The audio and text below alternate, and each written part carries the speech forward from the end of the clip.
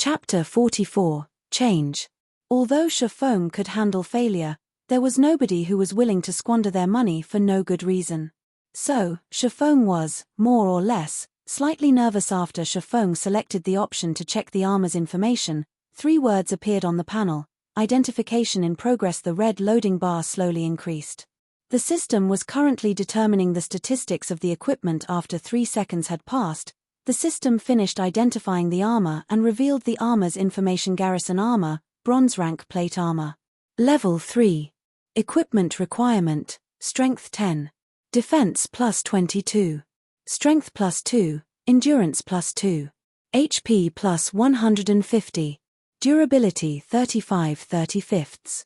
Additional ability. Defensive power, reduces damage taken by 3%, restricted to Shield Warriors and Guardian Knight system. Garrison armor has been successfully forged. Forging proficiency increased by 2 points. Obtained 800 EXP. Great. It even has an additional ability, defensive power. Shafong was extremely happy when he saw the additional ability on the Garrison armor. He never imagined his first try at forging a piece of bronze equipment would be a success. He even obtained so much EXP. It was no wonder why the master forgers in his previous life never went out to grind, but their levels were not a bit low. Not only had the Garrison armor forged met the standard attribute values, but it also possessed an additional ability. Originally, the Garrison armor did not possess defensive power. However, when the forger exhibited extraordinary skill, coupled with the presence of the mysterious flame, there was a chance for an additional ability to appear on the equipment. In such occurrences, the price of the equipment would be increased to another level. Shafong took his time sizing up the Garrison armor, feeling the texture of the silvery gray metal and admiring its eye-catching design. The average piece of bronze equipment was absolutely no match for it. Shafong was very satisfied with his creation. Currently, common equipment was still the mainstream equipment for players. Even if players were to reach level 6 in the future, it would not be a surprise to find them wearing only common equipment. After all, it was too hard to obtain bronze equipment. As for the elite parties, just having 1 to 2 pieces of bronze equipment was considered being blessed. The Garrison armor could be used by both Shield Warriors and Guardian Knights. If Shafong were to sell the armor, the elite parties would definitely welcome it. After all, the quality of an MT's equipment could ease the difficulty of conquering a dungeon a lot. Even if Shafong were to set the price at 4 silver coins, these parties would still buy the armor, regardless the costers. For the defensive power of the Garrison armor, its benefits towards a party's MT went without saying.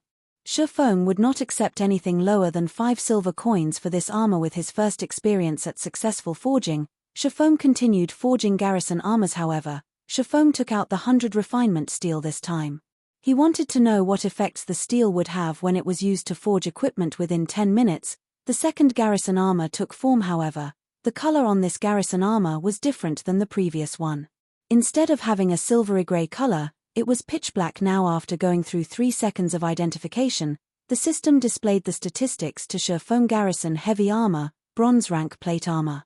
Level 3. Equipment requirement, strength 14. Defense plus 25. Strength plus 2, endurance plus 4. HP plus 150. Durability 40/40. Additional ability. Defensive power, reduces damage taken by 5%, restricted to Shield Warriors and Guardian Knight system. Garrison heavy armor has been successfully forged. Forging proficiency increased by 2 points. Obtained 1000 EXP system. Due to your forging genius, forging proficiency has been increased by an additional 2 points. Currently, Shafong had completely forgotten about the additional proficiency points that his forging talent gave him. Instead, his eyes were fixated on the Garrison heavy armor. The attributes on the armor were already comparable to a piece of level 3 mysterious iron equipment. The price tag on it was at least 10 silver coins.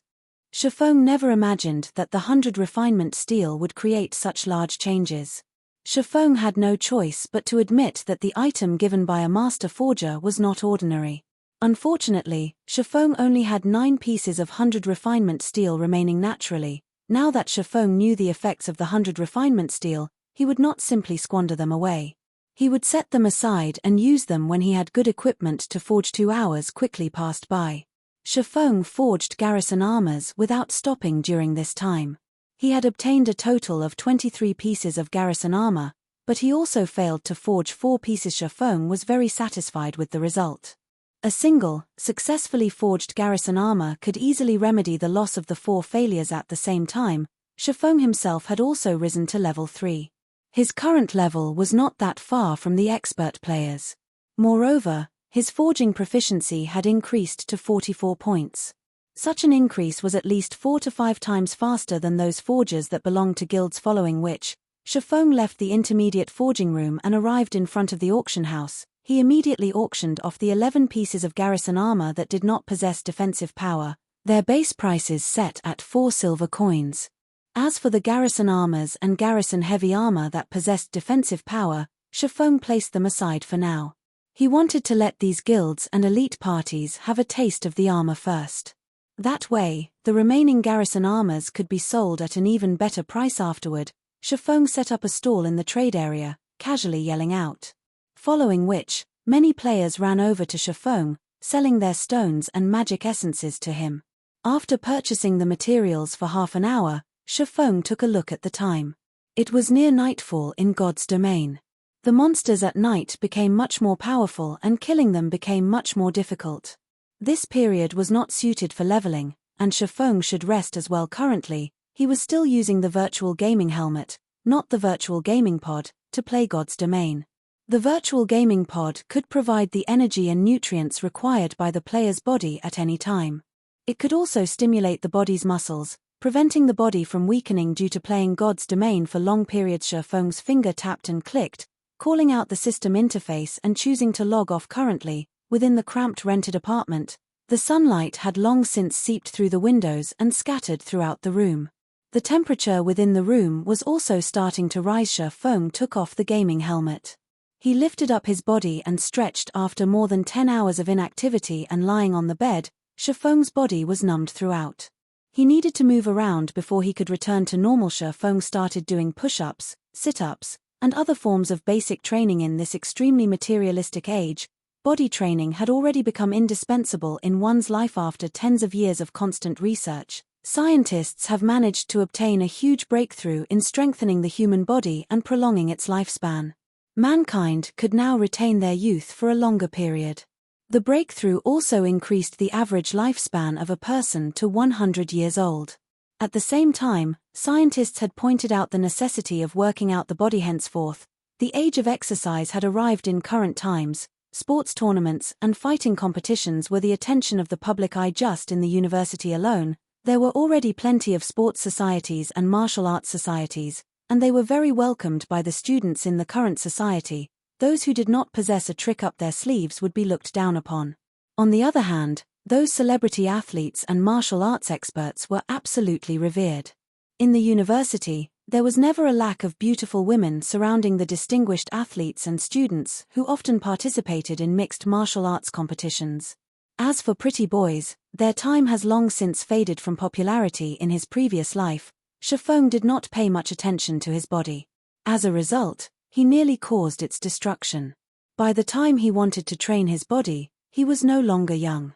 Even if he had trained with all his might, the effects would not be great in this life. Shifeng would not be the same as before. Naturally, he would not solely pay attention to God's domain, ignoring his body's training. After training for half an hour, Shifeng's entire body was covered with sweat. It looked as if he had just taken a shower. Just when he was about to dine on his cooked instant noodles, his phone started ringing. Shifeng looked at the contacting person. Unexpectedly, it was the usually silent female class monitor. Zhao Ruoxia class monitor, what's up? Shifeng asked after answering the call. According to Shifeng memories, aside from attending classes, Shifeng never had any contact with the female class monitor. Within the 4 years Shifeng had spent in the university, he had not spoken over 100 sentences with Zhao Ruoxia. Shifeng, hurry over to school. I failed to notify you of this because you do not live in the male dormitories, but now I'm telling you. At 11 o'clock, there will be an important matter being announced at Teaching Block 3, Classroom 401. Shifeng looked towards the electronic clock on his table. It was already 10:30 right now. He answered, all right, I'll go there immediately. Chapter 45, the inferior student of the class. Cutting off the call, Shifeng immediately ate his instant noodles and hurried to school. When he was on the road, Shifeng finally recalled this incident. It was one of the reasons that caused his parents to fall gravely ill. In Shifeng's previous life, he and Blackie joined Shadow Workshop. When Zhao Ruoshi called him to go to the school, he chose to continue playing God's Domain instead of going. He joined Shadow Workshop after much trouble. If he wanted to rise in position within Shadow, he needed to have a good performance. How could he have the time to care about small matters that happened in the classroom? As a result, his university recommendation became non-existent. Although it was just a recommendation, it could allow students to find better jobs. The stress levels of the current society were extremely powerful, and jobs were not easy to find. Such a recommendation would be a stepping stone towards the higher levels of a company. Shifeng's parents were deeply worried after they found out about this incident. It was also because of such worries that caused the mental stress on his parents to increase substantially. Only, Shifeng's parents never revealed it to him. Instead, they encouraged him. They didn't want him to worry about their household debts. As a result, they became both physically and mentally exhausted, falling gravely ill a year later. In this life, Shifeng did not wish to repeat such a disaster, even if the recommendation was absolutely useless to him. However, he also wished to know the reason that caused him to lose the recommendation. Shifeng was considered average regarding results amongst his class. There were absolutely no problems with him obtaining the recommendation. He did not have a share in it.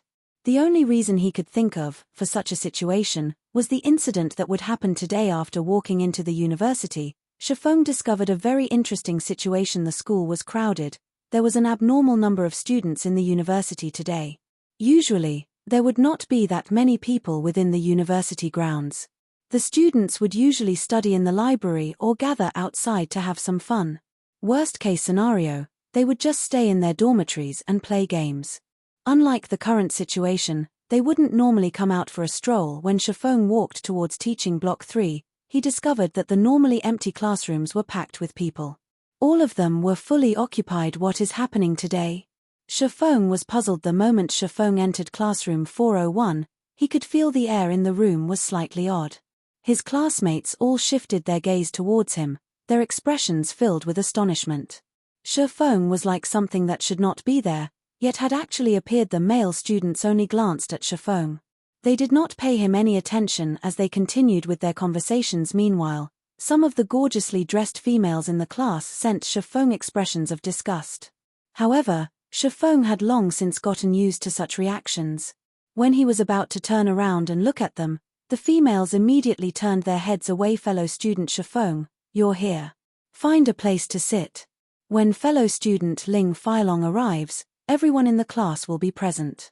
The female monitor, Zhao Ruoshi, had a calm expression on her face when she spoke to Shifeng, as if it was all just for formality's sake. However, Shifeng could faintly feel a hint of expectation in Zhao Ruoshi's eyes when she turned around to look at him.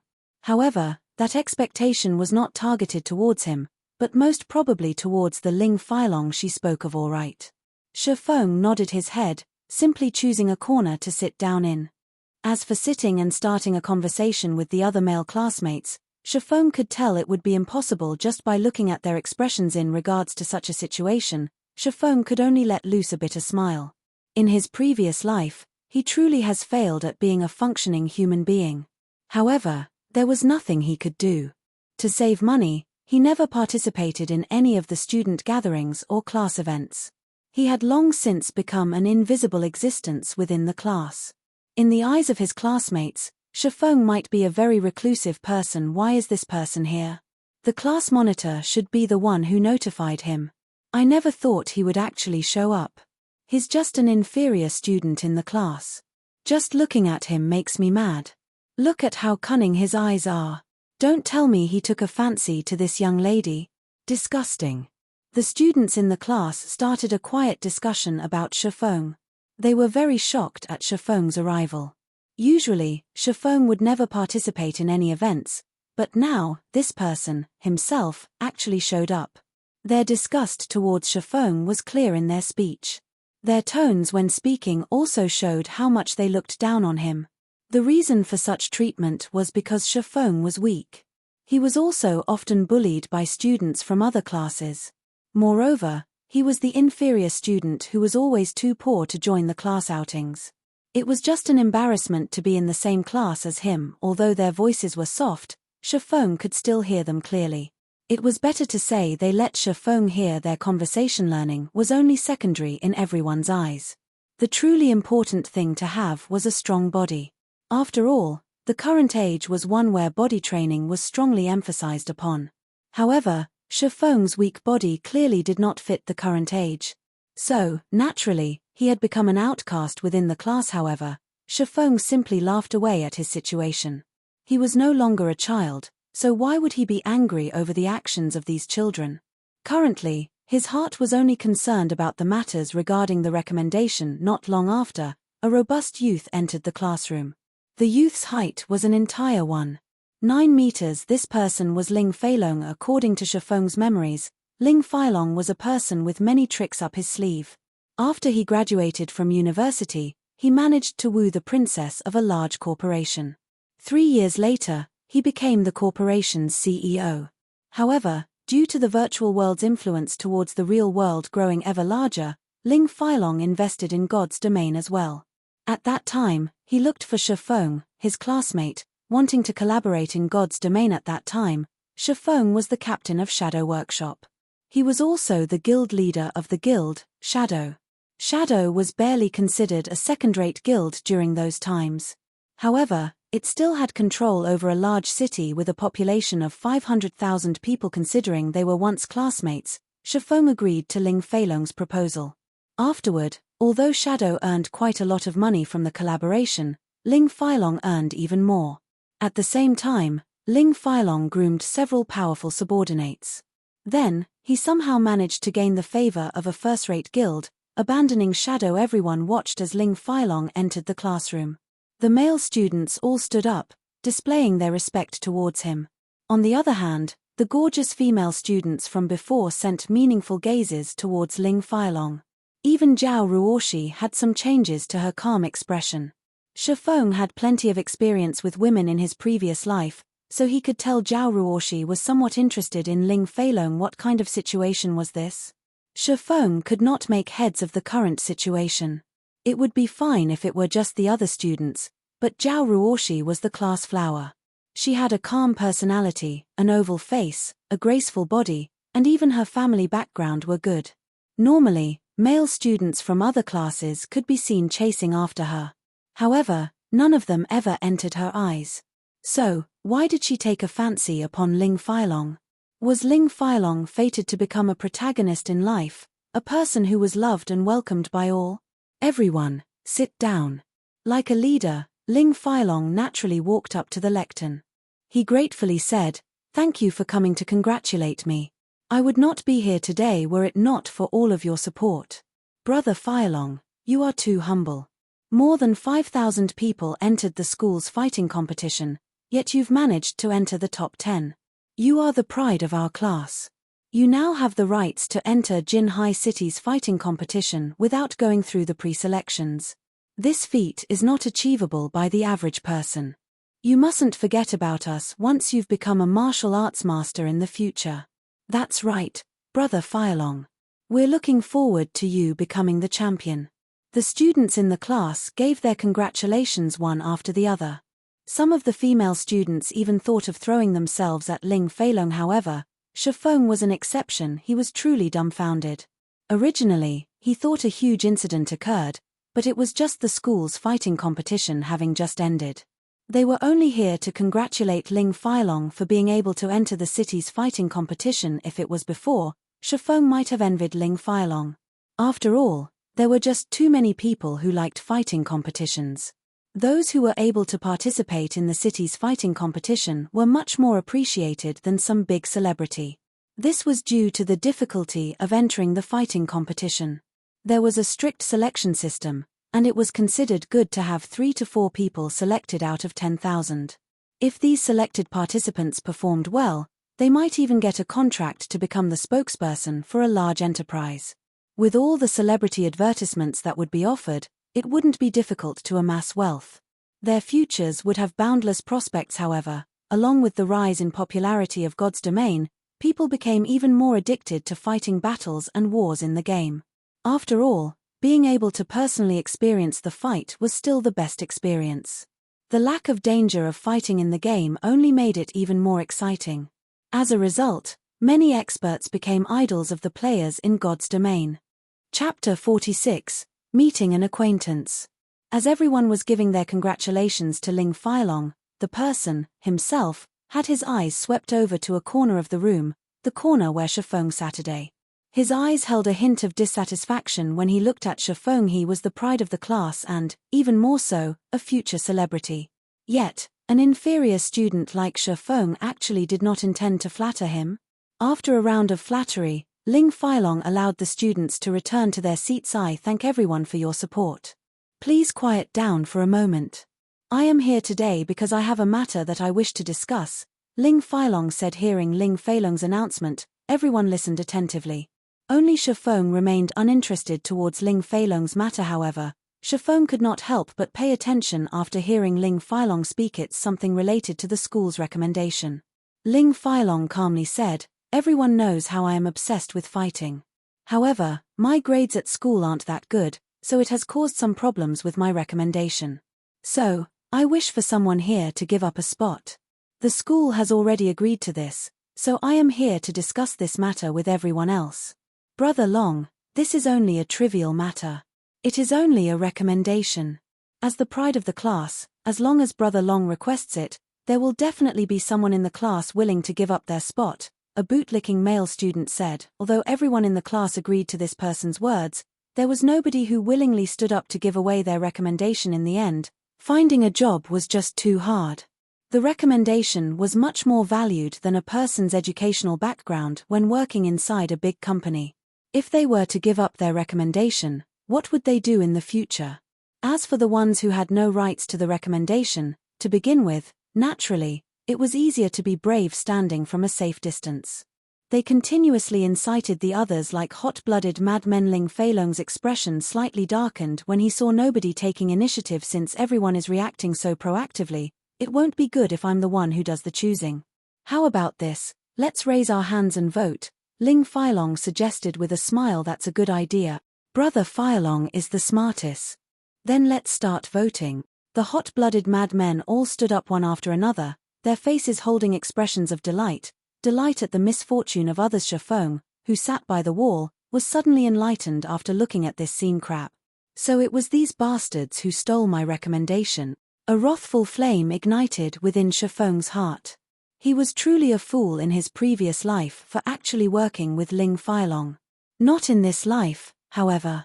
If Ling Filong wished to cause trouble for him in this life, he couldn't be blamed for reacting in kind. Maybe it was a continuation of his previous life, but the voting results did not change in the slightest.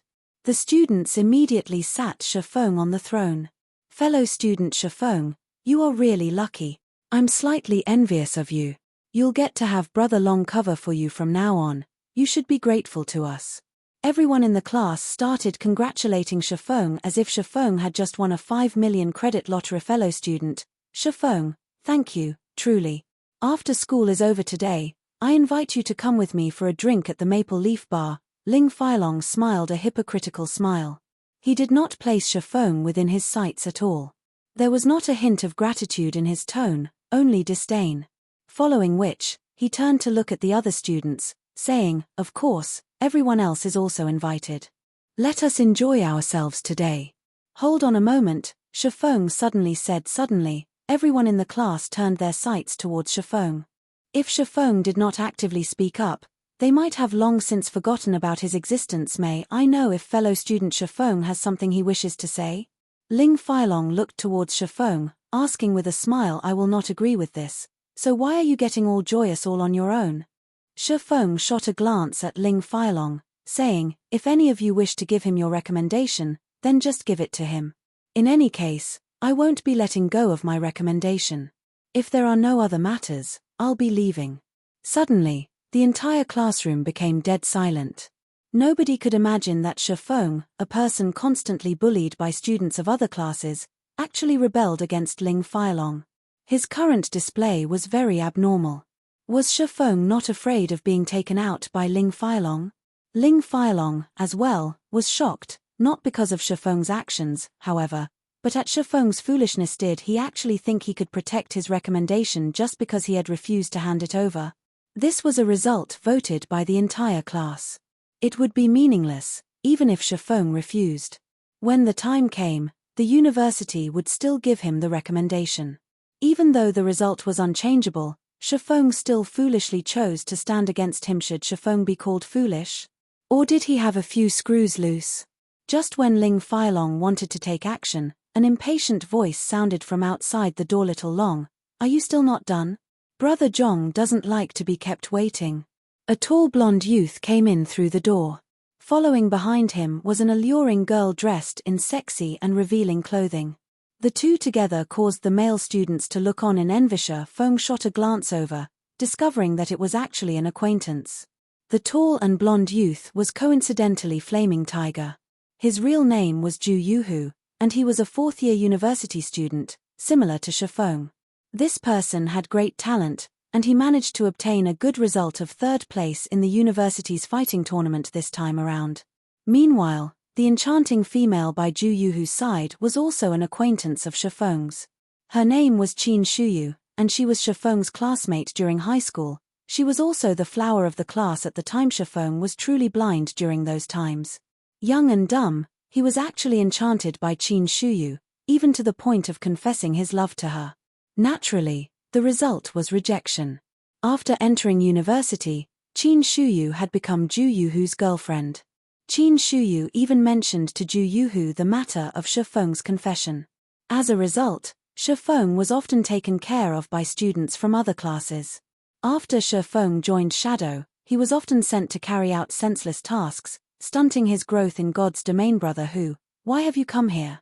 I'll immediately go after I'm done settling my business here. When Ling Feilong saw the person who had arrived, he respectfully went up to welcome him with a smiling face. How much longer do you need? I don't have that much time to waste. Ju Yuhu wrinkled his brows, impatiently saying. He was parted from his duties as team leader today all because of that Yifeng character, and he had only recently risen to level 2. Afterward, he was even given a scolding by Brother Zhong. These occurrences caused him to become greatly irritated. Deep within his heart, 2 to 3 minutes should be enough. Ling Feilong replied. He felt teaching Shifeng the ways to be a proper person should not be a big problem. Good, then hurry up, Ju Yuhu demanded. Currently, Qin Shuyu's eyes unintentionally landed on Shifeng. Her expression was suddenly turning sour. She had no good impressions of Shifeng. He had neither money nor power. There was not the slightest feeling of safety or strength coming from him. When compared with Ju Yuhu, the difference between the two was hundreds and thousands of miles apart. Shifeng even confessed to her without knowing his own worth. It was just an insult to her person, and as a result, she was often made fun of by the other girls. Seeing the disgust on Qin Shuyu's face, Ju Yuhu hooked up her chin with his robust hand, teasingly saying, "Baby, I'll take care of him for you immediately, lest he shows up in front of you again." Qin Shuyu faintly smiled as she nodded, not having any intention of stopping Ju Yuhu. "Hey brat, come over here." Ju Yuhu pointed his finger at Shifeng, loudly roaring. Everyone was shocked at seeing Ju Yuhu's imposing manner. Who was Ju Yuhu? He was ranked 3rd in the school's fighting tournament.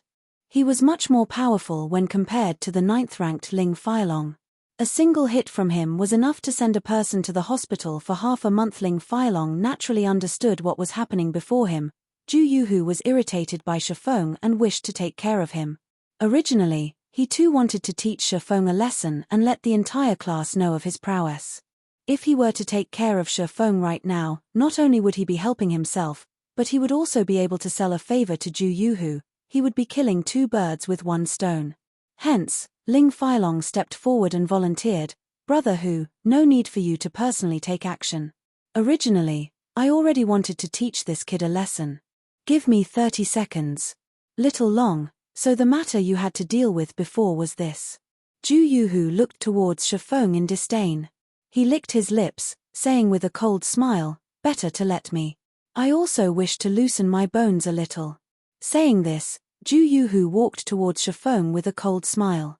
Chapter 47, I think highly of you. Ju Yuhu walked towards Shifeng in an imposing manner. He wanted to personally teach Shifeng a good, hard lesson. This time on previous occasions, he always sent others to handle it for him. However, Shifeng still did not learn to be good. Today, he wanted Shifeng to imprint this lesson onto his bones. The people present could all see the conclusion that was coming for Shifeng. In a society where the entire population underwent body training, fights between students were all too common. Even minor injuries were very common. As long as it didn't go overboard, it would not cause an incident. However, looking at Ju Yuhu's current attitude, Shifeng would be staying in the hospital for at least a month. At that time, Shifeng would be wearing a cast while receiving his graduation certificate on the stage. Hold it, Ju Yuhu. This is our class. On what basis does an outsider like you have to come and bully someone from our class? Zhao Ruosh's delicate body suddenly blocked Shifeng. She was not the slightest bit threatened by Ju Yuhu's imposing aura as she berated him. Zhao Ruosh's actions unquestionably left everyone else in shock. They never imagined that the normally gentle and graceful Zhao Ruoshi would stand up for an inferior student. She was even challenging Ju Yuhu. She had such a strong heart to be so brave. Ruoshi, don't stir up trouble. Brother who only wishes to give Shifeng some pointers. This should be Shifeng's good fortune. Shifeng is always being bullied by others, but with brother whose pointers, he might have some growth and learn to be a proper person, Ling Feilong explained with a smile. Due to Zhao Ruosh's above-average appearance and attractive curves, he long since treated her as his personal property. Never would he have imagined that she would stand up for Shifeng. Suddenly, the rage towards Shifeng burned even greater in his heart. However, it would not be good for him to reveal that rage, so he simply tugged at Zhao Ruosh's delicate hand. He wanted to pull her away, stopping her from being a hindrance. Fellow student Ling Feilong, as the pride of the class, are you just going to watch as one of our classmates being bullied? Zhao Ruoshi shook off Ling Feilong's hand, looking at him and asking angrily. She originally thought Ling Feilong was in possession of a good personality. He also performed exceptionally in the fighting competition. So, she thought he was a good prospect. However, she didn't think that he was just a hypocrite. Ruoshi, how could you say such a thing about me? You are misunderstanding.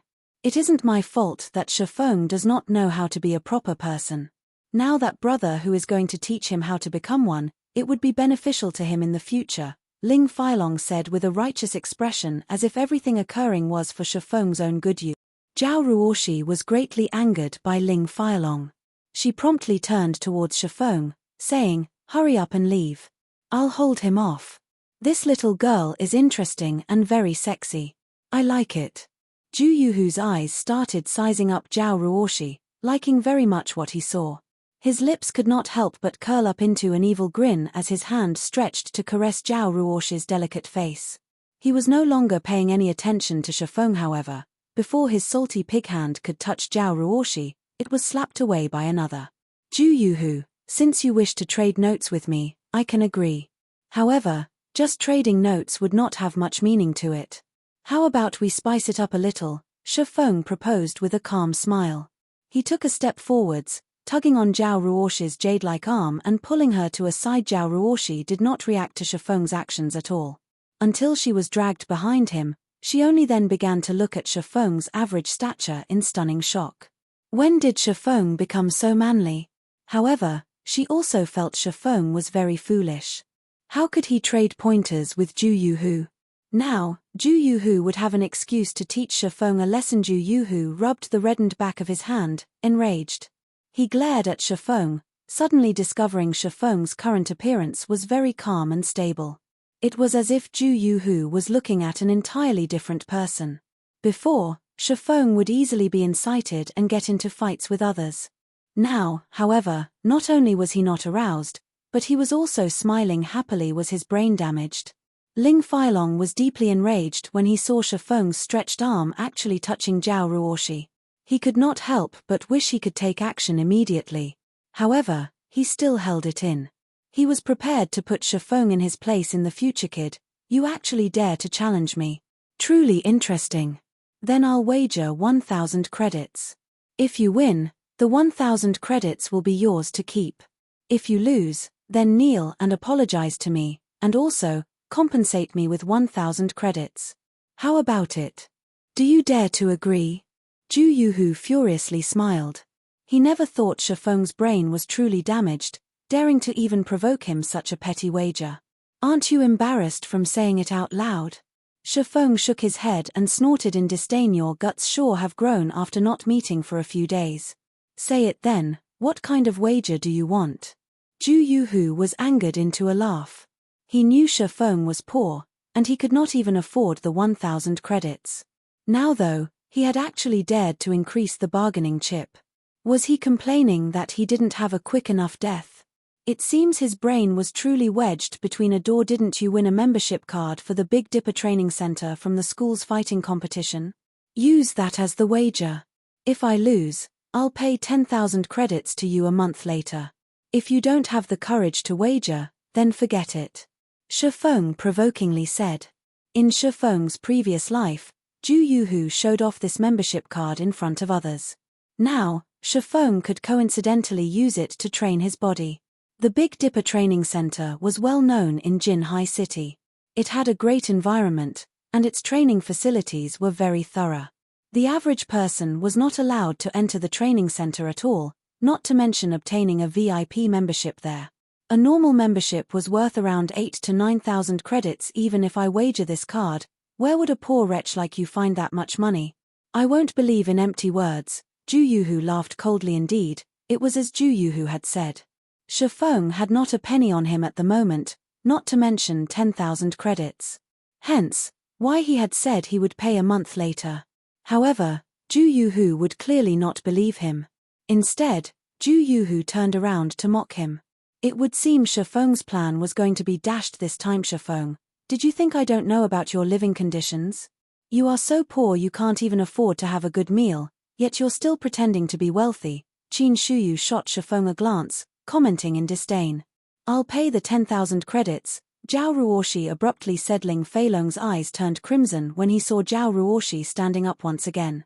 He couldn't help but wish he could get rid of Shifeng right this instant. Shifeng was also shocked. He looked towards Zhao Ruoshi, astonished. He did not understand how Zhao Ruoshi had that much money. He wasn't very clear of Zhao Ruoshi's family background, either. Shifeng only knew that her family was relatively well off. However, Zhao Ruoshi was actually so believing of him, even to the degree of betting her money on him. Shifeng could not understand why she had done so. To begin with, the relationship between the two of them wasn't that great. Zhao Ruoshi looked at Shifeng. She knew the reason for Shifeng's astonishment. However, to not let him misunderstand, she quietly explained, I'm only lending you the money because I can't stand Zhu Yuhu's arrogant attitude. I think highly of you, so even if you lose, lose with dignity. Thank you. I will definitely return twice the amount to you, Shifeng gratefully said. This money was very important to him. Now, Zhu Yuhu would definitely agree to the wager. After Shifeng obtained the membership card, he would be able to regularly train his body. It was better to start training earlier, rather than later. The earlier Shifeng could train his body, the larger the benefit it would have to his future. Zhao Ruoshi had helped him greatly this time. When he started earning money in God's domain, paying Zhao Ruoshi an extra 10,000 would even be considered too little. However, Zhao Ruoshi did not take Shifeng's words seriously. She only nodded with a smile. She did not think that Shifeng could return her money, not to mention double the amount. Aha. Interesting. Then let's draw out the contract at the fighting arena. Zhu Yuhu licked his lips. He was even more interested in Zhao Ruoshi now. Although his luck in God's domain was bad today, his luck in real life was truly good. Not only had he found a good-looking girl, but he could also receive 10,000 credits for teaching Shifeng a lesson. It truly was a blessing in disguise, following which, everyone arrived at the fighting arena built by the school. Shifeng and Zhu Yuhu signed a contract under the supervision of the central brain. Contracts acknowledged by the central brain were also recognized by the law. There was also a judge at the fighting arena. The judge was normally a teacher in the university who taught students how to fight. The judge also had good skills that would be used to promptly stop the fights to avoid any heavy injuries from occurring. The other students from the class stood below the fighting ring. They laughed at Shifeng's stupidity. Instead of being an invisible existence like usual, he actually went insane now. Not only did he oppose Ling Feilong, But he also angered Ju Yuhu, who was even more terrifying. After today, Shifeng might never live a peaceful life ever again. Qin Shuyu looked above the ring, at the calm and steady Shifeng. The feeling he gave people was completely different from before. He currently radiated an indescribable sense of security. She even felt Shifeng's scrawny body had grown larger. Qin Shuyu quickly shook her head, mockingly saying, "How strong could a weakling, who doesn't even know a single fighting technique, be? He even dares challenge Brother Hu now. He truly is reckless." Chapter 48, An Unequaled Fight. None of the students below the ring had refuted Qin Shuyu's words. Instead, they felt her words made sense no matter what was said. Ju Yuhu was ranked third in the university's fighting tournament. He was also highly praised by several teachers who taught fighting. They predicted Ju Yuhu would be able to create a reputation for himself in the upcoming city's fighting tournament, not to mention teaching the weak and scrawny Shifeng a lesson. It was like using a butcher's knife to kill a chicken. Even though he remains unyielding right now, I guess Shifeng will kneel and beg for mercy in a moment. Does that even need to be mentioned? Why don't you look at who Ju Yuhu is? My guess is Shifeng will be lying on the floor within 10 seconds. The male students in the class started to laugh as they discussed Shifeng's end. What is wrong with you people? Is this how you treat a classmate of yours? Zhao Ruoshi asked, looking at her classmates with a furious expression. The students all turned silent. However, their eyes revealed a hint of disdain when they looked at Zhao Ruoshi. One of the gorgeously dressed girls in the class curled her lips in disdain, softly saying, "You just have somewhat good looks. If it wasn't for Brother Long, who do you think would listen to your words?" The other girls promptly nodded their heads. They were not taking their class monitor seriously at all. Although the female student spoke in soft tones, everyone present could hear them clearly. To the side, Ling Feilong felt invigorated as he enjoyed listening to their words. Zhao Ruoshi turned her head away in a rage, no longer paying attention to these people. Ling Feilong walked over to her and gently said, "Ruoshi, I know that you have no choice in this matter as the class monitor. However, Shifeng is the one finding trouble here, so you can't just blame everyone. Moreover, nobody believes Shifeng can win with that small body of his. You are literally throwing your money into the ocean. In a moment, I'll talk it over with Brother Hu to not take your money and let Shifeng pay for everything. Indeed, I am helping Shifeng because I am the class monitor. However, regarding the matter with the money, I have never thought of asking for it back from him." Zhao Ruoshi glanced at Ling Feilong, coldly saying, "On the other hand, you're the one who has taken the recommendation that is rightfully Shifeng's. Instead of helping Shifeng now, you're here making cynical remarks. Aren't you afraid of people criticizing you behind your back? Also, how can this be considered trading pointers? One is ranked third in the school, while the other is a student who doesn't even know any fighting techniques. Do you not feel any shame when you speak of this?" Zhao Ruoshi's every word caused Ling Feilong piercing pain. In addition, her elegant and refined complexion gave off an indescribable sense of strength that struck at Ling Feilong's heart. Ling Feilong was speechless as he turned pale from anger. Just as Zhao Ruoshi had said, every class had a fixed number of spots for the recommendation. Only students with results amongst the top 20 in the class were qualified for this recommendation. However, Ling Feilong had managed to obtain the qualifications to participate in the city's fighting competition after much difficulty. If others were to know that he was a university student without a recommendation, it would be an absolute humiliation. The school had previously considered such reputational problems, as well. Hence, they had made it so that the top 5 contestants of the fighting tournament would receive a recommendation, even if their studies were not good. However, Ling Feilong was only 9th ranked, so naturally, he could not obtain it. Hence, he had suggested such a matter to the school. Seeing that Ling Feilong's results were in the top 30 of the class, not that far from the 20th place, the school had decided to agree to his request. However, the condition was someone had to willingly give up their recommendation. As for how he would get someone to give up their spot, that all depended on Ling Feilong himself. Shifeng was just a weakling. Originally, Ling Feilong had intended to utilize the collective intentions of the class, in addition to his own strength, to easily oppress Shifeng. Then, after giving Shifeng some benefits, this matter would be considered over. However, Shifeng's actions were completely different from what Ling Feilong had imagined they would be. Shifeng had not taken him seriously in the slightest and had threatened him without hesitation. Now, he was even ridiculed by Zhao Ruoshi. Ling Feilong's heart was currently filled with an inextinguishable wrath. Correct, this isn't an equal fight. However, can Shifeng blame others for being weak himself? Who was the one who agreed to this competition? Surely you can't blame me for this. Ling Feilong looked at Zhao Ruoshi with blood-red eyes. If Zhao Ruoshi did not have a beautiful appearance and attractive body, he would have long since sent a slap flying over. However, he endured it. Using force was definitely not a smart move. Moreover, Zhao Ruoshi's family background was not simple at all. If he caused an incident now, his entire life would be over. Also, when Ling Feilong thought about how he could toy with Zhao Ruoshi in the future, the rage in his heart calmed down slightly. Brat, after making me take such a loss, just you wait and see. Ling Feilong glared at Shifeng, silently swearing above, in the fighting ring. Shifeng only smiled in disdain when he felt the hostility coming from Ling Feilong. However, he had to agree to one of Ling Feilong's words. This was indeed an uneven fight. In Shifeng's previous life, although his physique was not comparable to those first-rate fighters, he could still beat them into submission. The thing he relied on to win was the life-or-death battles in God's domain. What was a 100-battle hero? After living through 100 wars, it would be hard not to become an expert hero. It was the same with many martial artists.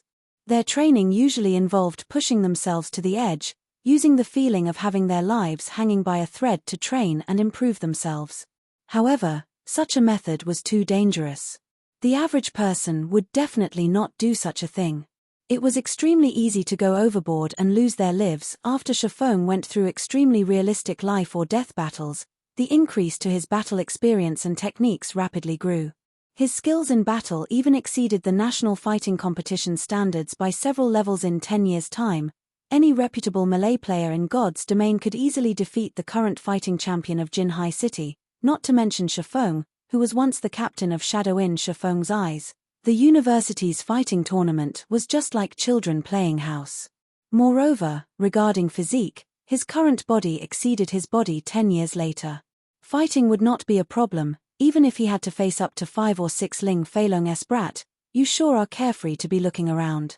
Watch how I'll fix you up, Zhu Yuhu said, rushing at Shifeng.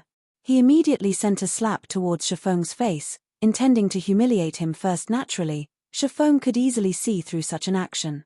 However, Shifeng stood unmoving even though he was facing off against someone much stronger than he was. Shifeng sent out a casual punch towards Zhu Yuhu's face, completely ignoring Zhu Yuhu's slap. Zhu Yuhu never imagined that Shifeng's fist would have such precision, aiming directly at his face. Instinctively, Zhu Yuhu had used his hands to block off this fist. Shifeng's lips curled upwards when he saw Zhu Yuhu's actions. With lightning speed, Shifeng's hand chopped towards Zhu Yuhu's neck. Zhu Yuhu failed to react in time as he received a chop to his neck. With the precision of a surgery blade, Shifeng's hand hacked at a major artery in Zhu Yuhu's neck. Suddenly, Zhu Yuhu felt his vision blurring. There was a sense of suffocating as Zhu Yuhu felt all his strength leaving his body. Shifeng did not give Zhu Yuhu time to catch his breath. Immediately, he sent another punch flying towards the side of Zhu Yuhu's abdomen. Zhu Yuhu wanted to block the attack, but his body refused to listen to his thoughts. He could only feel a stabbing pain in his intestines as a stream of yellowish liquid shot out from his mouth. Zhu Yuhu's vision became a blur. He could not cry out, even if he wanted to. Zhu Yuhu's body instinctively wished to fall, but Shifeng did not give him such a chance. Fist after fist landed on Zhu Yuhu's abdomen, followed by a few more landing on his ribs. After receiving a series of consecutive punches, the acidic juices in Zhu Yuhu's stomach had been completely drained out of his mouth. Then, his body fell to the ground like a dead dog. The entire arena suddenly became silent. Everything had happened all too quickly. It was so quick that not one person had even reacted. Only after Zhu Yuhu was laying on the ground, did the judge of the match finally react. Immediately, he declared the end of the fight and Shifeng, the winner of it. At the same time, he hurriedly ran over to Zhu Yuhu's side to check on him. The judge truly could not imagine it. Zhu Yuhu, the third-ranking student in the university's fighting competition, was not even a match for such a weak-looking youth. By no means was Ju Yuhu too weak. Instead, the weak-looking youth was just too strong. After watching several of Ju Yuhu's matches, the judge knew that he was very strong. At the very least, it would not be easy for the judge to deal with him. After looking at Ju Yuhu's injuries, the judge was dumbfounded. Shifeng's techniques were just too horrifying. Every one of his moves was perfectly measured, breaking only 2 to 3 of Ju Yuhu's ribs but not heavily injuring him. Ju Yuhu only needed more than a month's time for his chest to heal up. Chapter 49, A New Light. Seeing Ju Yuhu unmoving on the ground, it was clear he had lost consciousness. The teacher then reported that Ju Yuhu had no major injuries, and he would wake up in a moment. However, his injuries still needed to be tended to. Also, he had to rest for more than a month. As for the city's fighting competition that would be held in 3 weeks, Ju Yuhu could forget about joining. Everyone's sights shifted toward Shifeng. They looked at his thin and weak body, sucking in a cold breath when they recalled the explosive and terrifying strength it was capable of displaying. When they thought about the words they said to Shifeng before, cold sweat started pouring out from their backs without stop. Currently, the expression in the male students' eyes as they looked at Shifeng had completely changed. There was no longer any ridicule or contempt contained within them. Instead, there was a deep fear. The third-ranking student in the school was actually defeated in a single exchange. Who else could become Shifeng's opponent? If Shifeng wished to take care of them, the consequences they would face would be unimaginable. On the other hand, they had actually dared to gift Shifeng's recommendation to Ling Feilong. Thinking up to this point, the hearts of the hot-blooded warriors from before started to beat madly under the central brain's witness. Shifeng received the membership card for the Big Dipper Training Center and 10,000 credits. Following which, he circled a glance at the people below the ring.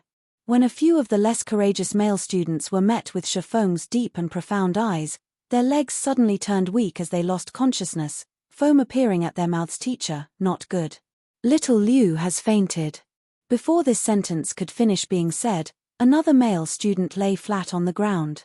Meanwhile, the male students that remained standing started becoming scared in their hearts. Shifeng was just too terrifying. He actually shocked 2 male students into unconsciousness just by looking them in the eye. However, they were also envious of the 2 that lost consciousness. If they had fainted over, they wouldn't have to bear such a pressure right now. Currently, the air surrounding them was still, as if frozen. Breathing was starting to become a difficulty for them, and even their limbs felt heavy as if they were filled with lead. As for the female students in the class, they were all dumbfounded. Their heads quickly lowered when they saw Shifeng looking over. They felt uncomfortable throughout their bodies as if they were frightened rabbits that were being stared at by a big grey wolf. Qin Shuyu's delicate mouth widened. She rubbed her eyes, verifying what she saw over and over. Only then did she understand that Ju Yuhu was struck unconscious by Shifeng. Shifeng was just too powerful. Why had she never discovered so before? If she could be with a man such as this, her sense of security would be off the charts. Just thinking about it had made her happy. As for money, that would not be a problem. Just based on his strength alone, Shifeng could definitely get into the city's fighting tournament. Entering into the top 10 would also not be a problem. When that time came, there would definitely be many requests for him to become a celebrity spokesperson. When Qin Shuyu saw that Shifeng was looking over, she slightly tidied up her clothes and hair, appearing neat and moving. She also revealed deep cleavage, feebly saying, "Brother Feng, it's noon already. I know a good restaurant that has a great environment and good tasting food. I'll treat you, so, let's go there and have a try."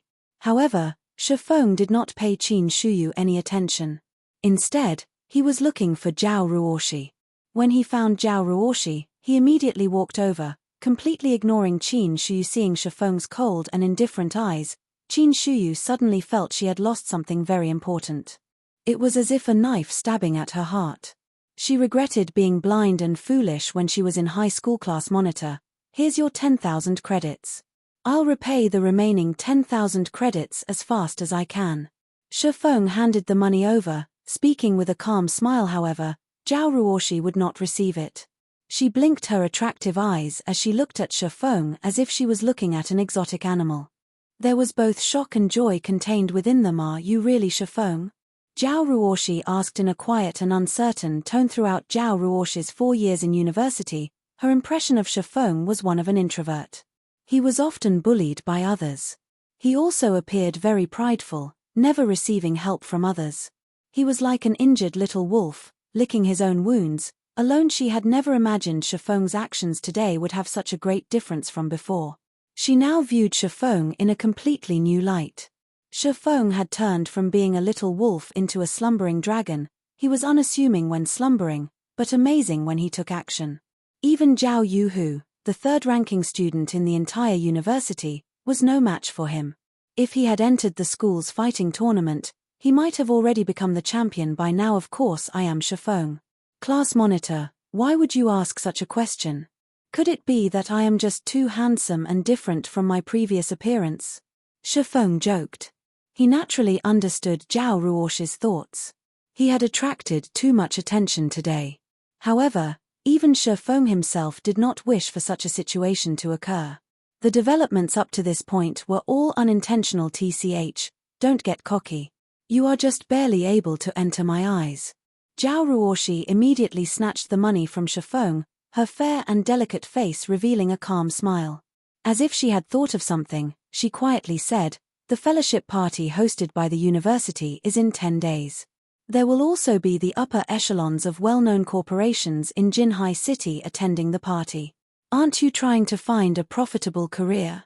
This is a good chance, so you should consider attending." The moment Zhao Ruoshi finished speaking, she thought of Shifeng's financial situation. He definitely did not have the money to attend the party.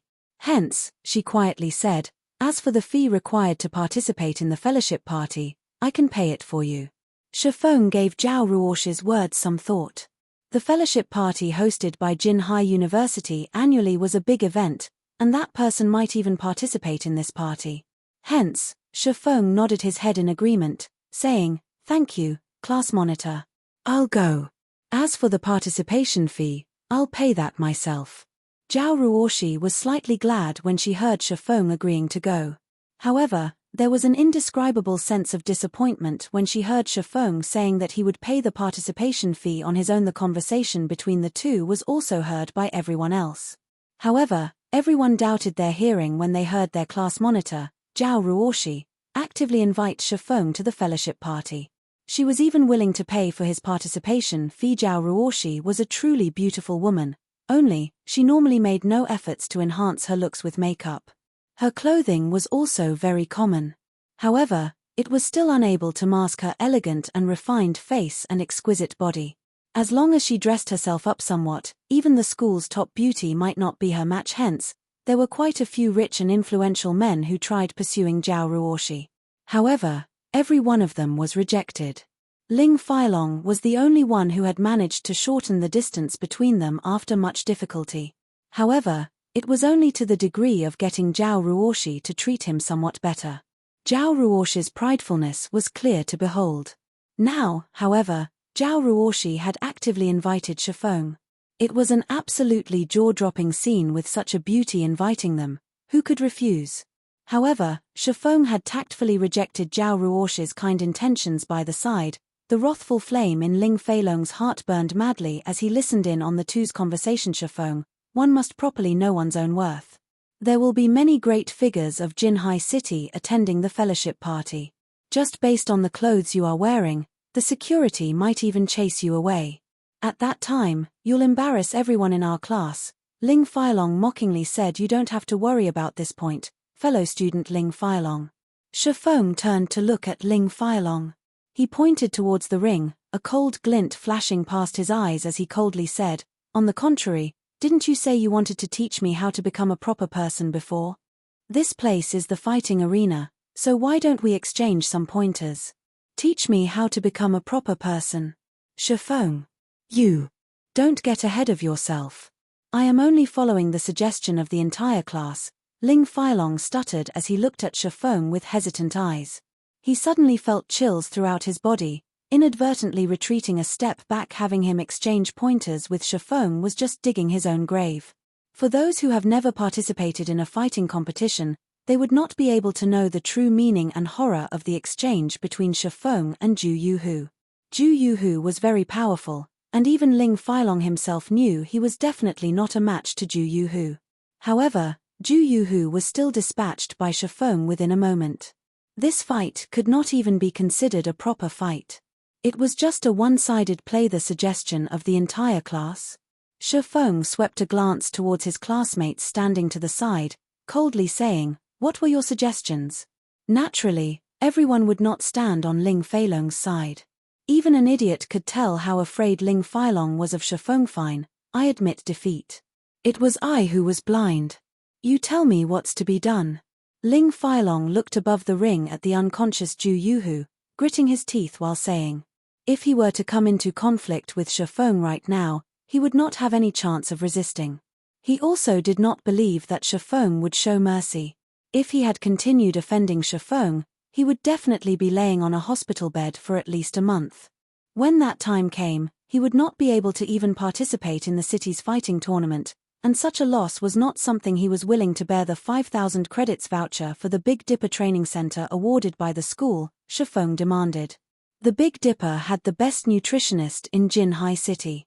With this voucher, Shifeng could replenish the nutrients required by his body and quickly improve his physique. Ling Feilong was extremely unwilling to give away the Big Dipper voucher.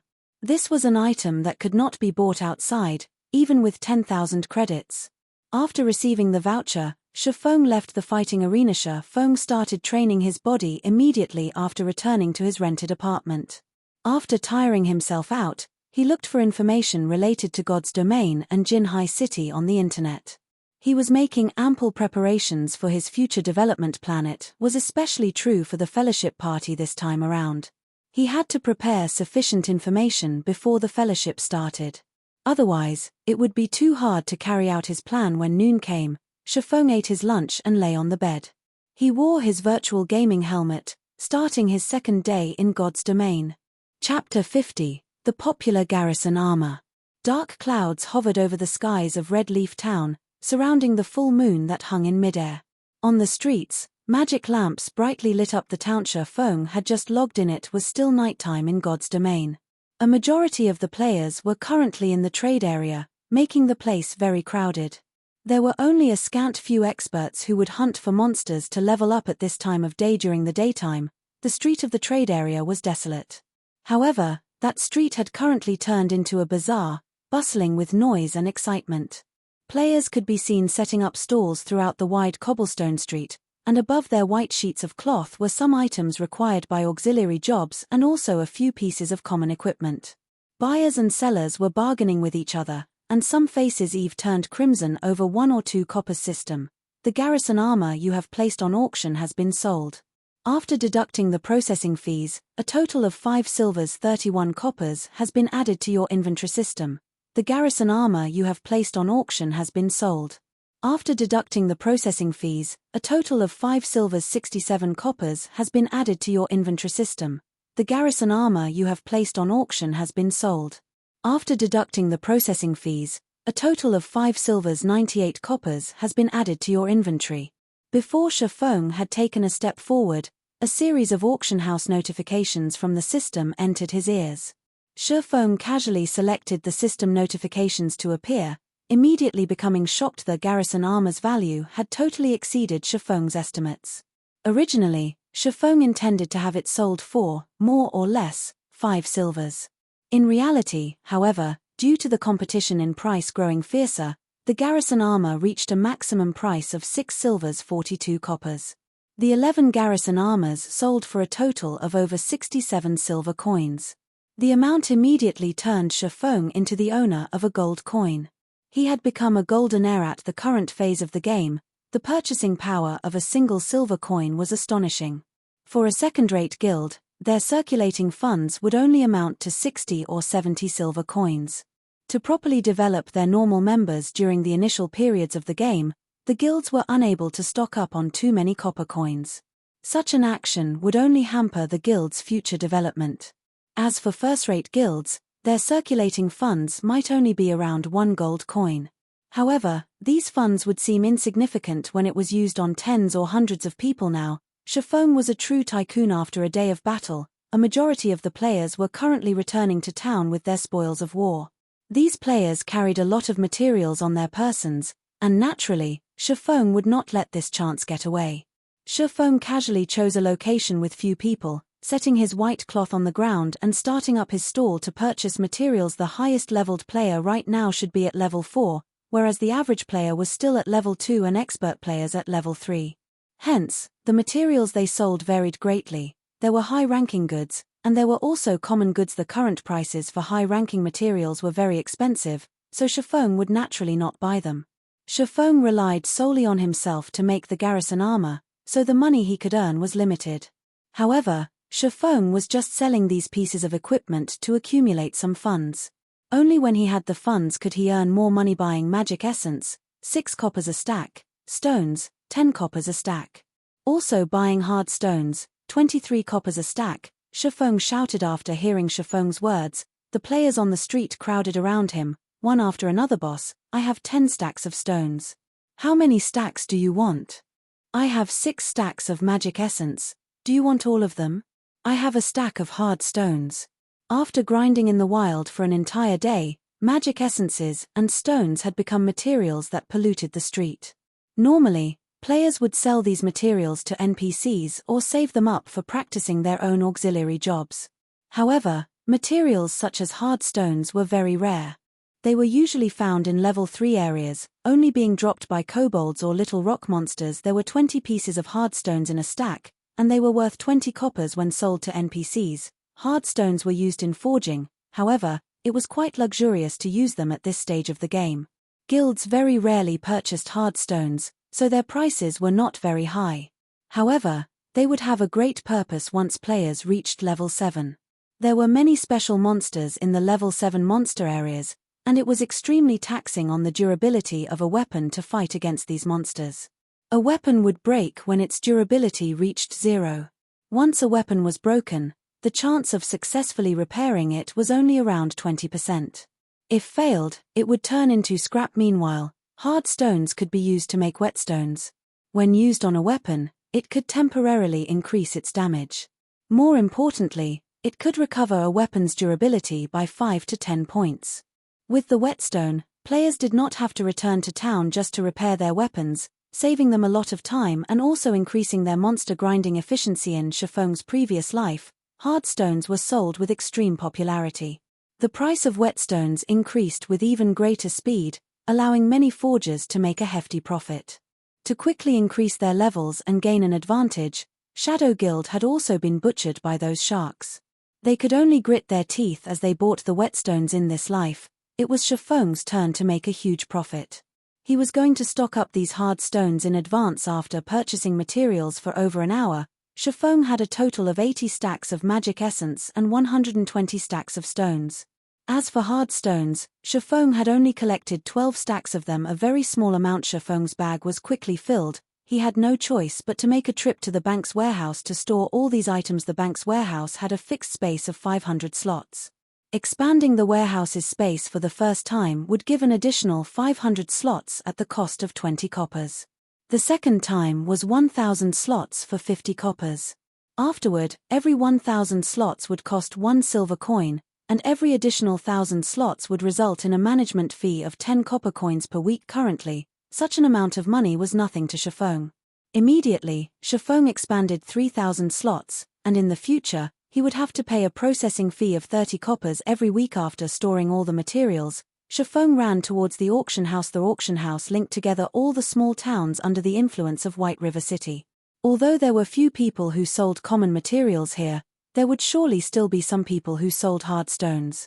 Only, the prices they set were slightly higher. However, players would have no choice but to buy whetstones for their weapons when they reached level 7. So, Shifeng wasn't concerned about the loss of money. After arriving at the auction house, Shifeng discovered a very peculiar situation. There were quite a lot of logistics members of guilds present at the auction house.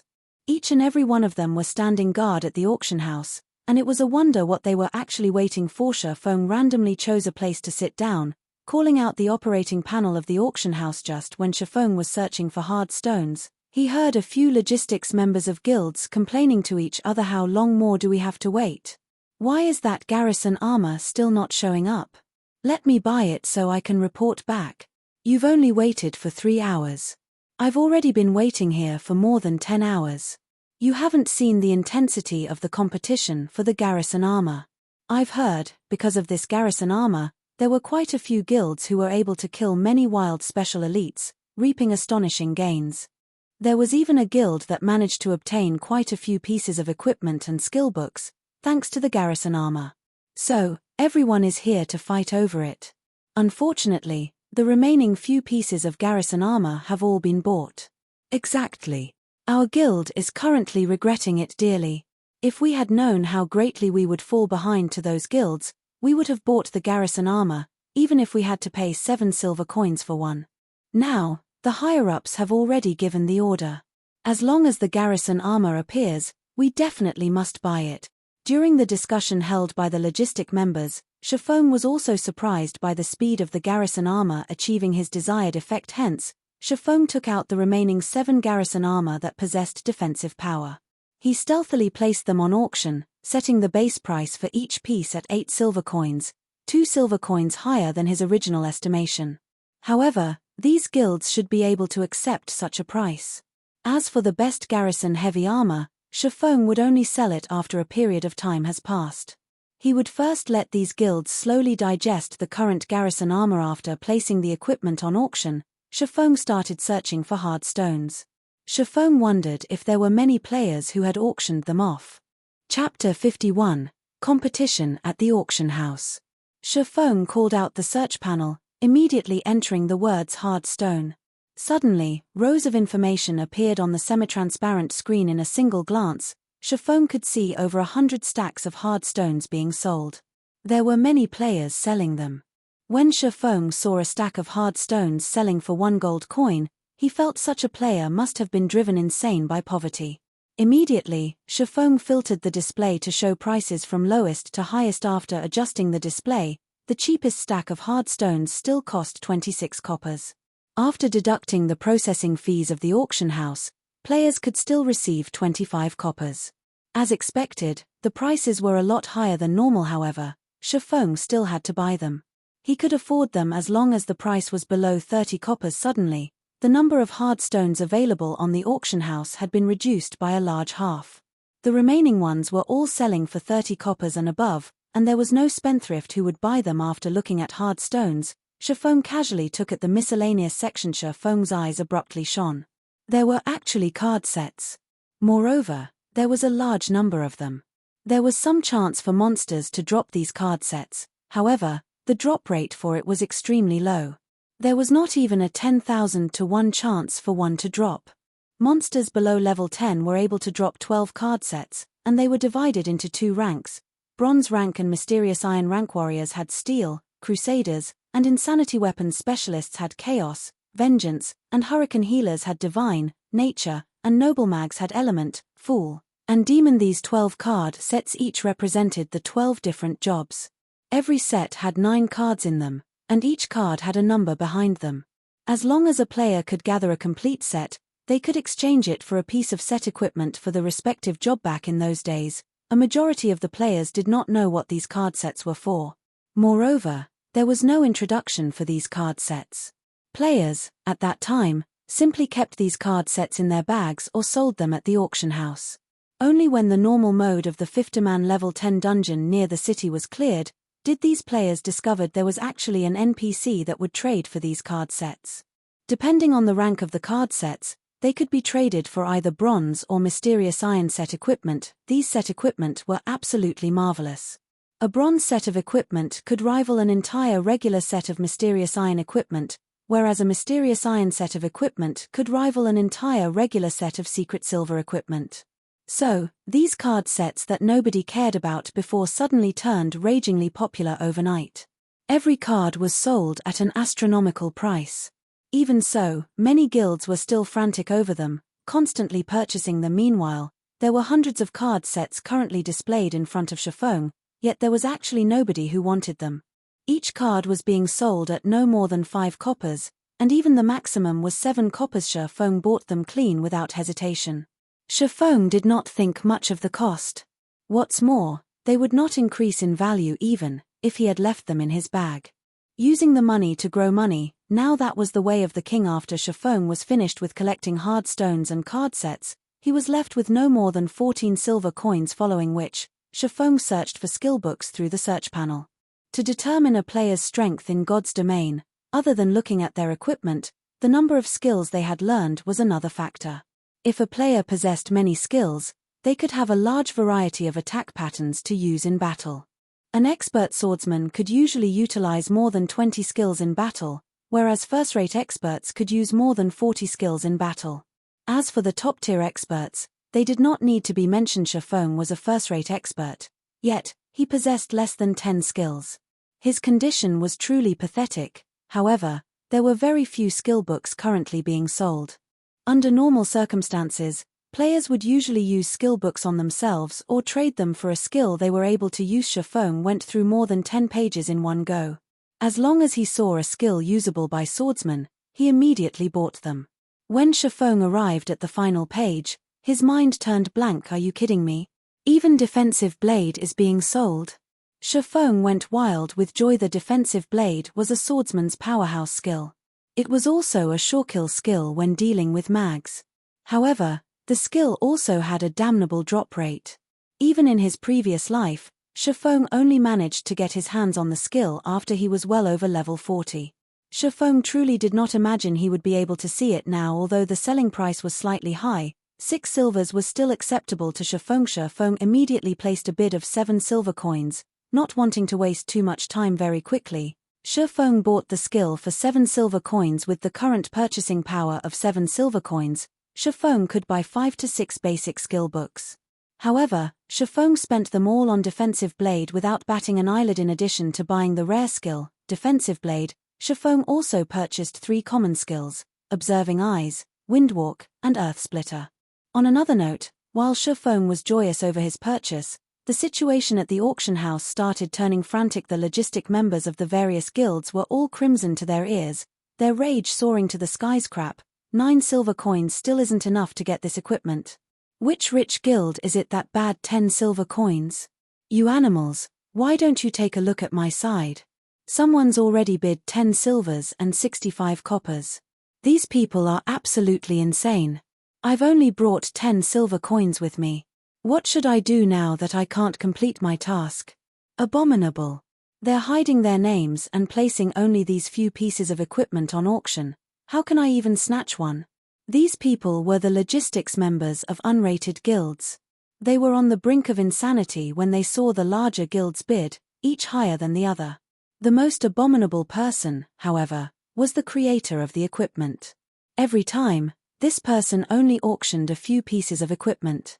Previously, the competition over the equipment was already sufficiently intense. However, the Garrison armor being auctioned right now had even better attributes, and their numbers were even less. The money they brought along to bid was absolutely insufficient, so how are they going to fight for the equipment? It can't be, right? Are there that many tycoons? Someone actually bid 11 silvers. Chiffon's joy reached the tips of his brows when he looked at how the Garrison armor's price continuously increased. Within moments, the money he spent before had all been recovered, to the extent that it was more than before. Suddenly, Chiffon thought of the defensive blade. The average player definitely had no chance of obtaining such a rare skill for swordsmen, whereas guilds would not sell it, even if they obtained it. The skill must have been sold by a certain guild to collect funds to buy the Garrison armor. It's just that their actions once again benefited Chiffon. Within moments, all 7 Garrison armors had their prices increased past 11 silvers. Such a price shocked even Chiffon himself. Where did so many powerful guilds suddenly come from? With the financial resources of such guilds, they ought to not spend that much money on a piece of bronze equipment. However, what Chiffon did not know was, after he had placed the Garrison armors on auction, the logistics members of various large guilds reported the situation back to their guild leaders. Previously, these guild leaders saw the MT of other guilds tanking special elites with the Garrison armor. These MTS were able to allow the other players to attack the special elites with ease, obtaining various skill books and bronze equipment, mysterious iron equipment even. At such a sight, the eyes of these guild leaders had long since turned red with envy. Unfortunately, they had no solutions to this matter. They wished to let the lifestyle players of their own respective guilds forge this equipment, yet they did not have the forging design for it.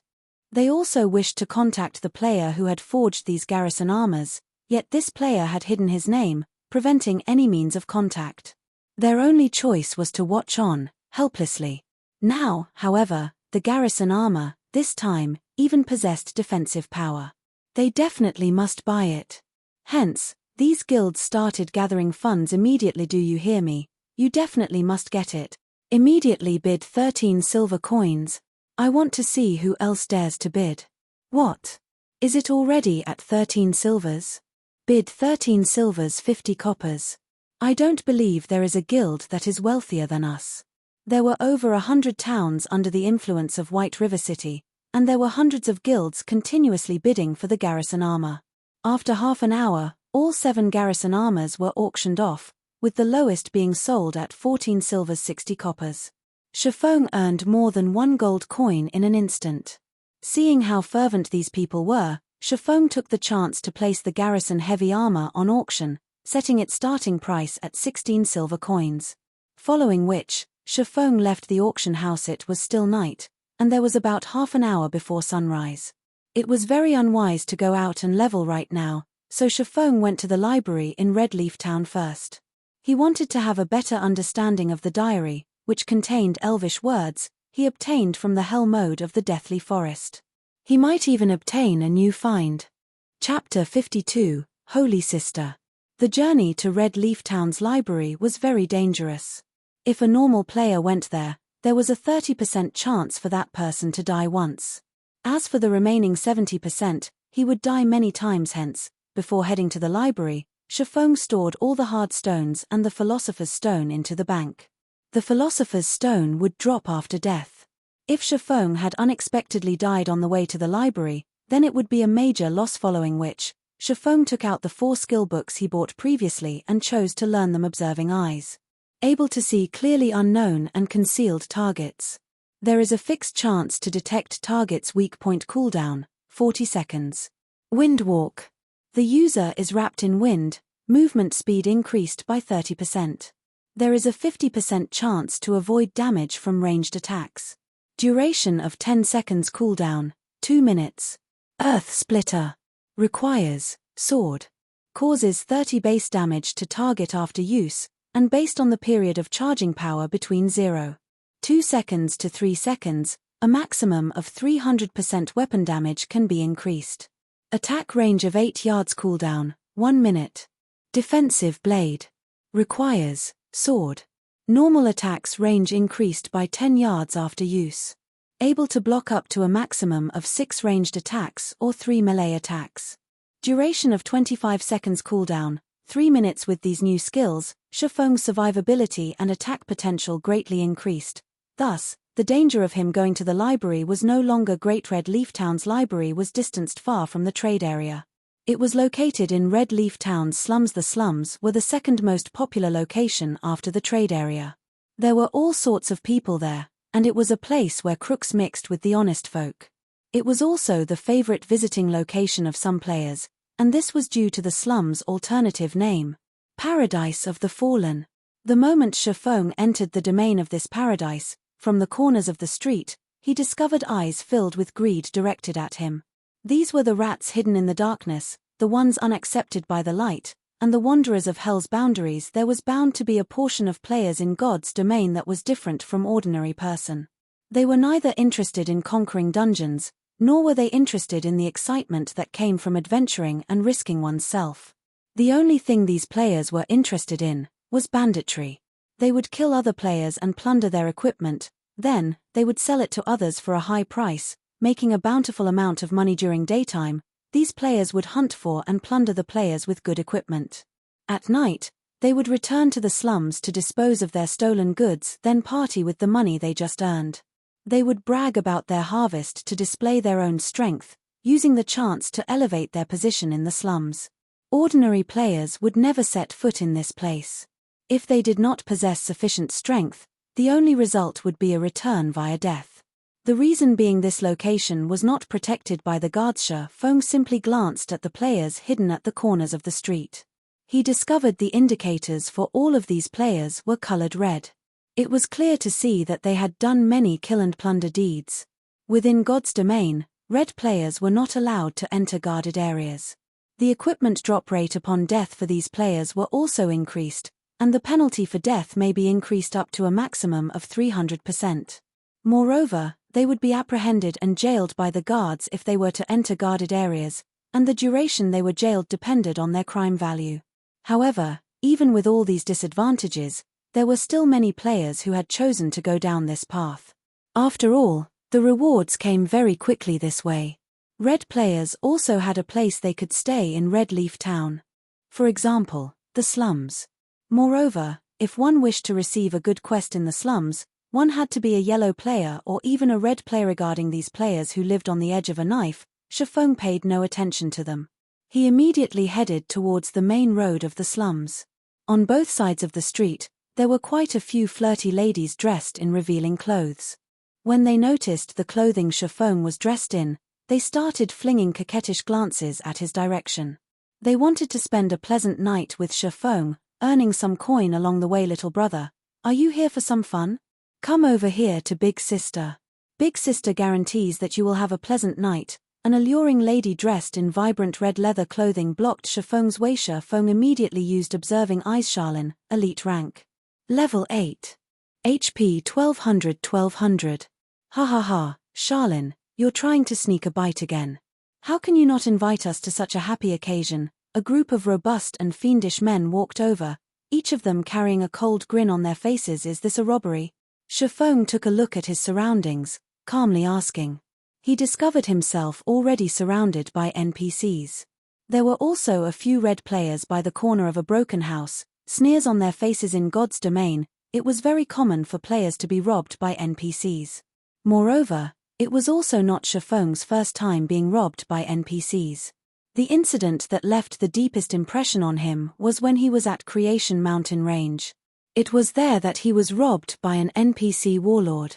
At that time, Chiffon could only helplessly pay out a road toll. Currently, before him, there was a level 8 elite NPC in addition to a group of level 7 common NPCs. It was a scene very commonly to the slums, but Chiffon had nobody to blame but himself for coming to this place. Brat, since you look like an upright person, we won't trouble you too much. Hand out 5 silver coins, and we'll let you pass. Otherwise, we'll personally take action, a scarred man said with a sneer. Then come over here and get it. Chiffon sneered as he pulled out the abyssal blade. If you were to pay the road toll, then congratulations. Not only would you lose your money, but you also had to lose your life. You would lose at least a piece of equipment that was on your person. This was the reason why normal players had a 30% chance of dying once in the slums. If you wanted these NPCs that wandered the boundaries of darkness to uphold their promise, there was definitely something broken with your brain. Charlene's attractive face revealed a trace of malevolence. Brat, you are courting death. A level 7 blade-wielding man rushed at Chiffon. Chiffon stabbed the abyssal blade towards the man without hesitation. Double chop, chop, thundering flash, earth splitter. Sword slash after sword slash pierced through the man's neck and heart. With a body fully geared with bronze equipment, combined with the abyssal blade's attack power, Chiffon's attacks had immediately reduced the man's 750 HP down to 0. Still want to continue? Chiffon glanced at the surrounding NPCs, sneering. The NPCs were all shocked by Chiffon. They all parted and gave way to Chiffon, one after another. Meanwhile, the players hiding in a corner were also shocked. Chiffon had killed off a level 7 NPC in just a few moves. This player was just too strong. Naturally, these players would not find trouble with a player whom they knew was strong. In the slums, strength was everything. Stealthily, these players left the scene of the incident. Only Charlene stayed behind with an interested expression. Little brother, you are really powerful. You've made Big Sister truly admire you. I wonder where you are headed. Big Sister can guide you there and save you a lot of trouble, whereas you only have to pay a very small price. Charlene walked towards Chiffon, offering with a calm smile. No need to trouble yourself. I'm familiar with the way to the library. Chiffon did not wish to get entangled with these NPCs. He only wished to search for clues regarding the elven diary. Charlene smiled with even more joy when she heard Chiffon decline. I am the librarian, Charlene. You can ask me matters regarding the library. There is no one more familiar with it than myself. Charlene puffed out her prided twin peaks, smiling sweetly. Isn't Red Leaf Town's librarian a holy sister? Chiffon did not believe her. Oh? Are you talking about this? Charlene took out a set of nun's clothing and changed into it within an instant. Suddenly, her wild demeanor completely vanished. She was like an angel that had descended to the world, incomparably divine. Her presence made others desire repentance before her. At the same time, the information that Charlene displayed had changed Holy Sister Charlene, Divine Official. Level 20. HP 10,000,10,000. Chiffon was also shocked. What kind of situation was this? Even NPCs had a side job. Chapter 53, Darkness Descends. Chiffon was still slightly unable to accept Charlene's makeover. However, Chiffon could be considered lucky for being able to meet the rumored librarian. According to the information he knew, the librarian of Red Leaf Town was full of mystery, her whereabouts unknown. Chiffon never imagined the librarian to be the female NPC who participated in a robbery against him. If Chiffon had truly started a fight with Charlene just now, the consequences would be unimaginable. What did playing the pig to eat the tiger mean? Charlene was definitely a veteran in this field. Divine Official was the Tier 3 job advancement for an oracle. In the case of swordsman, it was called Sword King, whereas between these two was the Sword Master. Even if a Divine Official was only level 20, she could still easily dispatch a level 50 lord. Perhaps, Charlene was the most powerful NPC in all of Red Leaf Town. Do you believe me now? Charlene giggled at Chiffon. Her entire body radiated a golden glow as if she were the reincarnation of Mother Mary. Since you have some business with me, let's talk about it at the library. System. Player has activated the epic quest, Darkness Descends. Contents unknown. Chiffon stumbled suddenly when he heard the system notification, nearly falling. What was the reason for him to actually trigger this epic quest? Darkness Descends was the famous epic quest of God's domain. From the information he collected from the internet and Shadow, the difficulty for completing this epic quest was truly unimaginable. Of course, the rewards were also unimaginably bountiful. In Chiffon's previous life, the person who completed this epic quest was the Spirit Emperor, Fantasy Extinguisher. He was a legendary character amongst summoners. He was globally ranked within the top 20 summoners and top 500 in the entire game during the peak of God's domain. Although he was only ranked within the top 500 within God's domain, it should not be looked down upon. The entire world had a total population of 100 billion. Although there were only 100 million players in God's domain currently, this number would increase past 10 billion in a year. In 3 years, the number of players playing God's domain would go past 30 billion. Being able to rank within the top 500, Fantasy Extinguisher was definitely an amazing expert. However, the thing that made Chiffon feel odd was why this epic quest was found here. Fantasy Extinguisher's starting location was not in Starmoon Kingdom. Instead, it was in Black Dragon Empire, which was far from Starmoon Kingdom. Black Dragon Empire was far more powerful than Starmoon Kingdom. Its landmass was 3 times that of Starmoon Kingdom's. The competition between players and guilds, there was much fiercer. Could it be a reward for getting the first clear on the hell mode of a dungeon? Chiffon silently guessed as he followed Charlene. He felt it was a great possibility. Otherwise, why would an epic quest that should be found in Black Dragon Empire be found here in Starmoon Kingdom? At this moment, Chiffon's system communication rang. Chiffon took a look at the caller, learning it was Gentle Snow contacting him. Miss Snow, do you have business with me? Seeing that you're logged on, I have something to tell you. Gentle Snow spoke in a very indifferent tone. She was like mysterious ice, unchanging even after 10,000 years, and had no interest towards anything at all. I'm in need of money to purchase something, so I might need more time to return the 15 silvers that I owe you.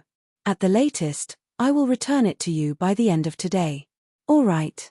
If you are really in a bind, tomorrow is fine as well, Chiffon calmly replied. He no longer paid any heed to the 15 silver coins Gentle Snow owed him.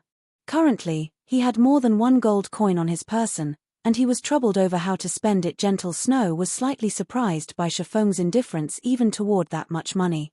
However, since Chiffon had already said so, naturally, she would not be courteous to him. She softly thanked him, saying, "Thank you." However, aren't you afraid I won't return it, causing you to lose everything? You are the snow goddess. Why would you even try to cheat an average player of such a small amount of money? Shifeng said with a grin. Average? You dare call yourself average? Even I am shocked by the map and strategy you provided. We only spent an hour to clear the normal mode of the Deathly Forest, then went on to clear hard mode as well. Unfortunately, hell mode is just too hard. We could not clear it, no matter what. Gentle Snow faintly smiled, saying, I am very curious as to how you all managed to clear hell mode. If you said it was due to your party members' help, I would not believe you. To conquer the hell mode of the Deathly Forest, she especially rushed over elite members of Ouroboros from other towns. However, they couldn't get past the first chieftain rank boss, Willy, no matter what they did. Willy's damage was especially terrifying. Even a shield warrior fully equipped with bronze equipment could not tank it. Gentle Snow truly could not understand how Shifeng's party had cleared hell mode just lucky. Shifeng honestly said, since you don't want to say it, I still have to fight over a piece of equipment, so I won't speak with you any longer. Don't forget our dungeon appointment. Gentle Snow did not continue pursuing Shifeng about how he was able to clear hell mode. Just hard mode alone gave them a great harvest fight over equipment. Is it the Garrison heavy armor? Shifeng casually asked Yen, how did you know?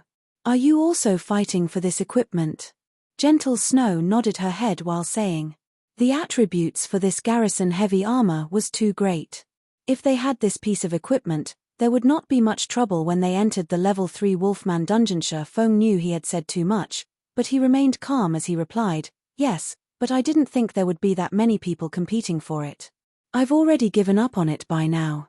Indeed. The price has already reached 23 silver coins, and only a guild with strong funding will be able to buy it. I won't speak with you any longer. I still need to sell some items. Gentle Snow disconnected the call after finishing her piece. Meanwhile, Zhao Yueru, who sat beside Gentle Snow, pouted her delicate lips. She kicked up a fuss, complaining, Snow, why must you let that bastard join our team, no matter what? That bastard was just lucky, and his skills are just average. He coincidentally encountered a small dungeon like the Deathly Forest that did not change much since the game's official release, and he very luckily cleared the hell mode of the dungeon. It would be pointless bringing him into the 20-man team dungeon. Also, the skill levels of his party members are just too miserable to even look at. They would definitely become a burden to our progress. The elite members of Ouroboros standing behind Gentle Snow also agreed with Zhao Yueru's words. They were the elites of Ouroboros. How could a group of average players compare to them? I feel that Big Brother Yifeng is not that simple. He was definitely humble when he said he cleared the dungeon due to luck. His skills are amazing, so it wouldn't be disadvantageous inviting him to join us. Xiao Yue softly offered her personal opinion. Little girl, what do you know about liars? You just don't know how bad that bastard is. Also, he spent that much time just reaching level 1. His skills are only SOSO.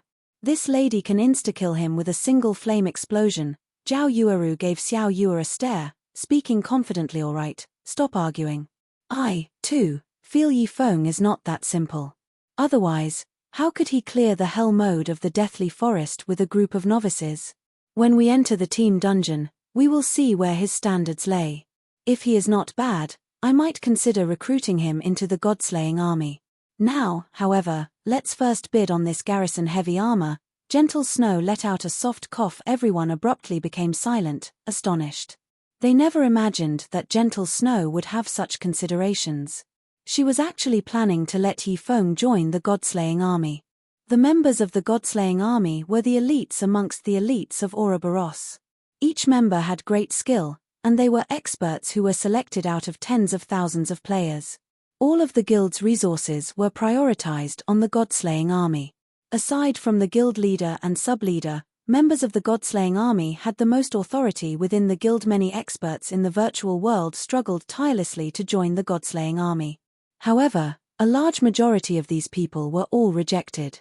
On the other hand, Yifeng, who suddenly appeared before them, actually possessed a very great chance of entering the God-slaying army, and such a sight had caused great envy within them. Chapter 54, Bible of Darkness. When gentle snow disconnected the call, Shifeng let out a breath of relief.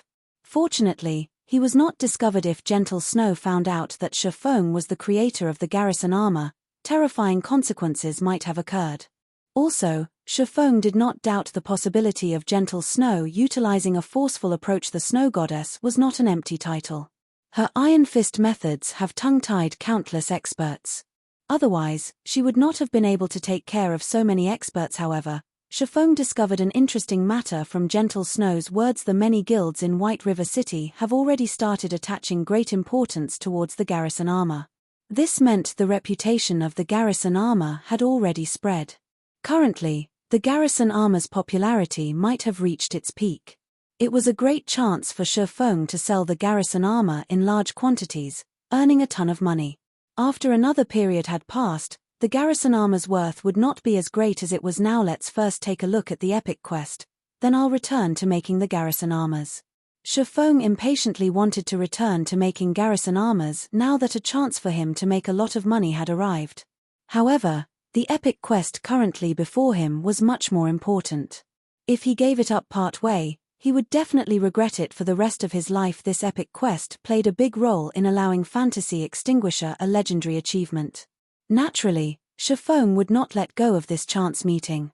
After spending 20 minutes maneuvering along the narrow pathways of the slum area, Shifeng finally arrived at the library. On his way here, Shifeng discovered the wonder of having a divine official walking by his side in the slums. The NPCs who intended to rob him all backed away accordingly after seeing Charlene's attire. Otherwise, Shifeng would have needed to spend over an hour for this trip, continuously battling against these sore rats. Moreover, these NPCs were literally dirt poor. Shifeng would not obtain any rewards for killing these NPCs, not even EXP. The library of Red Leaf Town had a withered appearance. The building only had 2 floors to it, and there was nobody present to manage it as dead leaves could be seen climbing the walls. Entering the library, dust and dirt covered the entire building. The books laying on the wooden table had long since been parceled up by a layer of dust. The library looked more like a haunted house than a place in which people once lived. Apologies. It has been a long time since anybody has visited, so I haven't been tidying up the place. Just sit wherever you want. Charlene faintly smiled as she pointed towards a dust-covered chair, not understanding that her action was very inappropriate. Revered divine official, I have come here because I wish to have this diary translated, Shifeng said, getting straight towards the point. His eyebrows slightly wrinkled when he looked towards the finger-thick layer of dust covering the chair. He truly did not wish to dirty his clothes. However, Charlene remained minding her own business as she searched for something on the bookshelf. It was like she did not hear Shifeng speak at all. Shifeng was long used to such behaviors, so he chose to remain silent. There were all sorts of NPCs in God's domain. It was especially true for important NPCs. Unique and bizarre behaviors were considered small matters. There were well-known NPCs that were much more damnable. These NPCs caused many first-rate guilds to curse their mothers. After waiting for 10 whole minutes, Charlene finally came out from the pile of bookshelves. In her hands, she held a thick and tattered old book. I know why you are here. The moment you've set foot in the slums, I could sense the evil energy coming from your body, Charlene said gravely. She placed the tattered book on the table, causing all the dust in the building to abruptly soar. Let me have a look at the item. Shifeng naturally knew the diary triggered such a scenario. He took out the tattered diary from his bag, carefully passing it to Charlene. Charlene was not in a hurry to receive the diary. Instead, she chanted out a phrase of divine words. Suddenly, streaks of golden divine words wrapped around the diary. Just when Shifeng was wondering about Charlene's actions, a change suddenly came over the diary. Black smoke suddenly appeared on its pitch-black cover, and a sinister-looking face came into view. It looked as if it was in extreme pain. Evil be gone, divine spear. Charlene shouted, her jade-like hand drawing out divine words in midair. At the same time, she started singing out a Tier 3 divine curse, her voice echoing throughout the entire library. A golden-colored hexagram appeared above the library, covering the entire building, and from the magic formation, 3 golden spears of judgment came flying out. The spears pierced the diary, tearing apart the sinister face. Ha ha ha, I won't give up. We will meet again. The sinister face loudly laughed as it spoke the bone-chilling words. Both of its eyes were firmly affixed toward Shifeng as if the words it spoke were meant for him. Within a moment, the black smoke above the diary dispersed. Meanwhile, Charlene's forehead was covered in sweat. Her complexion was deathly pale, and she currently looked extremely weak. System, you have been cursed by a great demon. All attributes reduced by 50%, experience received from killing monsters reduced by 95%. System, you have been eyed by a great demon. The phantom of the great demon will come for you in 30 days. If you are killed by the phantom, your body will be taken over by the great demon. Crap. Make it more ruthless, why don't you? Regardless of how self-restrained he had been, Shifeng could not help but curse when he saw this notification. When compared to human standards, a great demon was the equivalent of a Tier 4 job. It was on the same level as a Sword Emperor. Although it was just a phantom, it would still require Charlene, who had a Tier 3 job, to handle it. However, instead of aiming for Charlene, the great demon actually went for a bystander and a minor character like Shifeng. With this curse around, how would he be able to level up? Not to mention the 50% reduction in attributes. It had caused his attributes to sink down to the level of an average player. It would be a problem if he wanted to kill monsters of a higher level. He also had to face the phantom of the great demon. Miss Charlene, are you alright? Although he was cursed, Shifeng still spoke politely. Charlene shook her head slightly, speaking with a smile, nothing too bad. I never imagined that you would actually bring such a terrifying item. You've weakened me quite a bit. However, the problem has been resolved now. If you had dragged on for a few more days, your body might have been possessed by the great demon, and your body would suffer in hell for all eternity. Thank you, Miss Charlene. If it weren't for you, I might have already been dead. Although Charlene's words felt somewhat wrong, Shifeng had still thanked her. He rejoiced at the fact that he had come to the library without delay. Otherwise, he would truly be finished. However, the problem right now had yet to be resolved. No need for thanks. This diary is not as simple as it seems. It is a key. In it records the method to unlock the curse on a gate. Your job now is to find this gate, enter through it with this diary, and find the Bible of Darkness that is kept within. I can destroy the Bible of Darkness as long as you retrieve it for me. Once it is destroyed, the great demon would not be able to descend, Charlene explained. System, Epic Quest Darkness Descends accepted. Find and destroy the Bible of Darkness and prevent the great demon from descending. Rewards unknown. Although Shifeng had known about the extreme difficulty of completing an epic quest, there was still no need for it to be so damnable. At the very least, the quest should tell him where to find the Bible of Darkness. In Shifeng's previous life, Fantasy Extinguisher had completed this quest in Black Dragon Empire. However, Shifeng couldn't just go to Black Dragon Empire.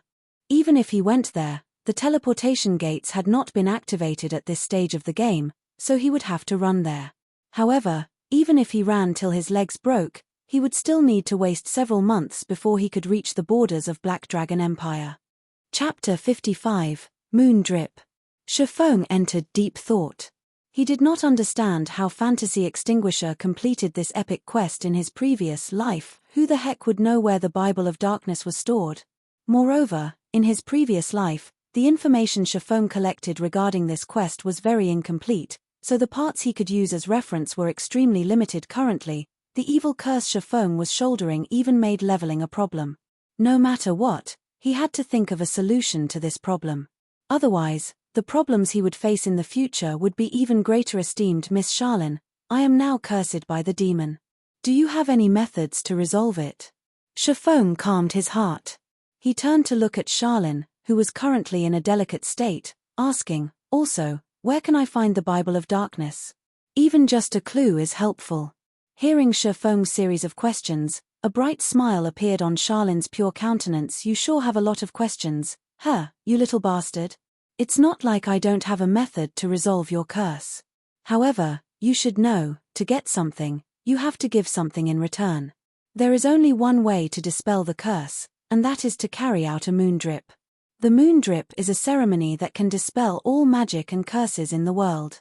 However, many materials are required to carry out this ceremony. I will provide the materials required, but in return, you have to pay 3 gold coins as remuneration for my services. If you wish to obtain a clue to the Bible of Darkness, you have to pay an additional 10 gold coins as an information fee. Shifeng felt a chill going down his spine as he looked at Charlene's expression, which became more excited the more she explained. It was especially true for Charlene's eyes. Even if she looked incomparably pure right now, her appearance was still not enough to hide the burning desire within her eyes in the end. One word still dictated everything: money. System, do you wish to accept the quest to dispel the curse? Esteemed Miss Charlene, I am willing to pay the remunerations. What else could he have said? However, Charlene's asking price of 3 gold coins was just too high.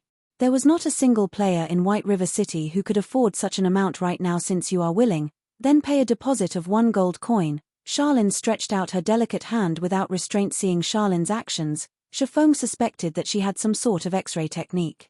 However, he had to pay the money sooner or later, so Shifeng reluctantly handed over 1 gold coin to Charlene. The moment Shifeng had handed over the money, he went from being a wealthy tycoon to being a poor peasant. Here, this is for you. You need to feel the energy within this thing first. It will lead you to the Moonlight Forest to collect 30 pieces of moonstone. It's fine if you just bring them back to me. Charlene took the shining gold coin with lightning speed, then took out a fist-sized crystal orb and passed it to Shifeng. System, quest Moondrip accepted. You must collect 30 pieces of moonstone and 2 gold coins for Charlene. Upon completion, Charlene will dispel the evil curse of the great demon on you. Shifeng received the crystal orb and took a look at it. Teleportation magic orb.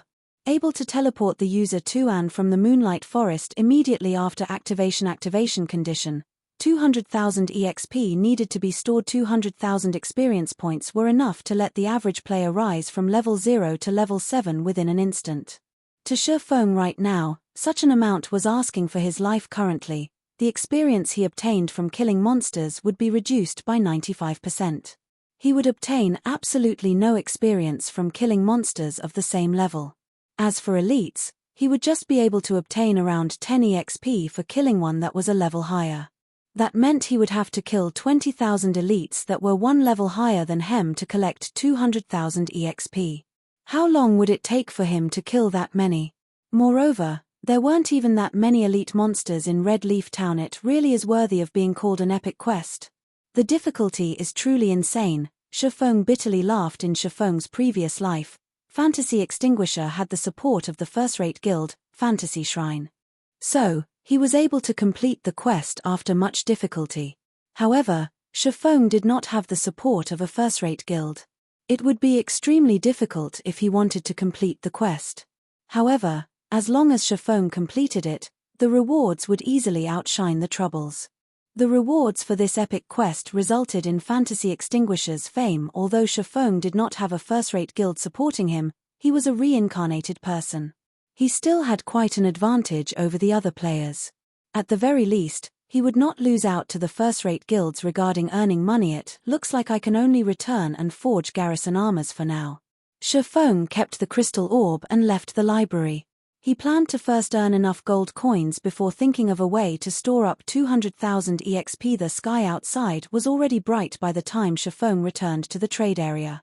Many players already left to kill monsters and level up, emptying the streets by quite a bit. Shifeng immediately went to the bank to retrieve the forging materials and the Philosopher's Stone. Just when Shifeng was headed to the Forging Association, a notification came from the system. The Garrison heavy armor you have placed on auction has been sold. After deducting the processing fees, a total of 31 silvers 53 coppers have been added to your bag space. Is it worth that much? Shifeng was shocked. The level 3 Garrison heavy armor was just a piece of equipment that had similar attributes to a mysterious iron equipment. At most, it was worth 20 silver coins. Now, however, it had been sold for over 30 silver coins. One could just imagine how frantic these guilds were towards the Garrison heavy armor. Shifeng's enthusiasm was further boosted with the arrival of this information. He could not help but wish he could immediately forge 100 pieces of Garrison armor, selling them and making a big profit. Hence, Shifeng activated Windwalk as he rushed towards the Forging Association. Without hesitation, Shifeng reserved an intermediate forging room for 20 hours. If he did not reap the money of those guilds right now, He would not be doing justice towards his own reincarnation inside the forging room. Shifeng refined all the stone he collected, going all out as he forged the Garrison armors when the first Garrison armor was successfully forged. System: Garrison armor has been successfully forged. Forgery proficiency increased by 2 points. Obtained 800 EXP. System: do you wish to store the experience obtained in the teleportation magic orb? Suddenly, Shifeng halted the work he was doing. He called out the system interface, taking a careful look. I obtained 800 EXP from forging. Shifeng placed a hand on his chin, pondering. Suddenly, he said with a smile, "How could I forget about this in a panic? The curse is only aimed at the experience obtained from killing monsters. It has no effect towards experience that is rewarded."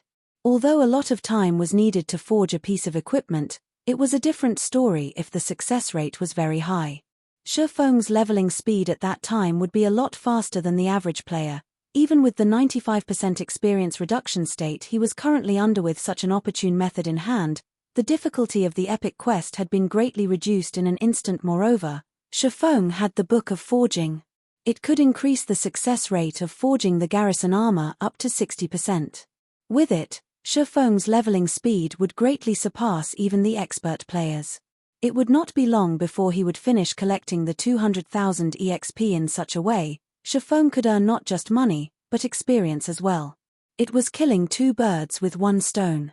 It was absolutely great. Fantasy Extinguisher most likely did not imagine there was such a quick method to dispelling the curse. Thinking up to this point, Shifeng immediately adjusted for the system to distribute 100% of the experience he obtained to be stored in the teleportation magic orb. Then, he picked up an oar and started happily forging equipment. Because of his improved mood, Shifeng's hands became much more nimble.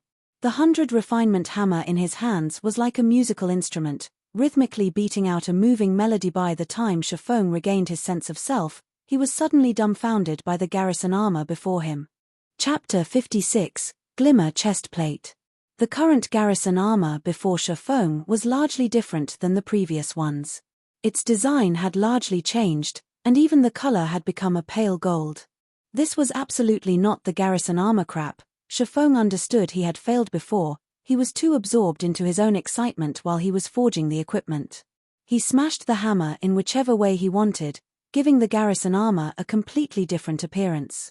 He even felt good about it still. The appearance of this new plate armor looked extremely cool. It would definitely look majestic while worn, following which, Shifeng chose to identify the equipment's information. The system took a whole 10 seconds before giving a conclusion, this time unnamed, bronze rank plate armor. Level 3. Equipment requirement, Strength 12. Defense plus 23. Strength plus 3, Endurance plus 3. HP plus 120. Durability 35/35. Additional ability. Healing power. Healing effects received are increased by 10%, restricted to Shield Warriors and Guardian Knight. System: unnamed equipment has been successfully forged. Forging proficiency increased by 3 points. Obtained 1100 EXP. System: congratulations, you are the first player to forge an entirely new piece of bronze equipment in God's domain. Obtained 3000 EXP, rewarding 1 runic hammer, mysterious iron rank, that increases forging success rate by 5%. System: please give a name to the equipment you have created. You are also able to leave a personal mark on this piece of equipment. Shifeng was slightly shocked when he saw these notifications. He had unintentionally remodeled the Garrison armor, and successfully at that. He even created an entirely new piece of bronze equipment. His luck was truly good. The attributes of this equipment had already reached the level of an average mysterious iron equipment. If only the materials used were not so poor, it would definitely have become a mysterious iron equipment in God's domain. Players were able to create equipment. However, this was an extremely difficult task to accomplish. Not only did the player have to be extremely familiar with forging, but they also had to have a thorough understanding of the various materials available. After undergoing hundreds of trials, only then could completely new, and good quality, equipment be created. Usually, players who wanted to create new equipment would only start to do so after they had risen to become an advanced forger. After all, to become a master forger, not only did a player require sufficient proficiency, They also needed to create 3 entirely new pieces of mysterious iron equipment, and also 1 entirely new piece of secret silver equipment. Only after all those conditions were achieved could a player become a master forger. Due to this condition, the players who became master forgers were extremely rare. Meanwhile, Shifeng unintentionally created an entirely new piece of bronze equipment. Of course, the Book of Forging's effect played a large part in contributing to this success, since the color has become a pale gold, and it's giving off a dull glow. Let's call it the Glimmer chest piece. Shifeng immediately confirmed the equipment's new name. After which, he left an imprint of a black flame at a corner of the equipment. This imprint was the equivalent of a forger's name. In the future, when others see this symbol, they would know that this equipment was created by Master so-and-so. At the same time, the symbol also served to prevent others from falsifying the equipment's original creator in the blink of an eye. The equipment's information also had a change to it. Glimmer chest piece, bronze rank plate armor. Level 3. Equipment requirement, Strength 12. Defense plus 23. Strength plus 3, Endurance plus 3. HP plus 120. Durability 35/35. Additional ability. Healing power. Healing effects received are increased by 10%, restricted to shield warriors and guardian knights. On the right breast of the Glimmer chest piece, the mark of a black flame appeared. The flame constantly faded in and out of existence, further enriching the aesthetics of the Glimmer chest piece system. Black flame imprint has been successfully registered. This imprint has been bound to your gaming account, and nobody else is able to use its system. Naming successful. Forging design for the Glimmer chest piece has been automatically generated. Player can now voluntarily draw the forging design for the Glimmer chest piece, allowing others to learn the forging design. Suddenly, an additional window appeared in Shifeng's lifestyle panel. It was called Forging Design Creation, and it allowed players to create their own forging designs. Shifeng felt endless ecstasy when he saw this new window. This was the benefit of creating something original. As long as Shifeng had a pen and drawing paper, he could fabricate as many forging designs for the Glimmer chestplate as he wanted. This was the treatment that was only available for original creations. Forging designs were much more valuable than the equipment itself. In Shifeng's previous life, countless master forgers constantly researched various materials and used all sorts of methods to develop new equipment. Other than trying to become a grandmaster forger, their main goal was to obtain an original forging design. This item was the reason why some master forgers were extremely rich. The process of fabricating a forging design was very simple, and they could easily make tens to hundreds of them anytime they wanted. Otherwise, how much money could they make, even if they exhaust themselves by forging equipment every single day? With the Glimmer chestplate forging design, earning 10 gold coins was a small matter.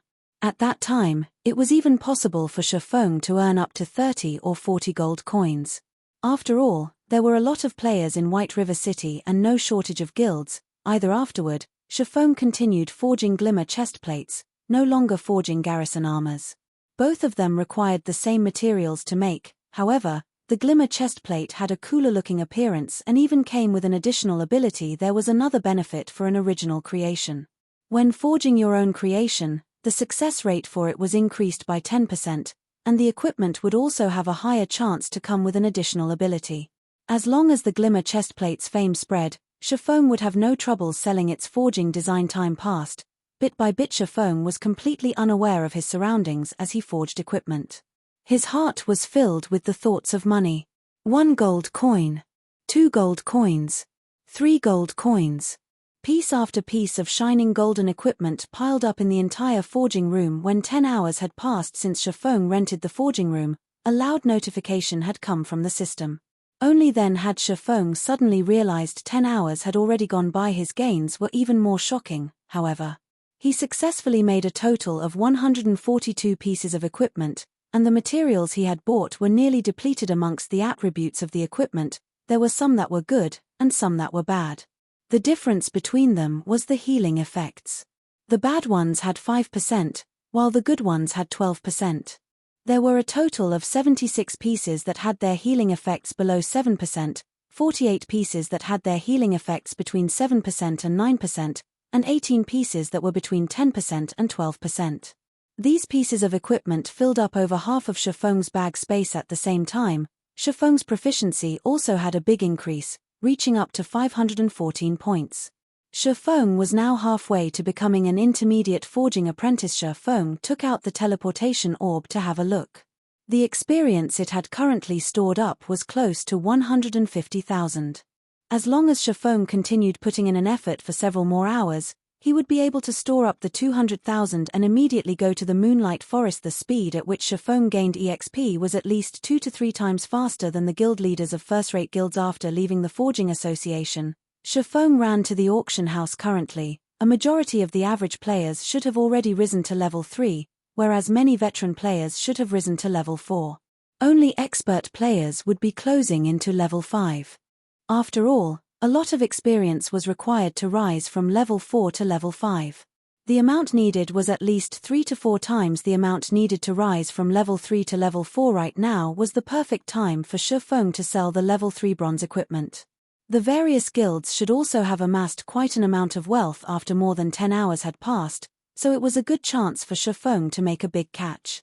If another period of time were to pass, the prices of equipment would most likely be greatly reduced. After arriving at the auction house, Shifeng noticed that the number of logistic players present significantly had reduced.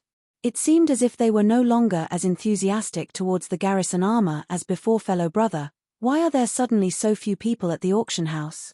Shifeng walked up behind a logistic player, asking. The tall and bespectacled logistic player was slightly surprised, explaining, "Have you been killing monsters outside town all this time? You don't even know about such a huge matter." "Yeah, I've just returned after making some money from killing monsters and selling materials." "Wasn't that Garrison armor super popular?" "I, too, wanted to buy a piece." Shifeng nodded. "No wonder you don't know about it. 3 hours ago, a player called Hammer Trading had sold a lot of level 3 bronze plate armor equipment.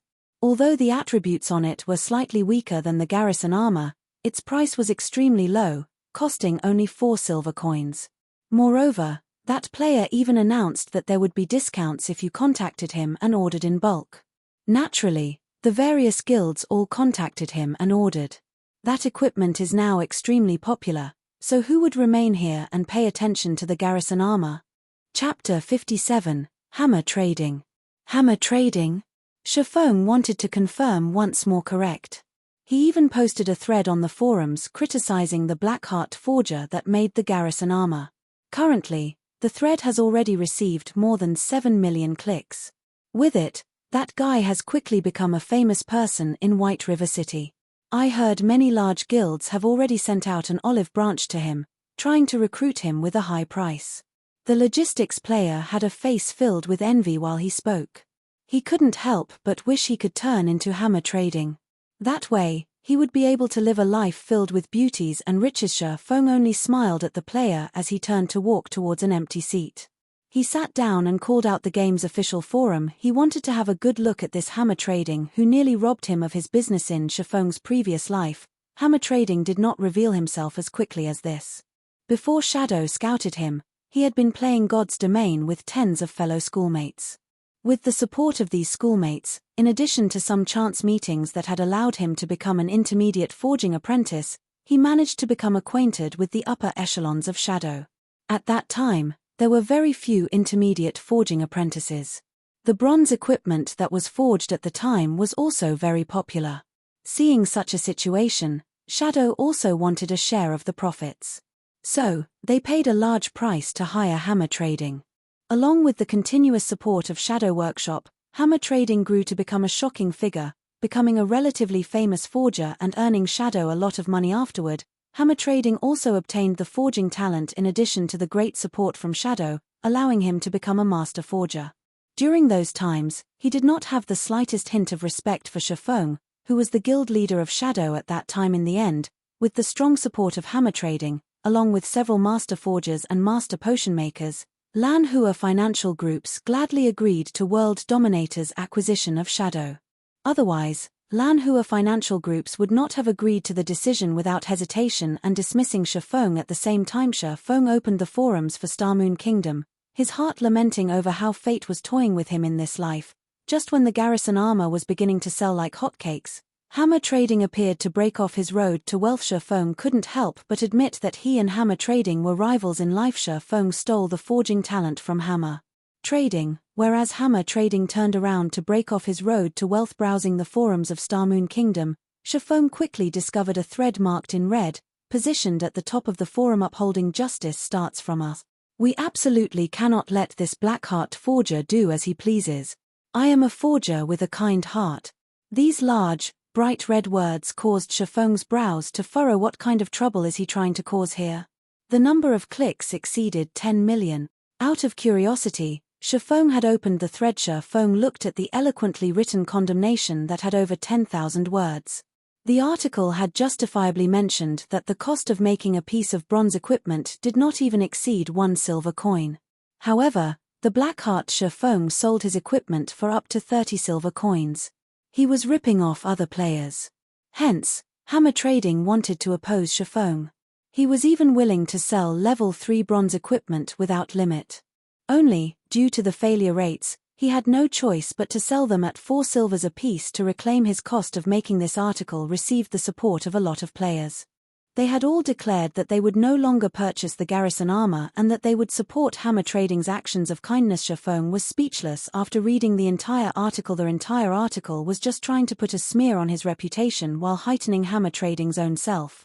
At the same time, Hammer Trading wanted to state that he, too, could forge bronze equipment. He was clearly trying to use Shifeng as a stepping stone to raise his own worth and fame.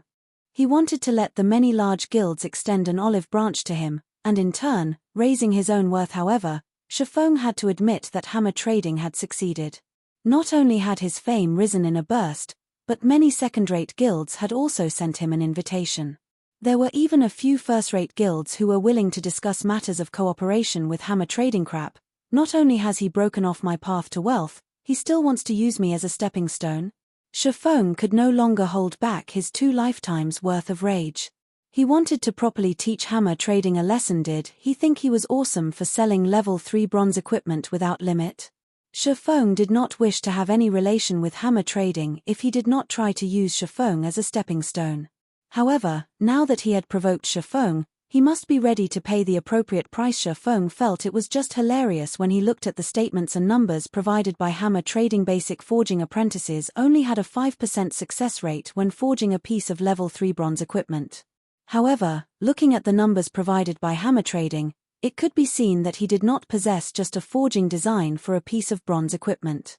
He must have also obtained an item that increased the success rate for forging. In addition to using the intermediate forging room, his success rate should be around 20%. That was why he dared to spout nonsense and brought out several pieces of equipment for auction to prove his words. However, according to Shifeng's estimates, to raise his reputation, Hammer Trading was taking a loss of 1 silver coin for every piece of bronze equipment he sold. Although Shifeng did not know how much funding Hammer Trading had, he was still 10 years too early from competing with Shifeng selling at 4 silver coins, is it? Shifeng would sell his equipment at 4 silver coins as well. He had the Philosopher's Stone and the Book of Forging, so his initial cost was just slightly more than 10 coppers. Including his terrifying success rate, Shifeng was looking forward to seeing who had the last laugh. Without holding anything back, Shifeng immediately posted a thread on the forum anonymously. The article was titled "Shockingly High-Quality Plate Armor on Auction House." Afterward, he called up the interface for the auction house, placing 20 pieces of the worst Glimmer chestplate on auction. The healing power on the Glimmer chestplate had a remarkable effect on MTS when inside a dungeon. It was even better when compared to the Garrison armor. When compared to Hammer Trading's Savage chestplate, it was more than 2 times better. Players would naturally know which equipment to choose when they saw the Glimmer chestplate. Hammer Trading, didn't you want to be famous? I'll let you become super famous. I'll turn you into a celebrity. Shifeng revealed a cold grin as he closed the interface. He turned around and left the auction house, setting up a stall outside to purchase stones and hard stones. 2 minutes after Shifeng had posted his thread, a few players noticed Shifeng's post. Average players were still very attentive towards high-quality equipment. Currently, the average player did not even possess a piece of bronze equipment, not to mention high-quality equipment. So, naturally, they wanted to get a glimpse. The moment these players arrived at the auction house, They were stupefied by what they saw. The attributes on the Glimmer chestplate was just too good, especially the healing power. It was definitely the most beloved ability for an MT. When inside a dungeon after they finished looking at the attributes, the players chose to try wearing it. They looked at their own appearance when wearing the Glimmer chestplate. Streamline mold, dashing figure, and even a faint radiance coming off their bodies. There was also a flickering black flame on their left breast. They looked absolutely awesome. It was as if they had become the heroes from Legends while wearing the Glimmer chestplate, valiant and powerful. Then, they looked at the selling price. It actually only required 4 silver coins. These players did not dare believe their eyes. Such high-end equipment was only selling for 4 silver coins. If they did not buy it, they would be doing a disservice to their own lives. Even if they did not have much money on their persons, they were willing to sacrifice everything they had to buy the Glimmer chestplate. Within a short 15 minutes, Chefong's post had become the topic of the forum. There were even players who posted the information and appearance of the Glimmer chestplate, the equipment instantly arousing everyone's exclamation. Shield warriors and guardian knights could not help but wish they could obtain this high-end equipment right that instant. However, when they wanted to go to the auction house and buy it, there were only 4 pieces of the equipment remaining. Moreover, every one of those pieces had their prices bad up to more than 6 silver coins. One MT from an elite party had reluctantly chosen to borrow money from all over the place. In the end, he successfully won a piece for 7 silver coins. When the Glimmer chestplate arrived in his hands, he no longer minded the money he owed for it. With such attributes and dashing appearance, he would not have any troubles earning money in the future. Thinking up to this point, the smile on this shield warrior spread widely. Chapter 58, Equipment Competition. Just a short 20 minutes after Chefong placed the Glimmer chestplates on auction, all 20 pieces of them had been sold off. The Glimmer chestplate's popularity was far better than the Garrison armor. There were even quite a few players showing off their purchases on the official forum previously. These players had to beg, using various methods, to join a party. Now, however, with their majestic-looking equipment, a simple shout would garner them tens of invites from elite parties for their own choosing. Following the Glimmer chestplate's rise in popularity, the players that failed to buy one were all beating their own chest in anguish. They hated themselves for not borrowing money to buy the piece of equipment since, right now, it was no longer being sold. Meanwhile, the Forging Association in Golden Sand Town was packed with people. The spacious hall was entirely occupied by players. The players present were the spokespeople for various guilds. They were here for only one purpose, and that was to invite hammer trading to their guild. Amongst the guilds present, there were quite a few that were very famous. There was no lack of spokespeople for third-rate guilds. If it were during ordinary times, these spokespeople would act proud and arrogant. They would use a condescending attitude when dealing with lifestyle players. Even so, these lifestyle players would still treat them with great respect. They would even shed tears of emotion, pledging their loyalty to the guild as they quickly signed the contract, becoming a part of a large guild. However, the current trend of the game had changed. The higher-ups of the guilds strongly emphasized that they, the spokespeople, must definitely invite hammer trading. Otherwise, they could start packing up their bags. Hence why these guild spokespeople were like obedient grandchildren, standing and waiting in the hall for hammer trading's summons, inside an intermediate forging room on the 2nd floor. Brother Hammer, you're so awesome. I admire you so much. Before, those third-rate guilds would not recruit you no matter what. Now, they're just like grandchildren waiting upon you. They would not leave even if you chased them away. A sexy female cleric in her mid-20s hugged around hammer trading's robust arm, giggling and speaking with admiration. Her bulging chest was rubbing against his arm. Hammer trading had a very brutish appearance. He had a thick beard and beady eyes, and his skin color was similar to yellowish wax. Judging from his appearance, he looked to be over 30 years of age. Nobody was able to tell, however, that hammer trading was just a university student in reality. His age was just slightly over 20. This is just a small matter. However, I truly have to thank the fool who opened the road for me and has even hidden his name. He made all the large guilds know of my importance. Hammer trading heartily laughed. He silently praised his own intelligence and wisdom for being able to think up of a plan to utilize that anonymous forger's fame. It allowed him his current good fortune, becoming every player's idol, Wait till I've entered a first-rate guild and rise into their upper echelons. It will be truly awesome. Right now, I'm just showing a small part of my prowess. Let those third-rate guilds continue waiting outside. I can use them to raise my own value and fame. Boss, what are we going to do about all the orders we've received? An assassin asked. Hammer Trading rolled his eyes at the assassin, saying in disdain, who cares about them? I'm taking a loss of 2 silver coins per piece of equipment. Do they think I'm running a charity? My goal has already been met. I'm only waiting for the first-rate guilds to come. Don't bother with the other players, just tell them that we're too busy and don't have time. To use Shifeng as a stepping stone, Hammer Trading used up all the silver coins belonging to his classmates. He also spent a lot of credits to purchase a lot of materials and silver coins. Yet, he only forged over 10 savage chestplates from all those materials. So, selling each piece at a maximum of 4 silver coins caused a major loss for him. However, all his sacrifices were worth it. As long as he was recruited by a first-rate guild, he could get as many materials as he wanted, a huge salary, and even a line of female players desiring his attention.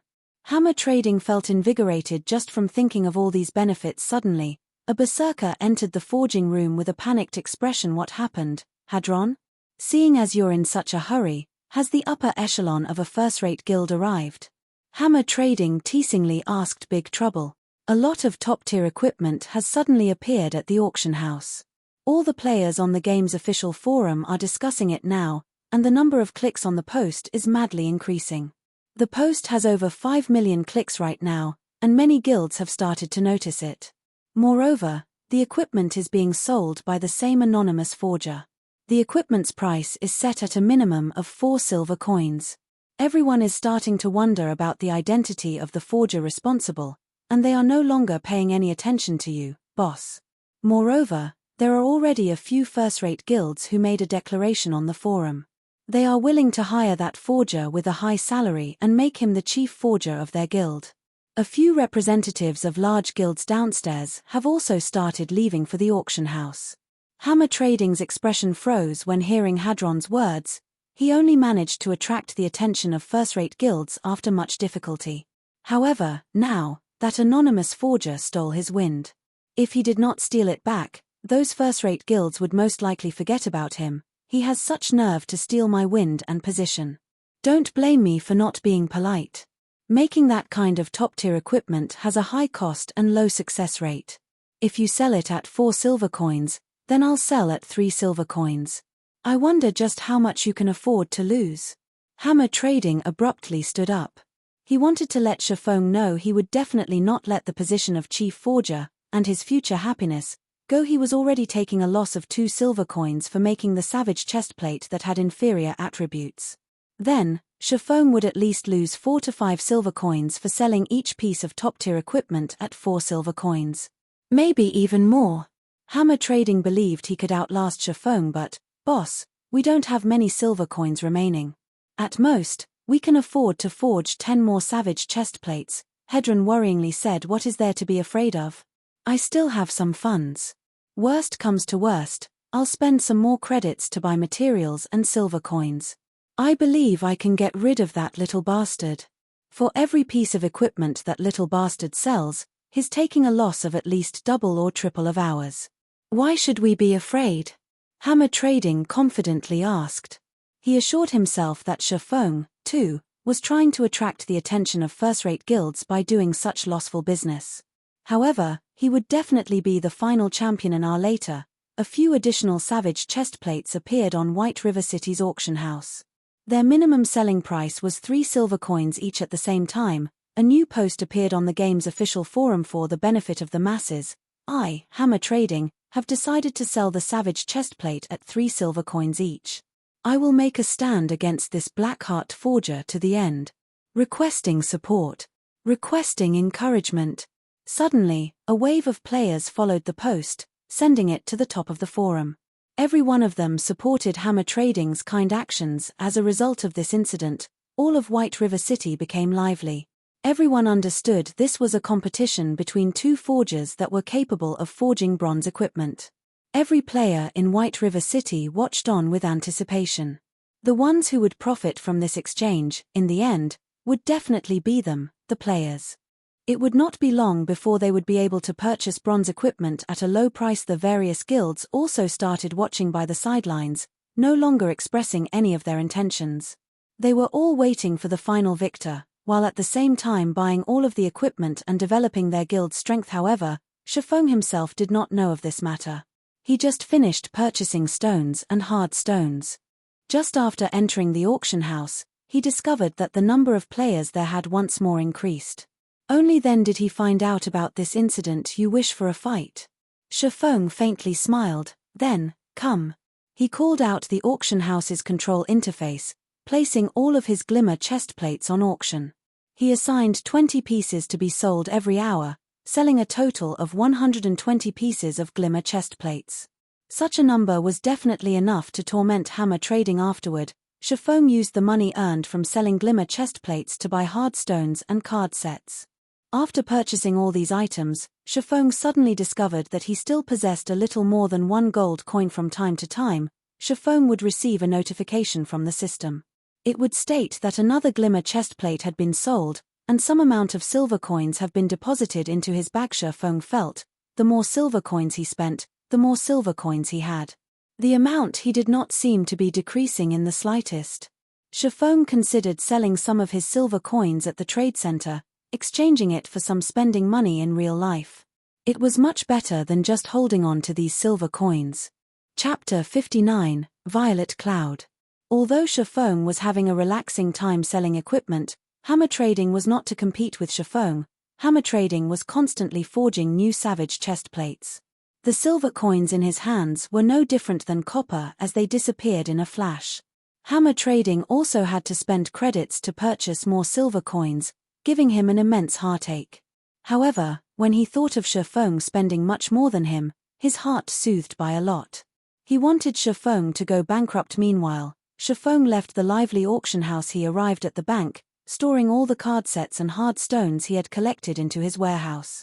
Shifeng was extremely excited as he looked at over 1,000 slots of his warehouse filled. This was the benefit of being reincarnated. In his previous life, he in a miserable state thanks to these items. Now, however, they became one of his biggest sources of income. In the eyes of others, these items were still worthless. However, they would be priceless in the future. Their values could increase by over 10-folds, even tens of folds. It was especially true for card sets. A complete set would be worth tens of times more than a single piece.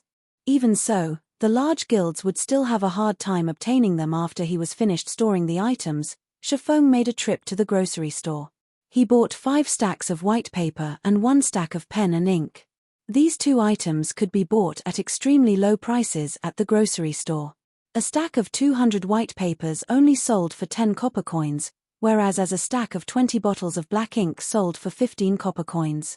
The best feathered pen also only sold for 20 copper. Even so, Shifeng's casual purchase far exceeded the daily income of an average player. An average player would definitely be unable to spend in such a way. However, to Shifeng, these copper coins could no longer be considered money. Moreover, these items were all necessary for making forging designs. Shifeng would still buy them, even if they cost 10 silver coins. After buying the items, Shifeng headed for the Forging Association. Sir, do you need any cooling beverages? I have here the best fruit juice in Red Leaf Town. It tastes extremely good, and it is only 1 copper coin per cup. A fragile-looking young lady nervously asked a male guardian knight. The girl was holding onto a small basket, her doll-like eyes carrying with them earnest expectations as she looked at the man. Scram. Don't annoy me. It's just a virtual item, moreover a beverage, yet you are actually charging 1 copper coin for it. I wouldn't want it even if you were giving it for free. The guardian knight cursed in rage, pushing the 16 or 17 years old girl away. He then added, my luck is just bad. Just you wait and see, I'll take care of you if I don't get to buy a Glimmer chestplate because you delayed me. The girl that was pushed down but did not cry. Instead, she stood up without wavering. She clapped the dust off her clothes, proceeding to another player with a smile on her face. Shifeng was faintly shocked. He never imagined the girl to be so tough. The average female player usually would not carry out such laborious tasks, not to mention receiving the insults from other players. When Shifeng looked at this girl, he was reminded of his own past self. Shifeng used observing eyes on the girl Violet Cloud. Level 1 Cleric. Shifeng's heart slightly tightened when he saw this name. This girl was actually Violet Cloud, one of the top 10 clerics in God's domain. If he could recruit her to his side, his team would have a considerable future. Hahaha. This is a virtual game, yet you're actually trying to earn money by selling cold beverages? Do you think you're milk tea, sister? Only idiots would buy them. Seeing that you're good looking, why don't you come over to my place tonight? I can even give you 1 silver coin. A lecherous man in his 30s walked up to Violet Cloud, drooling as he harassed her. Sir, I am only selling cold beverages. Please have some self-respect. Violet Cloud retreated a step, resolutely saying, I've given you praise, yet you're still headstrong. You're but a lowly lifestyle player. If you don't agree with me today, then you can forget about doing business here in the future. The lecherous man threatened in rage. He blocked Violet Cloud's path, staring at her snow-white neck and licking his lips. How could you act in such a way? You are simply shameless. Violet Cloud's eyes were filled with anger. However, she could not win against him in a fight. If she were to continue wasting time here, even her final hope would be gone. I am shameless. What are you going to do about it? Bite me. The man felt even better when he looked at Violet Cloud's panicked expression. Watching Violet Cloud trying to hold back from crying and the tears that were rolling about in her eyes, she became even more lovable. Uncle, please give way. I want 1,000 cups of fruit juice. Shifeng used observing eyes on the lecherous man. His name was displayed as Drifting Blood, and he was currently level 3. At this stage of the game, his level was considered relatively good. Drifting Blood turned towards Shifeng, sending him a glare, saying, Brat, this girl is mine. If you don't wish for something to happen to you, then scram. You want 1,000 cups? Then I want 10,000 cups. Do you think you're a tycoon capable of simply taking out 10 silver coins? If you continue competing with me like a fool, I'll send you back to level 0. If fighting were not prohibited within the town, he would have long since gotten rid of Shifeng. Hahaha. An amusing show this early in the day. Go for it. Don't hold back. Don't argue if you can fight. What a tycoon, spending 10 silver coins just like that. Unfortunately for him, his angered fatty bear of Martial Union. There's going to be an amusing show to watch. Dog's fart tycoon, I bet he's just boasting to impress the girl. If he can really bring out 10 silver coins, I'll livestream myself eating shit. Quite a few busybodies stopped to watch the occurring scene. They all started a discussion about Shifeng's actions. Shifeng did not pay any attention to Drifting Blood at all. He grabbed Drifting Blood's shoulder, applying a slight force before Drifting Blood could react. He was already kneeling on the ground. No matter how much strength he used, even to the point where his face had turned beet red, he still could not stand back up. The surrounding onlookers were immediately dumbfounded. Shifeng was just too courageous, directly taking action within the premises of Red Leaf Town. Was he not afraid of being caught and jailed by the guards? Also, how did Shifeng possess such immense strength? He had actually suppressed a level 3 Guardian Knight with a single hand. Brat, you're dead for sure. Just you wait till the guards arrive. Drifting Blood looked towards Shifeng, smiling in disdain. However, after waiting for some time, the guards had still not shown up. Shifeng paid no attention to Drifting Blood as he firmly pressed him onto the ground, preventing him from even moving. Shifeng looked towards Violet Cloud, his other hand holding out 10 silver coins, saying, 1,000 fruit juices, thank you. The players on the street, who were previously discussing amongst themselves, suddenly turned silent, their eyes nearly popping out of their sockets. This was 10 silver coins, not 10 copper coins. Currently, they had felt extremely wealthy to even have a single silver coin on their person. On the other hand, Shifeng had just simply taken out 10 silver coins. How rich was Shifeng? Was he really a brother tycoon? Violet Cloud rubbed her eyes. She looked at the 10 coins in Shifeng's hand that gave off a silvery glow, her expression filled with incomparable shock. Originally, she thought Shifeng was just trying to help her by saying so. Never would she have imagined that he would truly take out 10 silver coins to buy 1,000 cups of cold beverages that nobody wanted. Drifting Blood was similarly shocked. However, that shock quickly turned into greed. He thought about snatching the 10 silver coins and using them to buy a Glimmer chestplate. There would even be leftovers remaining. Brat, I'm a member of Martial Union. If you don't want to be killed back to level 0, then immediately give me 20 silvers. If you do so, I can consider letting you off this time. Otherwise, you'll have to take responsibility for the consequences. Drifting Blood's gaze was affixed to the 10 silver coins as he threatened in a chilling tone. Paying no attention to Drifting Blood, Shifeng looked at Violet Cloud. Seeing that the girl did not react, he asked, "Do you not have that much fruit juice?" I only have 156 cups of fruit juice with me. How about you give me a silver coin, and I'll sell all of the fruit juice to you? Is that all right? Violet Cloud worried that she would anger Shifeng. What would she do if he suddenly decided not to buy? At the same time, she also wanted to thank Shifeng for helping her, so she reduced her selling price. All right. I wonder how long it would take for you to make 900 cups of fruit juice. I want all of them. Shifeng nodded after some thought, asking the surrounding players were all dumbfounded. What was he planning to do? Did this brat know the value of 10 silver coins? Did this brat truly fancy this young lady? I'm very slow at compounding fruit juice.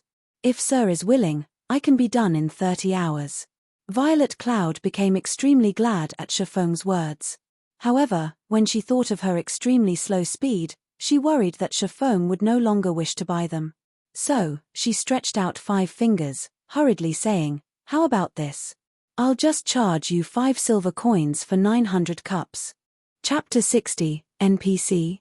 Looking at Violet Cloud's panicked expression, Shifeng could not help but break into a laugh. No need. I can still afford to pay such an amount of money. If you really sold them to me for 5 silvers only, then you wouldn't be able to earn much. Shifeng waved his hand. Shifeng was not in a hurry to turn Violet Cloud into one of his subordinates. However, he was absolutely not going to let her go. If Shifeng acted too impatiently, he might cause her to grow suspicious of him. So, it was better to deepen their relationship first. Nobody could have imagined that Violet Cloud, one of the top 10 clerics in God's domain, would have such an appearance. A cleric god. That was a genuine tier 6 job. After 10 years passed, there were only a few who reached that standard. Even Fantasy Extinguisher was just a spirit saint, at the pinnacle of tier 5. 10 years later, however, as a future cleric god, Violet Cloud was actually a lifestyle player during the initial periods of the game. It was such a waste of talent. Normally in God's domain, only players without any skills would earn money through methods other than killing monsters.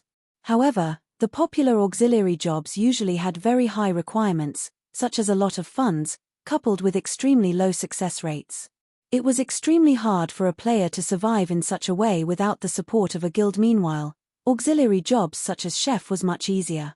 The cost to support it was also extremely low, and players alone could be supported by it by themselves. If their talents were high, and they were capable of creating delicious cuisines, they could still earn quite a lot of money in God's domain. However, delicious cuisines usually required advanced cooking recipes and materials. These items were hard to obtain, so trying to earn a lot of money would not be easy. It was truly hard to imagine that a future cleric god would be such a clumsy young lady. He recalled that Violet Cloud was one of the members of Ouroboros during her first 3 years in God's domain. When the snow goddess left Ouroboros, Violet Cloud similarly left the guild. From then on, she was just a solo player. When she had become a tier 4 great cleric, countless first-rate guilds tried recruiting her with shockingly high prices. Ouroboros also tried countless times to invite her back. Unfortunately, Violet Cloud did not pay attention to any of them. Her actions greatly angered those first-rate guilds. Since they could not obtain her, they would destroy her. Hence, they sent many experts to assassinate Violet Cloud. Unfortunately, not only did Violet Cloud not get destroyed, instead, she became even stronger. She massacred the players sent by these guilds, giving them a crushing defeat. Not long after, she advanced her job to tier 5, becoming a brilliant cleric saint. This caused those first-rate guilds to become even more helpless. In the end, Violet Cloud became a tier 6 cleric god. At that time, she searched for all those first-rate guilds to have her revenge. These guilds could only pay the price of blood to quell this matter. From then on, Violet Cloud became one of the top 10 cleric gods in the entire world. This incident caused the upper echelons of Ouroboros to greatly regret not asking her to stay all those years ago. As a result of this incident, everyone made fun of the inability of the upper echelons of Ouroboros. Instead of utilizing those with potential, they were only using those bootlickers whom they were fond of.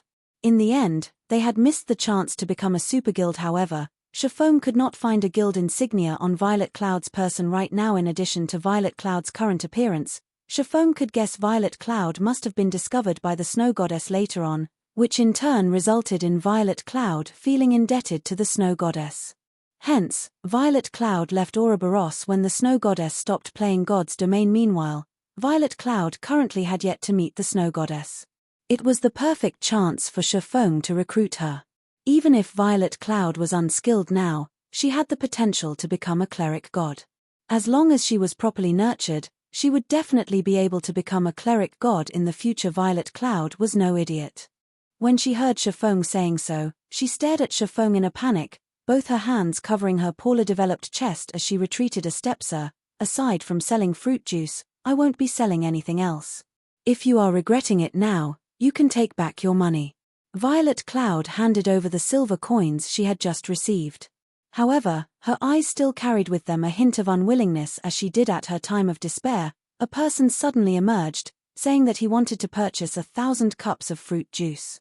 Moreover, he was even willing to wait for 30 hours without reducing her pay. She would not believe Chiffon had no ulterior motives, even if she were beaten to death. Forget Violet Cloud, even the surrounding players would not believe it. If Chiffon did not have any ulterior motives, why would he save her?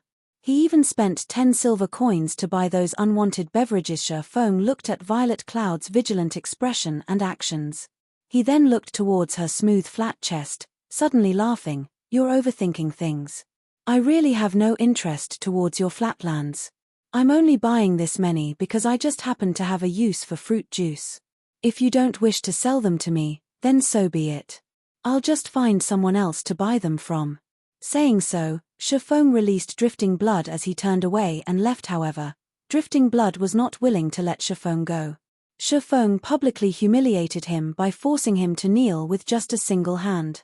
Moreover, when has Martial Union been afraid of anyone? Since the guards didn't seem to be paying attention, it would be extremely easy to get rid of Chiffon. Thinking so, Drifting Blood pulled out a weapon and used charge at Chiffon. With his sensitive 5 senses, Chiffon naturally knew of Drifting Blood's actions. Chiffon spun around to face him, pulling out the abyssal blade and using parry dang. Drifting Blood's great sword hacked at Chiffon's sword. Instead of hurting Chiffon, however, Drifting Blood was knocked back by 3 yards. The durability of the great sword in his hands instantly reduced by 2 points, and he looked at Chiffon in shock. He did not understand how a person like Chiffon would have such great strength. Chiffon was like a beast in human skin. The surrounding players were similarly shocked. Drifting Blood was a berserker, so he must have definitely added a lot of strength points. He was also at level 3, similar to Chiffon, so how could the gap between them be so great?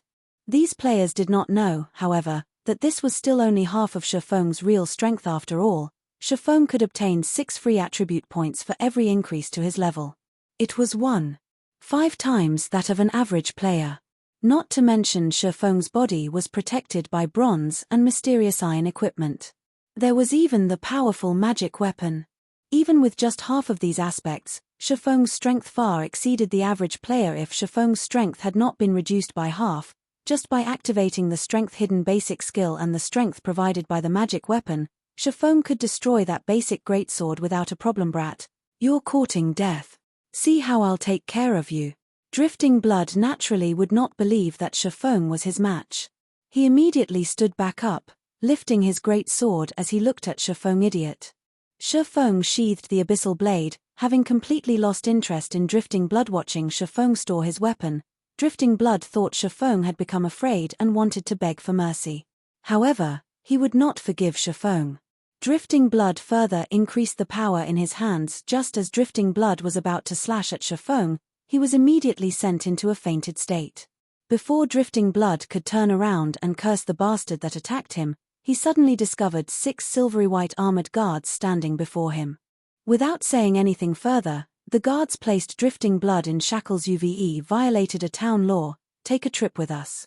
Any resistance and you'll be killed without consideration. The two guards grabbed Drifting Blood from both sides, turning around and dragging him away. Crap, you've got the wrong person.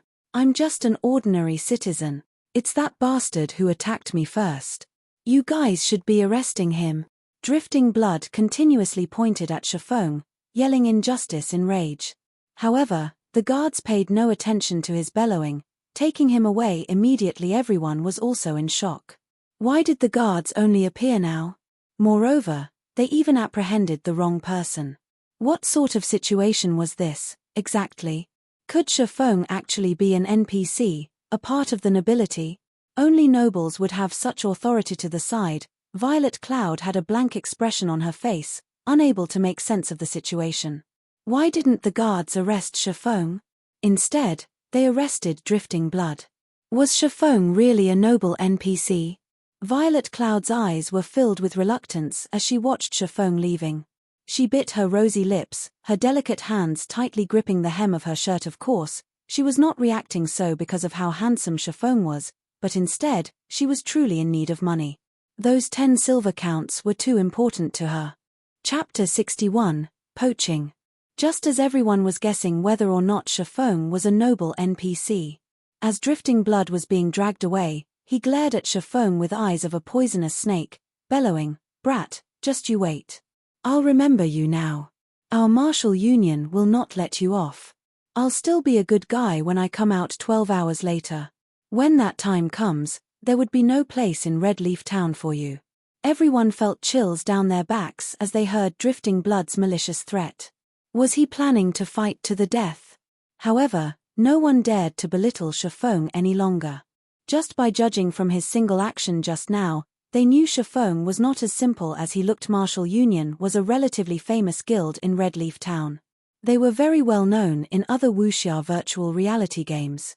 They were not a guild managed by a workshop, but instead, they were a guild that was managed by casual gamers. Including investments from a few wealthy personages, Martial Union also started establishing a foothold in God's domain. Although they did not reach the standards of a third-rate guild, they were not a guild to be taken lightly. Currently, God's domain monopolized the entire virtual gaming industry. Under the support of the recently developed main God system, God's domain did not require humans for operation. The main God system assured fairness in the game, and it would also constantly evolve the game, continuously pumping out various quests, dungeons, hidden locations, and so on. God's domain was a living game, and it was something that no other virtual reality game could compare to. The maps in God's domain were also immensely vast, sufficient for the entire population of Earth. Moreover, a majority of the things available in real life could also be experienced within the game, in addition to things that could not be found in real life. God's domain was slowly trending towards becoming a second world, and other virtual reality games had no chance of competing with it. After Drifting Blood was dragged away by the guards, everyone's gaze turned towards Chiffon. They all held curiosity on their faces, and their eyes tried to see through Chiffon. They wanted to know whether or not Chiffon was an NPC. Unfortunately, no matter what kind of observation skills they used, the results told them that Chiffon was 100% a player and not an NPC. This only further increased everyone's confusion. Yet, nobody dared to go over and ask Chiffon, as Chiffon might not even answer them. If by chance they were to cause Chiffon displeasure, who knew, they might be the next Drifting Blood. Chiffon looked at the puzzled faces of the people around him. He merely revealed a faint smile at the sight as he turned to leave. After living in God's domain for 10 years, he long since clearly understood the rules of God's domain. A player would be captured and jailed if he were to attack another player inside a safe zone. However, as long as an action did not cause any damage, even if it were an intense bodily contact, the guards would not pay heed to it. Pressing onto Drifting Blood and clapping his shoulders were both actions that did not cause damage. It was just that the strength behind it was different than what one would normally use for such actions. Naturally, the guards would not care about such actions. However, Drifting Blood used Charge, a skill that would cause the target to enter into a fainted state in addition to damage. Moreover, there were also his aggressive actions.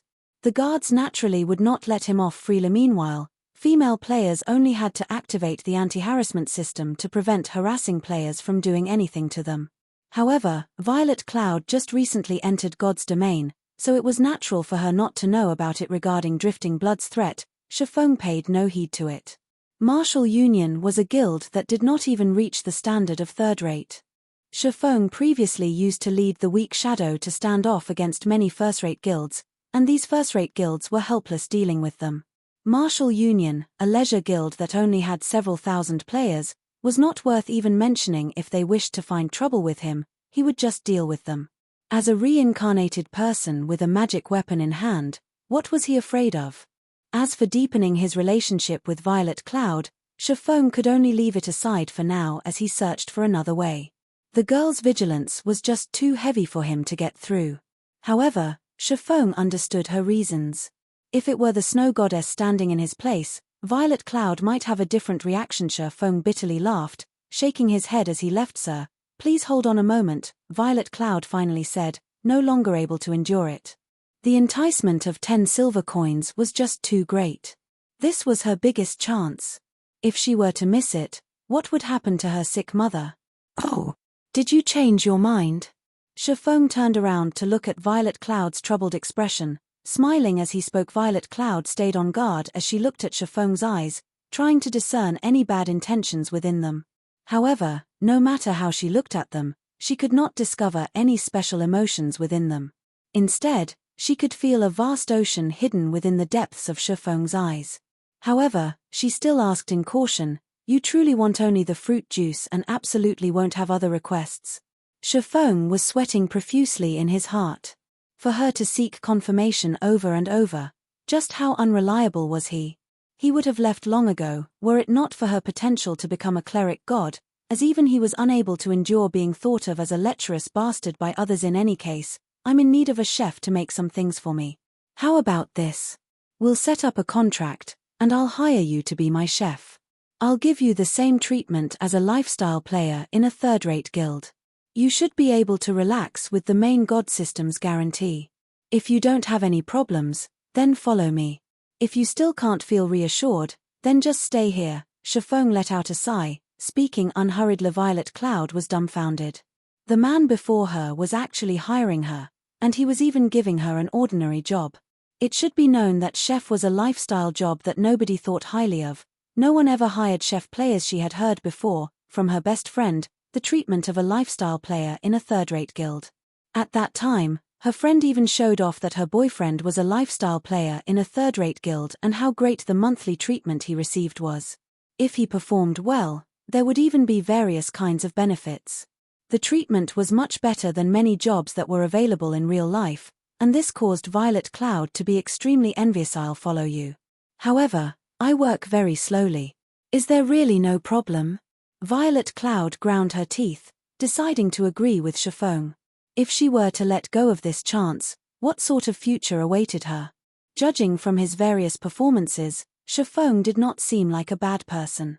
Moreover, she was just a very ordinary female player. There was absolutely no need for him to conspire and trick her. This was a virtual world. If she did not reveal her address in real life, Shifeng would not be able to track her at all. Moreover, Shifeng would have to bear a great risk in doing so. "Follow me then. I still have some things I need to buy." Shifeng nodded his head, appearing to be very calm. However, inwardly, he was in ecstasy. He had swindled a cleric god into his hands, just like that. As for the snow goddess, Shifeng could only apologize and say, "First come, first served." Subsequently, Violet Cloud left with Shifeng. Shifeng brought along Violet Cloud, returning to the grocery shop once more. He bought an assortment of equipment used by chefs such as pots, spatulas, knives, and so on, spending less than 2 silver coins in total. Afterward, he went to the Chefs Association, spending 1 silver coin to purchase 2 sheets of basic cooking recipes. One was a recipe for cooking wolf meat, the other for making an energizing drink. At the same time, he spent an additional 5 silver coins purchasing plenty of materials that were required by these recipes, as well as the materials for the fruit juice. Violet Cloud was shocked by Shifeng's actions. He actually spent so much money, buying so many things. He was just too rich. Her previous notion of Shifeng being unreliable completely changed now the materials and recipes Shifeng had spent so much money buying were sufficient to allow her to promote herself to an advanced apprentice chef. This was a treatment not even the lifestyle players of first-rate guilds would receive. However, what Violet Cloud did not know of was that Shifeng felt that these items were very cheap. It was truly easy to nurture a chef. All the materials required by the recipes could be bought from the NPC, and it only took 10 silver coins to nurture an advanced apprentice chef. Such an amount of money would not even be enough to squander for nurturing a forger or potion maker. Shifeng then rented a basic kitchen, bringing Violet Cloud to it. After you sign the contract, all these materials and recipes will belong to you. You only need to create 900 cups of fruit juice first. Then, use everything remaining for these 2 recipes. You will receive a 20% share when these items are sold. At the same time, depending on your results, I'll decide your base salary every month. If you try to run away, you'll have to compensate me 10 times that amount. Sign it if you don't have any problems. Shifeng brought out a standard employment contract for lifestyle players from the main god system. Aside from having different treatments, these contracts were the same as others. There were no loopholes in them, and the law held effect over it. Chapter 62, Moonlight Forest. Violet Cloud was in a daze for a long time after reading the contract. She believed she was in a dream. She heard before the treatment lifestyle players received in third-rate guilds. The treatment she would be receiving was definitely better than those lifestyle players. It was especially true for the base salary. Lifestyle players of third-rate guilds definitely did not receive such treatment. Why are you being so good to me? Violet Cloud looked at Shifeng with wide, teary eyes, asking. She wanted to know the reason. Don't misunderstand, I'm only in need of a chef. I've only hired you because I can see you're a very hardworking and earnest person. If you try to take advantage of the situation and fail to hit my requirements, then you can get lost. I'm not interested in nurturing someone useless. Shifeng suddenly spoke in a grave tone. He wanted Violet Cloud to know that it was not easy to become his personal chef. That was because people were bound to become wasteful when they constantly received things without effort. Violet Cloud was frightened after being told so by Shifeng. She lowered her head, no longer daring to ask any more silly questions. Judging from Shifeng's attitude, it was clear that he was indeed looking for a chef, and that she had just been chosen by chance.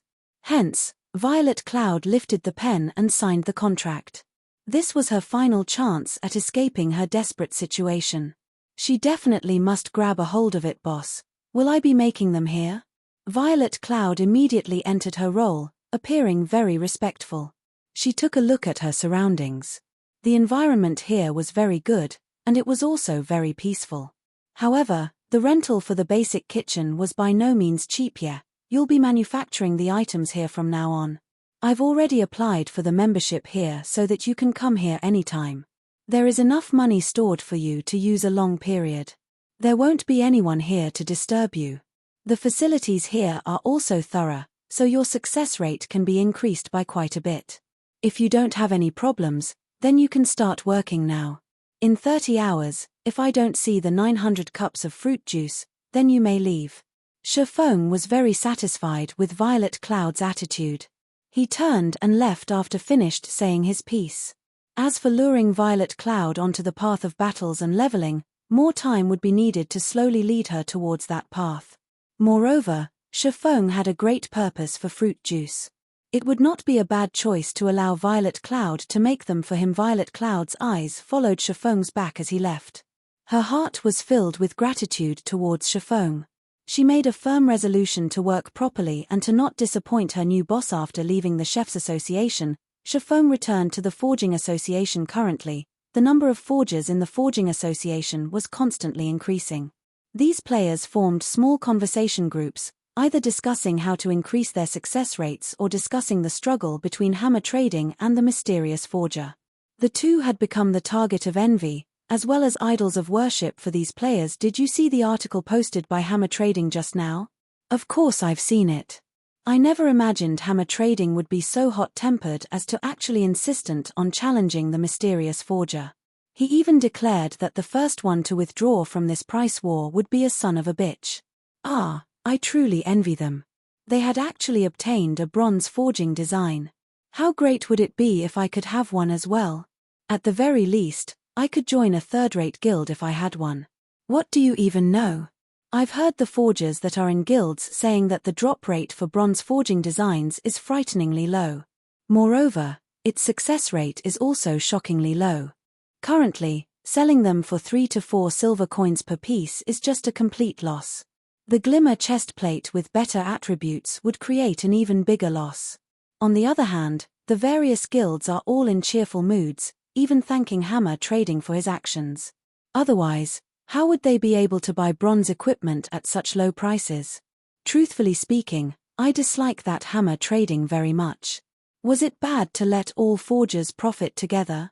Why must he insist on challenging the mysterious forger to the very end, causing both sides to suffer? Hearing the discussions of these players, Shifeng entered deep thought. After a moment, he revealed a faint smile. Judging from Hammer Trading's actions, it was clear that he was currently having a hard time. The silver coins in his possession were definitely insufficient, and he must be wantonly purchasing silver coins from the market right now. This would lead to a great increase in prices for silver coins, so it was the perfect chance for Shifeng to sell them. Shifeng wanted to thank Hammer Trading. If it were not for him, the market for equipment would not be as lively as it is now currently. There would be a large amount of silver coins entering his pockets every so often. Meanwhile, although Shifeng had spent quite a lot of it, the amount of money he possessed was still madly increasing. The money he possessed had already reached 3 gold coins at the reception desk. Shifeng once more rented an intermediate forging room for 5 hours, starting a new round of forging and manufacturing. However, before he started forging, Shifeng entered the virtual center. He wanted to check the prices for God's Domain's game currency and sell some of the game currency he possessed. Just leaving it in his pockets was truly a waste. Shifeng was in the dark when he did not check, but the moment he did, he was shocked. Although there was a large number of players in God's Domain, the number of players who were selling the game's currency did not exceed 100. More importantly, the selling prices were astonishing. A single silver coin was selling for 60 credits. The price was at least double of that during Shifeng's previous life. However, the number of silver coins sold by these players were very small, mostly around 2 to 3 silver coins per player. Aside from the sellers, there were also players who were buying God's Domain currency in bulk. The lowest buying price was at 55 credits per silver coin, while the highest was at 58 credits per silver coin. That meant that a single silver coin in God's Domain was enough for Shifeng to eat in luxury for 2 days. It was because of this competition that caused the prices of silver coins to be so expensive at the current stage of the game. So long as a person had a brain, they would know not to sell any of their game currency. On the other hand, there were many guilds who were purchasing game currencies in bulk, at a reasonable price. There were only a scant few money farming groups and workshops who would sell some of their currency. However, the amount they sold was extremely low. Moreover, their prices were extremely high. Only as a last resort would the various guilds buy currency from these groups. However, these guilds knew the price competition for equipment was a great chance for them to reap some benefits. So, they would definitely purchase game currency in bulk. However, there was not that much game currency available for sale. They could only purchase the game currency sold at the virtual center. Moreover, where did the large amount of game currency flow to? A majority of it was definitely in Shifeng's pockets, while a minority was at the material merchant's side. That meant Shifeng was currently a big shot at selling game currency.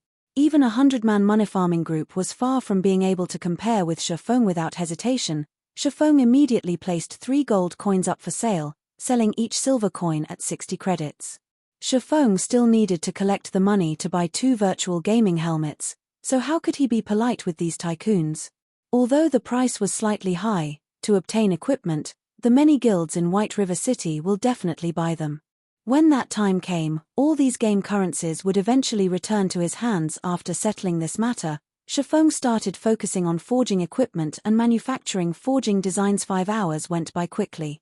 Shifeng once more forged more than 80 Glimmer chestplates and 50 forging designs for the Glimmer chestplate.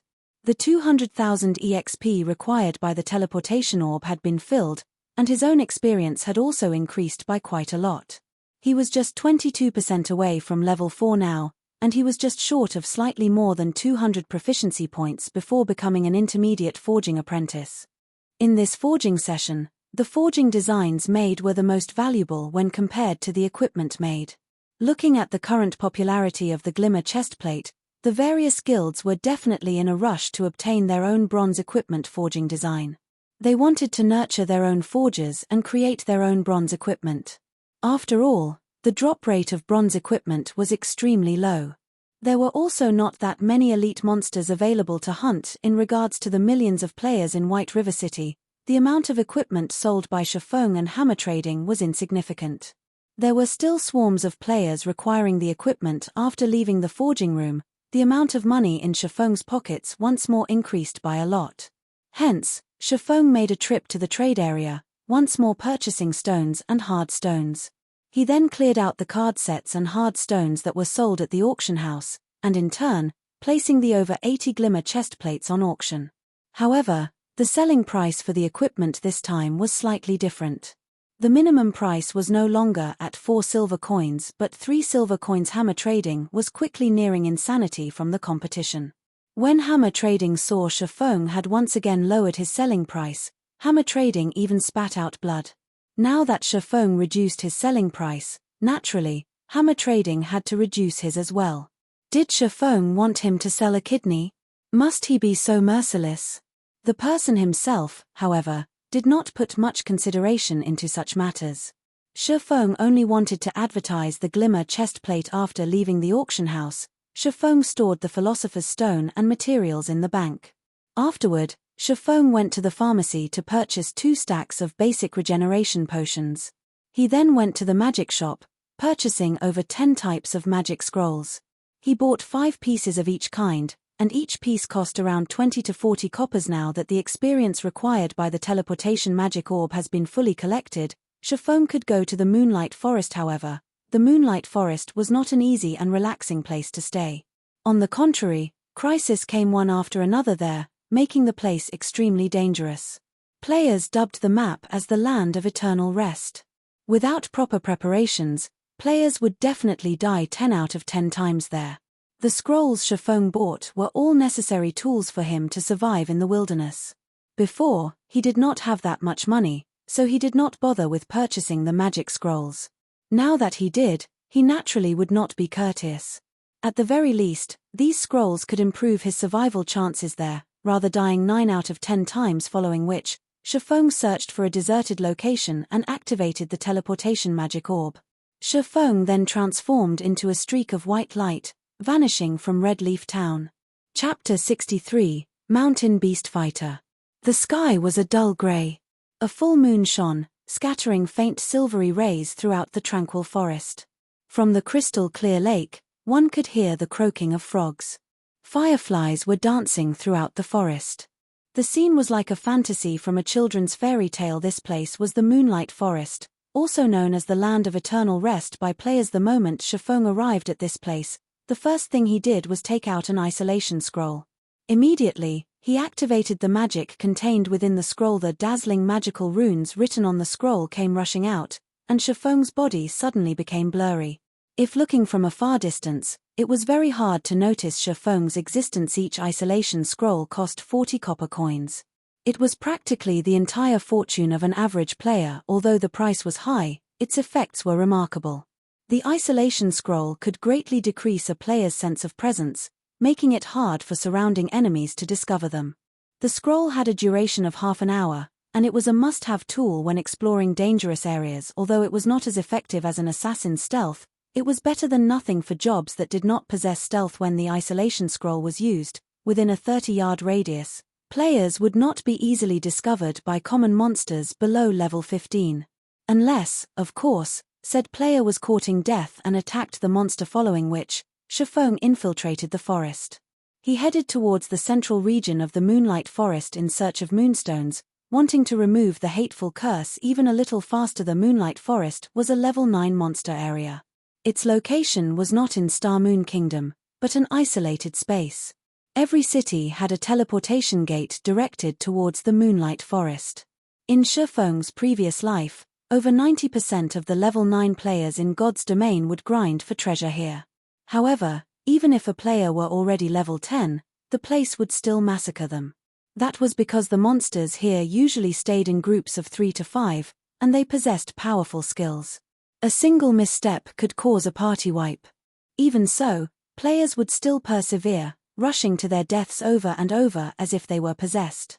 As a result of the constant deaths, the Moonlight Forest was referred to by others as the Land of Eternal Rest. Meanwhile, the reason these players would persevere to such a degree was mainly that the monsters here dropped gemstones.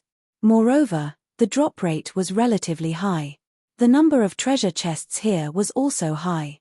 As long as one found a treasure chest, there was an 80% chance to obtain gemstones. Gemstones were very valuable in God's domain. The reason being, they were able to increase the attributes of a piece of equipment. Depending on the color of the gemstones, the attributes they increased were also different. Red increased strength, yellow increased agility, blue increased endurance, purple increased intelligence, and green increased vitality. A Tier 1 gemstone could increase an attribute by 2 points. However, such an amount must not be belittled. A piece of bronze equipment could have 1 gemstone embed into it, whereas a piece of mysterious iron equipment could have 2 gemstones into it. If every piece of equipment worn by a player were outfitted with gemstones, a number of accumulated attributes would be very terrifying. That was why the demand for gemstones was extremely great.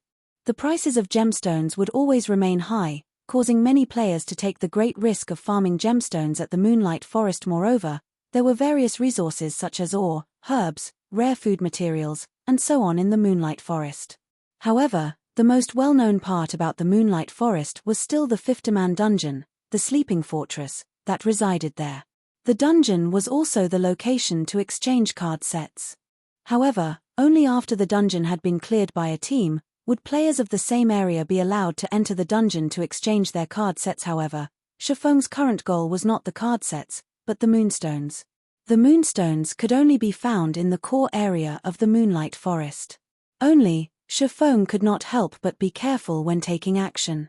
Not mentioning the extreme dangers found in the Moonlight Forest, Shifeng was just level 3 right now, and he was entering a level 9 monster area. If he were to die an accidental death, then the 200,000 EXP he collected would be for naught, and he would have to start collecting it all over again. He had yet to reach level 10, so he could not activate the teleportation gate found in cities.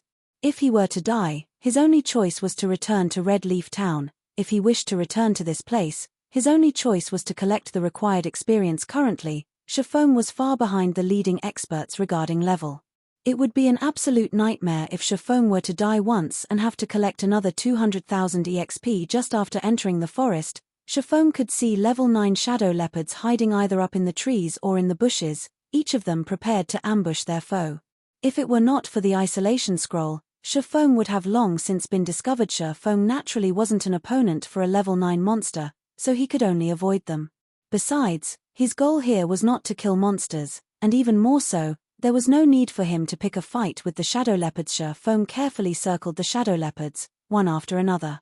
After spending more than an hour doing so, he arrived at a wide and towering forest made of stone. In this stone forest existed a group of battle maniacs called mountain beast fighters.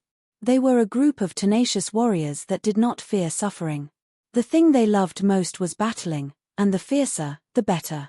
At the same time, they were also guarding a large pile of treasure, and amongst the treasure was the rarely seen moonstone. However, the entire stone forest was filled with these armored, gigantic creatures. Wielding a spiked club the height of 2 people, these creatures patrolled the stone forest, preventing anyone from entering. If Shifeng were to set foot in the stone forest, there was a 100% chance for him to be discovered. At that time, a group of those mountain beast fighters would come rushing over, and a swing from each of those spiked clubs would easily turn Shifeng into meat-paste mountain beast fighter, common rank. Level 9. HP 1100. Looks like I can only clear the way slowly. After searching for half a day, Shifeng still could not find any safe way to penetrate the heart of the forest. His only choice was to kill his way there. Shifeng could not help but admit that the difficulty of an epic quest was indeed very hard. This was just the beginning, yet he was already required to face off against the level 9 mountain beast fighters. He did not know what kinds of challenges he would meet further down the line. Fortunately, he was very familiar with the terrain of the Moonlight Forest. He knew many methods to deal with the beast warriors before him. The mountain beast fighters were abnormally powerful, and their attacks were out of the ordinary. Even shield warriors and guardian knights of an equal level were unable to take more than a few hits from them. However, their bodies were enormous, resulting in their movement speed being relatively slow. In Shifeng's previous life, there were many elementalists who used Frost Arrow to reduce their speed. They then utilized the unique terrain of the stone forest to avoid the attacks from the spiked clubs, kiting and killing the mountain beast fighters, following which, this stone forest became a holy ground for ranged players. Mountain beast fighters could be seen being kited through various means throughout the stone forest. Although Shifeng did not possess any speed reduction skills, he could use other methods to supplement it. As for kiting the mountain beast fighters, he had the rare skill, Defensive Blade, which could increase his attack range by quite a lot. Shifeng did not believe that a Sword King expert, such as himself, could not beat a level 10 elementalist regarding utilizing the terrain to dodge attacks. After properly observing the terrain, Shifeng ran practice simulations in his mind a total of 5 times. Carrying out mental simulations would have a tremendous effect during actual operation. Hence, every expert would often carry out mental simulations of the operation before actually taking action. The reason why experts were experts was because of the preparations they made were much greater than others. There would often be many average players who would admire the experts in God's domain. They would lament over their own skills being poor, determining that they would never be able to reach the level of these experts. In reality, however, they did not know how great of an effort these experts were putting into each day. The suffering these experts went through each day far exceeded the average player. It was the reason why they could shine brilliantly. After running through the simulations, Shifeng took out a black steel beer and a speed scroll. The black steel beer could reduce a monster's level by 2. In addition to the attributes of the Abyssal Blade, Shifeng would not be suppressed due to the level difference. Even when facing a level 9 monster, he would be able to deal damage normally. As for the speed scroll, each one of them cost 25 copper coins. It increased the user's movement speed by 25% for a duration of 10 minutes. This scroll was a life-saving item when out in the wilderness. Shifeng bought a total of 20 of them just for such occasions. If the average player were to learn about this, they would definitely curse Shifeng as a spendthrift. Such an item would only be used when one was in a life or death crisis. Meanwhile, Shifeng used it for killing common monsters.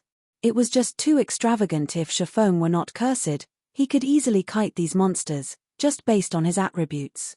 However, his attributes were now reduced by 50%. The suppression was just too great, so it was safer to use a speed scroll. If Shifeng were to mess things up, it would not just be a matter of losing a level. He would have also wasted 200,000 EXP. Shifeng took a deep breath, relaxing his body as he looked towards the closest mountain beast fighter. Following which, his 2 feet exploded with strength, rushing towards the mountain beast fighter. Chapter 64, Silvermoon Set Equipment. When the distance between Shifeng and the mountain beast fighter was less than 30 yards, the monster discovered Shifeng speeding towards it. It widened its mouth and let out an ear-piercing battle cry. It raised its gigantic spiked club, using a charge and rushing towards Shifeng. Shifeng immediately pulled out the Abyssal Blade. The blade slashed horizontally as Shifeng used parry. Peng! Shifeng was knocked back by 5 yards, pulling some distance away from the mountain beast fighter without taking any damage. After he landed, he immediately spun around and ran towards the stone forest. If players were hit by the mountain beast fighter's charge, the monster would immediately follow up with a break to reduce the player's speed, preventing them from escaping. In Shifeng's previous life, the elementalists who were struck by the beast fighter's charge would immediately use Frozen Nova to freeze the monster for 8 seconds. They would take the chance to gain some distance, then continue by kiting the monster. The mountain beast fighters would only use charge on the first meeting, using suppressing skills afterward. As long as the elementalists did not let the monsters catch up to them, there would be no danger whatsoever. Also, nearby there were numerous large rocks that could be used to toy with the mountain beast fighters, making the process of killing them a lot easier. After using the speed scroll, Shifeng's speed was faster than the mountain beast fighter just by a thread.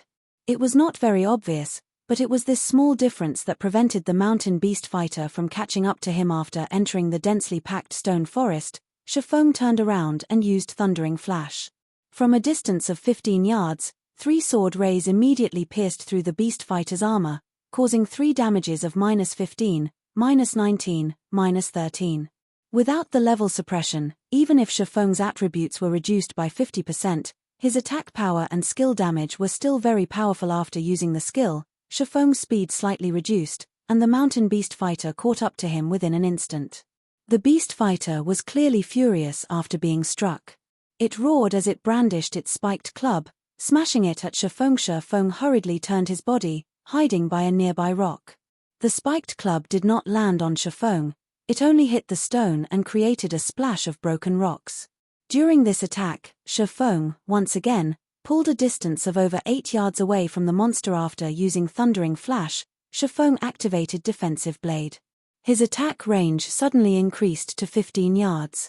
As long as he maintained a 5-yard distance between the mountain beast fighter, the monster would not be able to land a hit on him. Shifeng brandished his sword as he paid attention to the distance between him and the monster, pulling back to avoid the club whenever he was too close. In such a way, streak after streak of sword light landed on the mountain beast fighter's body. The beast fighter could only bellow in helplessness as its HP continuously fell. It never imagined that a human could actually be so agile and cunning. Every time its attack was about to land, the human would dodge towards a nearby rock. Its bulky spiked club could not land a hit at all. Instead, it only served to create a gap between itself and the human. Just when the mountain beast fighter's HP went below 7%, another mountain beast fighter suddenly appeared from behind a rock. It blocked Shifeng's path, using charge at him. Scram. Faced with the sudden appearance of another monster, Shifeng immediately used Abyssal Bind on it, preventing the monster from moving. At the same time, the Abyssal Bind also cancelled the life-threatening charge. Since the mountain beast fighter had been locked up, Shifeng naturally would not let the skill go to waste.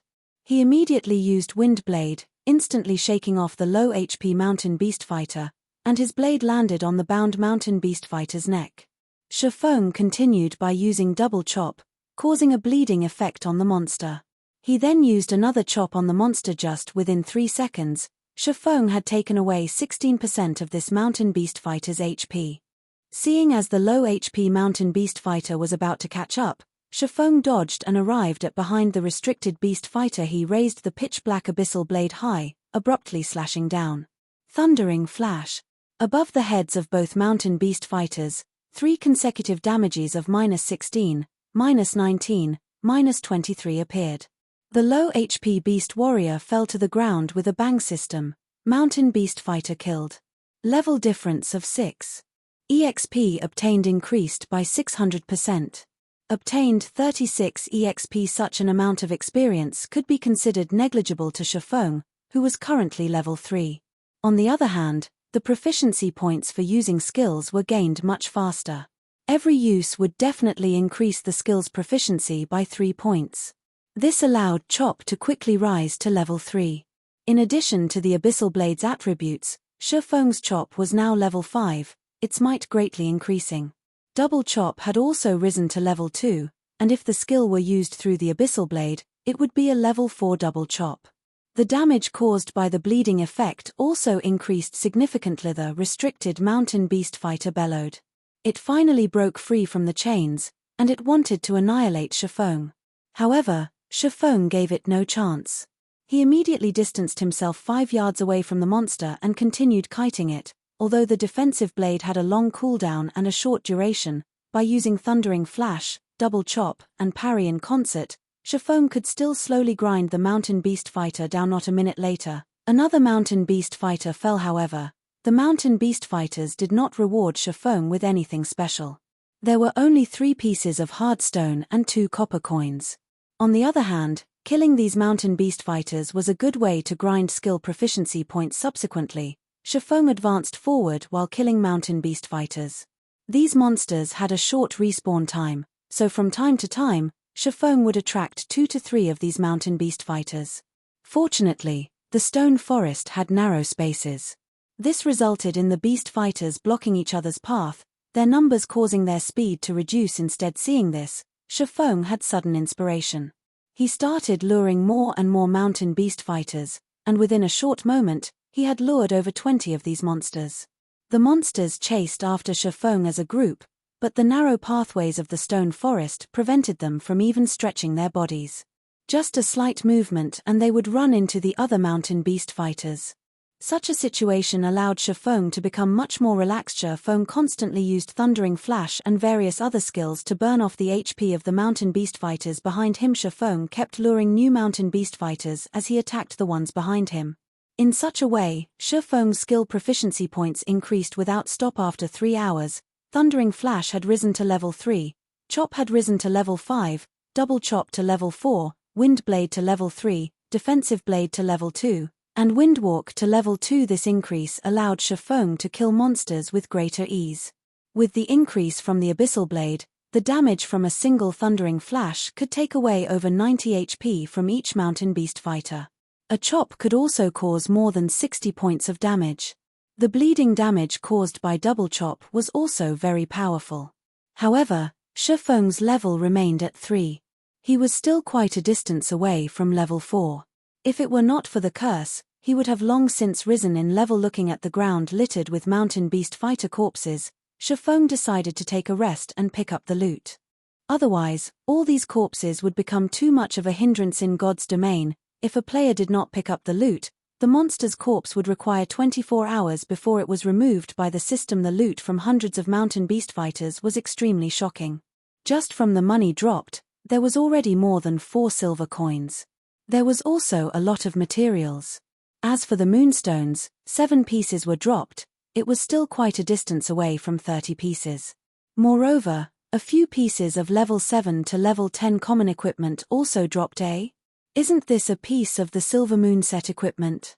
Shifeng picked up a silvery white helmet from the ground, slightly shocked. Silvermoon helmet, bronze plate armor. Equipment requirement, strength 35. Defense plus 43. Strength plus 5, agility plus 4, endurance plus 4. Battle recovery plus 1. Durability 40/40. Limited to berserkers and swordsmen. This helmet was 1 out of 5 pieces of equipment belonging to the Silvermoon set equipment. As long as 2 pieces of the set were collected, the first set effect could be activated.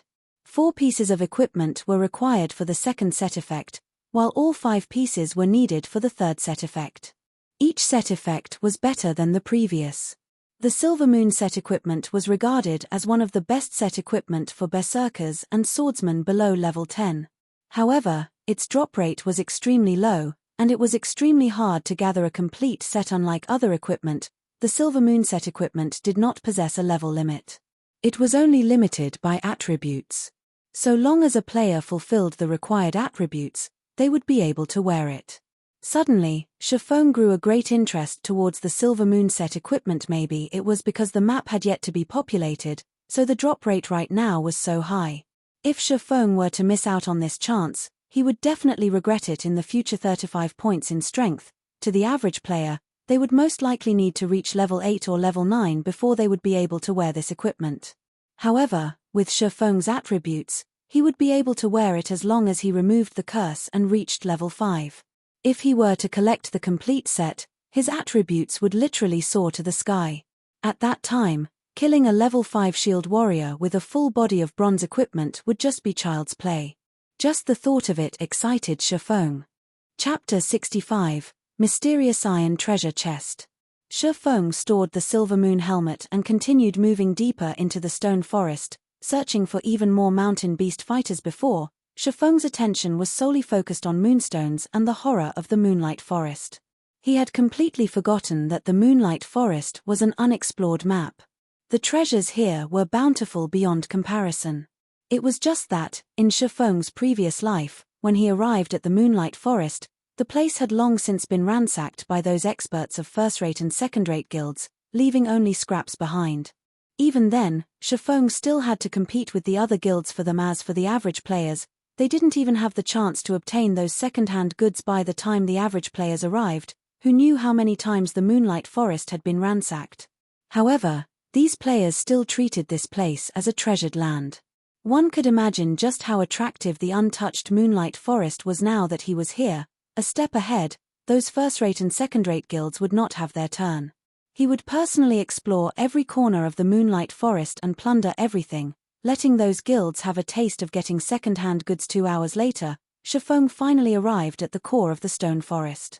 On his way here, Shifeng continuously killed mountain beast fighters, obtaining 3 more pieces of moonstone and a lot of money and materials. By chance, Shifeng had discovered a camp made by the mountain beast fighters. The camp was guarded by mountain beast fighters on all sides, and just a rough calculation told Shifeng that there were over 40 of these monsters. Moreover, there were several squads of mountain beast fighters patrolling near the camp. All in all, their numbers totaled past 100. The mountain beast fighters' camp was where they stored their treasures. Many guilds would often send teams consisting of 20 elite players to do a sweep on the various monster camps in the Moonlight Forest. Their harvests, every time they did so, were relatively good. Meanwhile, the mountain beast fighter camp in front of Shifeng had never been raided before. There was definitely a great treasure in there. Shifeng might even be able to finish collecting the required moonstone and obtain many tier 1 gemstones and equipment. However, every monster camp was not easy to deal with. If there were not a lot of rocks here, Shifeng would not have paid any attention to the camp and would have most likely turned around and left already. But the rocks here were much more concentrated. The pathways surrounding the camp could, at most, fit 2 beast fighters, while the narrower places could only fit 1. It was definitely a good location to grind mountain beast fighters. It would be a great pity if Shifeng were to give up here. Hence, Shifeng picked a few small pieces of stone from the ground and stealthily closed in on the monster camp. To prevent unexpected elements, Shifeng decided to lure all the mountain beast fighters in one go. Otherwise, if he were to meet up with another group of mountain beast fighters during his kiting, he would definitely drop dead. The important factor when luring these mountain beast fighters was finding a way to deal with their charge. If that were not properly handled, Shifeng would end up dead from the unlimited charges. He had personally been met with such a scenario before. His strength at that time had clearly exceeded the monsters by a large leap, yet, the monsters charged at him one after another, placing him in a fainted state until he died. Although each mountain beast fighter only used charge once, hundreds of those monsters still meant hundreds of charges. Trying to get them to charge all at the same time was extremely difficult. With his current HP, Shifeng would not last 2 hits under the mountain beast fighter's assault. Hence, he absolutely cannot make a mistake. He needed to let all the mountain beast fighters simultaneously use charge at him, then avoid the follow-up damage. Only then would he have a chance to get rid of all these mountain beast fighters. He needed to get a good grasp on the timing when all the mountain beast fighters rushed over. Otherwise, instead of grinding monsters, he would be the one beaten to a pulp. However, Shifeng still held confidence in himself. After all, he was once a sword king and a first-rate expert. The mountain beast fighter on guard used its furry hand to caress its beloved new Wadao. It stood up high on the wall, its blood-red eyes were constantly surveying its surroundings. As long as it discovered an intruder, it would immediately charge over and let its blade enjoy a delicious meal. Suddenly, a stone flew towards the mountain beast fighter, striking its head. When the beast fighter turned its head towards the direction the stone came from, it discovered a human a distance away. There was also a piece of stone in the human's hand. Then, the beast fighter caressed its head that had been struck, suddenly entering a burning rage. A mere ant dared to throw a stone at it. Who? The roar from the mountain beast fighter alarmed the entire nest of monsters. Mountain beast fighters came rushing out of the camp, one after another, all of them rushing to kill Shifeng. Meanwhile, Shifeng continued throwing stones towards the other squads of mountain beast fighters. In just a short moment, he had enraged all of those monsters, causing them to rush at him. Seeing over 100 mountain beast fighters running towards him, Shifeng remained unhurried. He used Phantom Kill, allowing his doppelganger to run into the stone forest while he faced off with the monsters. Not to mention Shifeng alone, even a 20-man elite team would not be able to handle over 100 mountain beast fighters at the same time. As the distance between Shifeng and the mountain beast fighters shortened, Shifeng's heart madly beat. His actions this time were insane. If there were even the tiniest mistake, only death awaited him. It had been a very long time since he had done something so exciting. His blood boiled, and his 5 senses grew even more sensitive when the mountain beast fighters were no more than 30 yards from Shifeng. A majority of the beasts were within the range to use charge. After a wrathful roar, a large majority of the mountain beast fighters simultaneously activated charge, with a few using it a moment later. Shifeng immediately activated Defensive Blade. The skill could block 3 melee attacks. At the same time, Shifeng gripped the Abyssal Blade and prepared to use parry when the first wave of monsters arrived. Although Shifeng used parry, his body was still sent flying back. Following which, the second wave of monsters arrived, knocking Shifeng into a fainted state, preventing him from moving. Seeing many mountain beast fighters raise their Nuedao, ready to strike, Shifeng persevered and did not use any skills even when the blades slashed at him. Shifeng still did not use the position-swapping function of Phantom Kill. The defensive blade's damage immunity to 3 melee attacks instantly vanished afterward. Shifeng was struck by the large blade, his HP instantly fell by half. Another strike was all it would take to finish him off. Now at this time, the third wave of monsters had finally arrived. Shifeng once more entered a fainted state, the blade of the second Nuedao just before his eye substitute. Shifeng shouted in his mind. Within an instant, Shifeng and the doppelganger in the stone forest swapped places. After the blade slashed the doppelganger, the charge of the fourth and final wave of monsters arrived. The doppelganger was simply beaten to death. Meanwhile, Shifeng, who was hiding in the stone forest, immediately took out a bottle of basic regeneration potion. He gulped it down in one go, a sweet and sour taste permeating throughout his mouth. Shifeng's HP immediately recovered by 180 points, allowing him to barely be able to receive another attack. After the doppelganger died, the hatred of the mountain beast fighters was directed towards Shifeng, who was currently in the stone forest. Immediately, they swarmed into the forest. Inside the forest was naturally Shifeng's realm. He activated a speed scroll, facing off against the crazed mountain beast fighters who were crowding through the narrow path. Shifeng used Thundering Flash. 3 streaks of lightning passed through the monsters, instantly taking over 100 HP from each of them. Within 10 minutes, all the lured mountain beast fighters were dead. At the same time, the remaining thread of experience Shifeng needed to reach level 4 had been filled up. He finally reached level 4, catching up to the second-tier players. Shifeng placed all 6 attribute points into strength. Currently, damage was his priority. After cleaning up the loot, Shifeng actually obtained another piece of the Silvermoon set equipment, a Silvermoon leg guard. He had also obtained 7 pieces of moonstone, 2 tier 1 gemstones, and all sorts of materials and common equipment. His harvest was relatively good. However, the most bountiful treasure was not these items. The main focus remained within the camp's storehouse. After all, mountain beast fighters loved to place their collected treasures in the camp's storehouse. After cleaning up the drops, Shifeng quickly ran into the camp.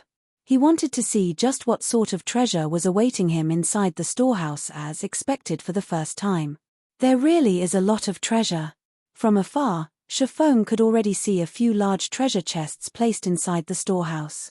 Amongst them, there was even a pitch-black mysterious iron treasure chest. Filled with excitement, Shifeng was just about to enter the storehouse and take a look at the items within the treasure chests when he heard a loud roar. Ayo!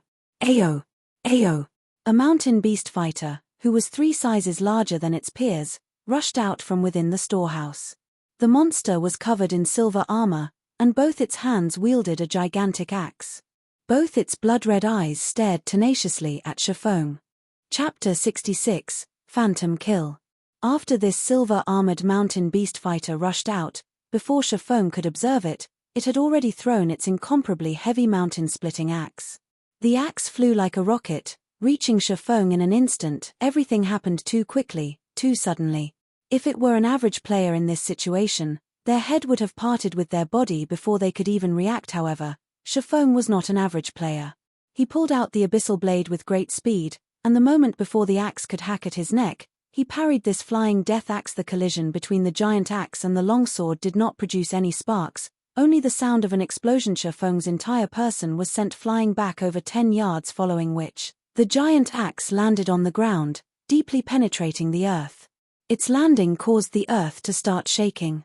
It could be seen just how heavy this giant axe was. Moreover, the silver-armored mountain beast fighter who could simply throw this giant axe was even more terrifying. Such strength did not exceed the normal mountain beast fighters by just a level. After landing, Shifeng immediately used Observing Eyes on the new monster mountain beast warrior, Special Elite. Level 10. HP 3500. Shifeng immediately understood the Mountain Beast Warrior's strength after taking a look at these numbers.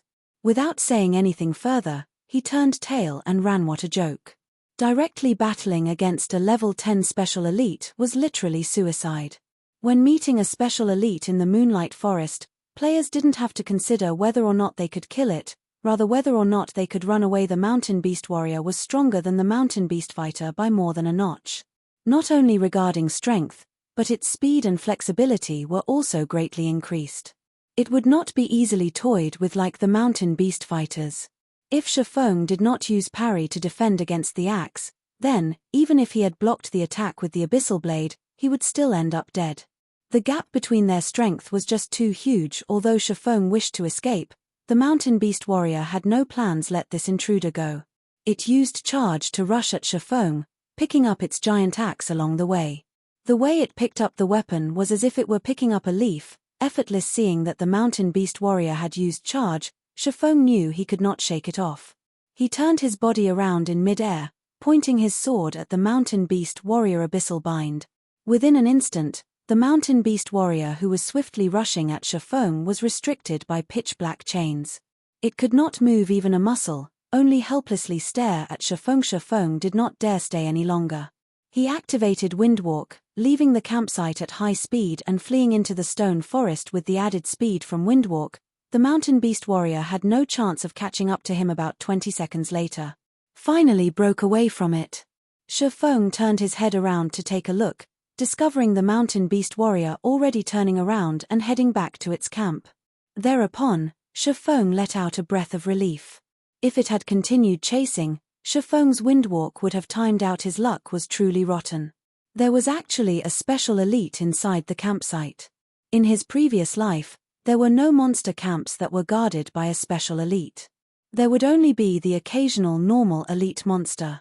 Shifeng felt unfortunate for losing the mysterious iron treasure chest. Currently, Blackie's communication arrived. Brother Feng, all of our members have reached level 4. Moreover, we obtained a lot of ore, equipment, and skill books. Everyone has learned quite a few skills, and our strength has greatly increased. Unfortunately, our leveling speed from grinding gnomes has greatly decreased. When will you be coming over to carry us through the hell mode of the Deathly Forest? Our fighting spirits are all sky high right now, and we're just waiting for your command, Blackie laughingly said. All of you are level 4? Shifeng entered a deep thought, trying to think of the next task for Blackie and the others to do. After some thought, Shifeng thought of a good location. Blackie, you guys should stop grinding gnomes and return to town to tidy up your bags. Go to the level 5 area, the Red Leaf Forest. Follow this marker and grind forest wolves. The wolf meat and wolf skins are good stuff. The more you grind, the better, as all the drops can be sold, fattening your wallets. With Blackie and the others' current potential, it would be very easy to grind forest wolves. This was especially true with Blackie's equipment. The monster's 400 HP would be gone with just 3 dark arrows. Moreover, the location Shifeng gave to Blackie was a large wolf den. The respawn rate there was very quick, and there was also higher ground for Blackie and the others to occupy. As long as Cola and Lonely Snow firmly block the pathway up the slope, preventing even a single wolf from moving past them, the ranged members could easily deal damage. Moreover, beasts were afraid of fire, taking additional damage from it. A single hell flame could wipe out the entire pack of wolves. Their leveling speed would increase by at least 60% to 70%. Great. We're bored out of our minds from constantly grinding gnomes. We'll go immediately after we tidy up our bags, Blackie excitedly confirmed. More and more players started going to their location to grind gnomes now. In addition to them being level 4, their leveling efficiency was constantly decreasing. They were naturally excited to have a new location to grind. Brothers, pack up. We won't have to compete with them anymore. Let's go play in a new location, Blackie said to the others after cutting off the call. Everyone stopped fighting over monsters with the other players when they heard Blackie say so. They cheerfully left this place with Blackie. When the elite parties saw Blackie and the others leaving, their faces revealed expressions of joy. There would be fewer people competing over this precious leveling ground now. They inwardly sneered at the foolishness of Blackie's party. Currently, players filled the entirety of Dark Moon Valley. How could the leveling speed at the other locations be faster than here? Elsewhere, just when Chifeng was ready to look for other mountain beast fighters, he noticed a problem from the conversation with Blackie. It was definitely not possible for him to kill the mountain beast warrior by himself, but he could still escape. However, it was not necessary for him to kill the mountain beast warrior to obtain the mysterious iron treasure chest. As long as one person lured the mountain beast warrior, another person could go and open the treasure chest. Thinking up to this point, Chifeng looked at the abyssal blade with a faint smile. As expected, Phantom Kill was a very powerful skill, following which, Chifeng once more returned to the mountain beast camp.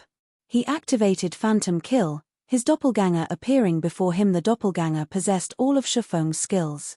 It was sufficient to hold off the mountain beast warrior for more than 20 seconds. With these 20 seconds, Chifeng could activate the treasure chest and take away all the items. Chifeng took out a speed scroll and polymorph scroll, giving them to the doppelganger.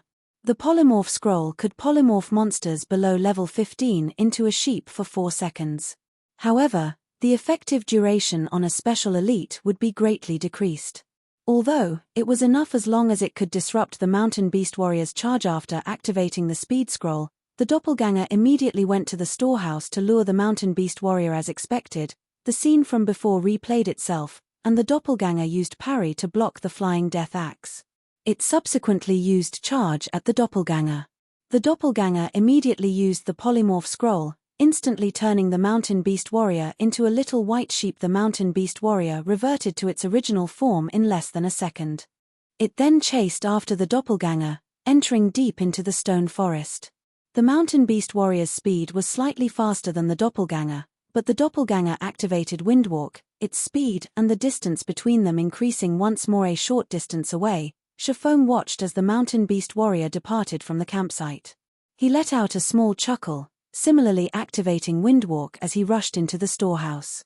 This time, there were no monsters present to interrupt him when he entered the storehouse. Chifeng first went up to the mysterious iron treasure chest. Opening it, the treasure chest needed time to be opened. 1 second. 2 seconds. The loading bar for the treasure chest was still going, causing Chifeng to become slightly nervous. The time his doppelganger could delay was limited. Aside from the mysterious iron treasure chest, there was still one more bronze treasure chest and 3 common treasure chests. Time was of the essence. As long as he opened a treasure chest now, it would not be possible to lure the tiger out of the mountain the next time around. After all, special elites possessed their own intelligence. Hurry, hurry. Chifeng impatiently looked at the loading bar. 10 seconds later, the mysterious iron treasure chest opened. At the same time, a wrathful roar came from the stone forest. It would seem that Chifeng's actions had been discovered. Looking through the doppelganger's vision, Chifeng could see that the mountain beast warrior no longer paid the doppelganger any attention. Instead, it ran back towards the camp's storehouse without pause. Chifeng immediately stored all the items in the treasure chest into his bag. He then continued to open the bronze chest. The bronze treasure chest's loading bar started to move slowly. To Chifeng, every second right now was crawling by. Meanwhile, the sound of the mountain beast warrior's bellow was getting closer and closer. Chapter 67, Ring of Nothingness. The loading bar for the treasure chest was currently only halfway done. Hearing the roar getting closer and closer, Chifeng became extremely anxious. Hurry, hurry. The mountain beast warrior had already entered the camp, yet the loading bar was still a hair's breadth away from full. When the mountain beast warrior saw Chifeng opening the treasure chest, its large pair of eyes turned crimson red. It aimed its giant axe at Chifeng, throwing it at him. It could not help but wish for Chifeng to go to hell immediately. At this moment, the bronze treasure chest opened without giving the flying axe even a single glance. Chifeng immediately activated Defensive Blade, blocking the attack from the flying death axe. Following which, his 2 hands swiftly stretched into the treasure chest, taking the items within and cramping them into his bag with lightning speed. When Chifeng finished storing all of the items from the treasure chest, the mountain beast warrior also arrived before him. It picked up the fallen axe with both of its hands, raising it up high as it prepared to murder. Having no plans to stay, Chifeng turned and ran. Boom. The earth split when the axe landed, leaving behind a scar and causing crushed stones to go flying. However, Chifeng was already 5 yards away by the time the axe landed. He was running directly to the outside of the camp. Seeing that its attack missed, the Mountain Beast warrior turned to face Shifeng and used Charge. It did not intend to give Shifeng any chance to escape. On the other hand, Shifeng did not have any skills to deal with the Mountain Beast warrior who was charging at him. He allowed the Mountain Beast warrior to send him into a fainted state, his body then receiving a slash from its axe. In an instant, the attack sent him flying over 10 yards away. The attack from the Mountain Beast warrior could cause even a level 5 shield warrior to harbor a grudge, yet Shifeng acted as if it was nobody's business as he stood and started running out of the camp once more. Now, Defensive Blade could only prevent Shifeng from receiving damage from a melee attack one more time. Although only one chance remained, there was more than a 10-yard distance between Shifeng and the Mountain Beast warrior. As long as Shifeng ran into the stone forest, he would be a lot safer. However, an unexpected situation occurred. The Mountain Beast warrior that should have used Charge only once used it a second time, sending Shifeng into a fainted state once more. It raised its giant axe, slashing it again at Shifeng's body. Shifeng was sent flying for over 10 yards again. This time it immediately threw him out of the camp. He was just a short distance away from the stone forest now. However, Shifeng's expression became much more serious. The current Mountain Beast warrior was completely different from before. Previously, it only used Charge once. Now, it used Charge twice. That meant that there was a possibility for a third or fourth charge, maybe even more. That meant, as long as the distance between Shifeng and the Mountain Beast warrior exceeded 8 yards, the Mountain Beast warrior would use Charge. This was definitely not good news. Just as expected, the moment Shifeng stepped out of the 8-yard range, the Mountain Beast warrior used Charge once again. If Shifeng were to be hit once more, he would definitely die. He was not willing to die just yet. Shifeng took out a polymorph scroll, immediately turning the Mountain Beast warrior that was charging at him into a sheep. Although it was polymorphed only for a second, just 1 second was enough for Shifeng to run a long distance away. As long as Shifeng could run out of the 30-yard range, it would be too far for the Mountain Beast warrior to use Charge. Just after running 15 yards away, the Mountain Beast warrior recovered. Shifeng immediately spun around and cast Abyssal Bind. He then activated Gravity Liberation, his speed soaring greatly. The 3 seconds binding this time allowed Shifeng to easily run past the 30-yard range, entering the stone forest. Currently, some of the Mountain Beast fighters in the stone forest had already respawned, and by coincidence, one of them was blocking the path ahead of Shifeng. Being struck by inspiration, Shifeng quickly took the initiative. Wind Blade. Before the Mountain Beast fighter could react, Shifeng rushed to its front and brushed past it. Shifeng then took out another polymorph scroll, turning the Mountain Beast fighter into a sheep. With the speed increase from Wind Blade, Shifeng easily shook off the Mountain Beast warrior that was stubbornly chasing after him, escaping it quickly. After finding a safe location, Shifeng sat down to rest as he slowly looked through the items his bag. Shifeng went from clueless to shocked. He had to admit that ransacking the camp was extremely profitable. Just this one time was enough to make up for his hours of hard work. He instantly collected all of the moonstone he needed, completing his quest. The next thing he needed to do was to leave the Moonlight forest and dispel the curse. Amongst these treasures, aside from the large amount of moonstone, there were also 7 Tier 1 gemstones, 3 pieces of bronze equipment, and a single bronze-colored mysterious iron ring. Amongst the 3 pieces of bronze equipment, there was a Silvermoon armguard. With it, Shifeng now had 3 out of 5 pieces of the Silvermoon set equipment. As long as he put in more effort, he might be able to truly collect a complete set. However, Shifeng did not have that much time. The earlier he removed the curse, the earlier he could regain his strength and level up quickly. He still had too many things to do, and he could not do any of them without levels. Aside from the Silvermoon armguard attracting Shifeng's attention, the mysterious iron ring also gave him tremendous joy. Ring of Nothingness, mysterious iron ranked ring. Equipment requirement: Intelligence 10. Strength +1, Agility +1, Intelligence +2. Additional ability, Shadow of Nothingness, allows the user to enter a state of nothingness. The user will not be able to see other players, while other players will not be able to see the user. Duration of 1 minute cooldown, 5 minutes. Only usable in a non-combative state. Rings such as this, which possessed an additional ability, were extremely rare. It was as rare as the Ring of Gravity, possessing many uses in his previous life. Shifeng had done a lot of research on the Moonlight Forest. Including the information found on the internet, he knew the spawn locations of many treasure chests. Originally, he planned to only go to a few locations that were easy to obtain treasure chests before leaving the Moonlight Forest. Now that he had the Ring of Nothingness, his train of thought widened, and the number of treasure chests that he could obtain greatly increased. The Moonlight Forest was still a virgin land, and treasures could be found everywhere. It was especially true for treasure chests that had been opened for the first time. The items inside were the best. Since he could easily obtain these treasures, would it matter if he wasted a little more time? Following which, Shifeng put on the Ring of Nothingness. He then opened the map for the Moonlight Forest. Confirming his current position, there was a bronze treasure chest not far from his location. So, he kept the map and advanced towards the treasure chest. After walking for over 10 minutes, he arrived at ruins of a shrine. The ruins were surrounded by barbaric beastmen who were guarding it, with several elite beastmen in the midst as well. Meanwhile, the treasure chest was located inside the collapsed shrine. However, without a team of 20 elite players, it was impossible to clear off all the barbaric beastmen. Although he could not beat the barbaric beastmen, Shifeng had other methods to get to the treasure chest. Shifeng immediately called out his doppelganger, allowing it to move to a distance away and find a safe location. Meanwhile, Shifeng himself moved closer to the temple. While staying outside the detection range of the barbaric beastmen, Shifeng activated Shadow of Nothingness and entered a state of nothingness. He then ran towards the inside of the shrine with high speed. After entering a state of nothingness, Shifeng could no longer see those barbaric beastmen, and the same went for the barbaric beastmen who could no longer see Shifeng.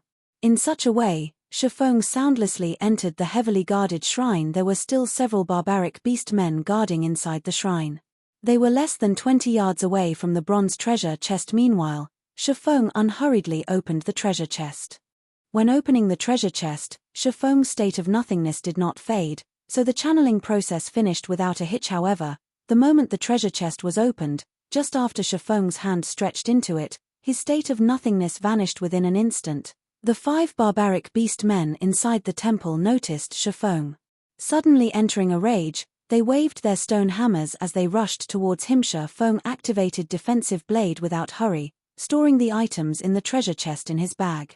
Before the barbaric beastmen could break off the 3 layers of protection, Shifeng had taken all the items from the treasure chest. He then swapped places with his doppelganger, his original body arriving at a very safe location. Shifeng leisurely departed from the ruins, heading towards the location of the next treasure chest. Moonlight Forest was very large. With unyielding perseverance, Shifeng spent more than 10 hours before finally clearing the entirety of the Moonlight Forest. He harvested a total of 3 mysterious iron treasure chests, 22 bronze treasure chests, and 56 common treasure chests. His harvest was extremely invigorating. His entire bag was clogged full, and he was even forced to throw away several pieces of common equipment that had poor attributes. When he was arranging all these items, a beeping noise came from the system. Shifeng looked at the notification, seeing that it was the alarm that he previously set. It notified him that morning had arrived, and he needed to log off and rest. In consideration of his body, Shifeng looked for a safe location before logging off. Chapter 68, Big Harvest. Early morning, a layer of fog still covered the outer layer of the window. Dark clouds densely covered the sky outside, and there were signs of rain falling soon. The air quality here is getting worse by the day. After I earn enough money, I definitely have to move out of this broken district and move to a better house in the city. After sitting up, Shifeng took a look out his window. Following which, he flexed his body and got down from his bed. He then went through 20 sets of workout motions before going to his cramped bathroom to wash up. Shifeng grabbed his phone from the table once he finished tidying himself up. He started by checking the remaining money in his bank account. Constantly eating instant noodles was bad for his body. Moreover, the nutrients provided were definitely not enough to supplement his method of training. He had obtained the membership card and coupons for Big Dipper after much difficulty, yet, he discovered that he still needed to wait for 5 days before he could use them. This caused him to be slightly depressed. Now, his only hope was on the sales of the God's Domain game currency. Previously, Shifeng had registered 3 gold coins at the virtual trade center. If there were someone who bought them, then the credits earned would automatically be sent to his bank account. However, the trade center had a 3-hour transaction delay. Moreover, Shifeng did not turn on the notifications for his trade account. So, even if the transaction had already been done, he did not know how much had been transferred to his account. He could only use his old-modeled phone to check his bank account. Shifeng currently did not possess the money to purchase the latest quantum watch. Otherwise, a lot of matters could be easily resolved using the quantum watch. Even credit card payments could be done through the quantum watch. Moreover, all shops that sold items supported payment using the quantum watch, as it was both safe and fast. In a short moment, Shifeng logged into his bank account using his handphone, checking the amount of money he had remaining. If there were enough credits, he would go and have a good meal. The last time he remembered having meat was when he was still in his 3rd year of university.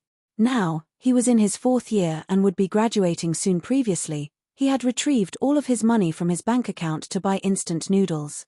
His current balance should not be more than 1 credit after selling for an entire night. There should be some people who would purchase some of his game currency. It was especially true for the guilds in White River City. Shifeng did not believe those guilds could amass funds that quickly. Even if they were to sign a contract with money farming teams or have their money farming teams, it was absolutely impossible for them to purchase that much equipment in such a short period. More or less, they should have purchased some game currency. They actually bought quite a lot. I guess I won't have to fuss over food for a few days. Shifeng smiled slightly when he saw that there were over 1,700 credits in his bank account. However, the trade tax was truly high. He sold a total of 30 silver coins which were worth 1,800 credits, but 100 of those credits went to taxes. The amount was truly sinister. In any case, Shifeng now had some money, and it was double the amount of living expenses he would have each month. It was enough for him to eat properly for quite some time. If all 3 gold coins sold, then that would amount to 18,000 credits. Shifeng would then have the money to buy 2 virtual gaming helmets. The only worry he had right now was whether or not all 3 gold coins would sell. After some consideration, Shifeng decided that he definitely must make these guilds and players spend more money during this period. Otherwise, if they were to make business deals in the game, they would easily be able to solve their problem with money. At that time, they would not have to purchase game currency from the virtual trade center. Subsequently, Shifeng left his rented apartment. He made a trip to the bank, withdrawing all of his money. Now that he had some money, Shifeng went to the nutrition center and bought 3 bottles of C-rank nutrient fluids. They were enough to last him for up to 9 days. When the beautiful saleswoman saw that Shifeng had bought 3 bottles without even blinking, she could not help but have delightful thoughts. Taking the initiative, she asked, "Are you free this afternoon, handsome? How about we go to Yulan Square to have a drink?" My treat. Yulan Square was a nearby well-known romantic location, and many youths, both males and females, loved going there. Looking at the beautiful saleswoman's graceful body and lust-filled eyes, she was much better than the gorgeously dressed girls in his class. However, Shifeng only gave her a calm smile. How could he not know what her thoughts were? He tactfully rejected her and turned around to leave. Shifeng's reaction caused the beautiful saleswoman to feel slightly unfortunate. A large catch had run away just like that. Was she not beautiful? Was her body lacking? Nutrient fluids were the pinnacle products of the new age. Not only could they slow down aging, but they could also discreetly mend the injuries that could not be detected, regenerate body cells, develop the brain cells, and many more astonishing impacts. These items have already become must-haves for athletes and martial artists. However, they were very expensive, so the common folk could only occasionally buy a bottle to drink. After all, a month's salary was only so much. It was impossible for them to afford a bottle every 3 days. Only the wealthy were able to treat these nutrient fluids as drinks, constantly transforming their bodies. Hundreds of years ago, very rarely would the children of wealthy families be ugly. Females would normally be beauties, while males would normally be handsome men.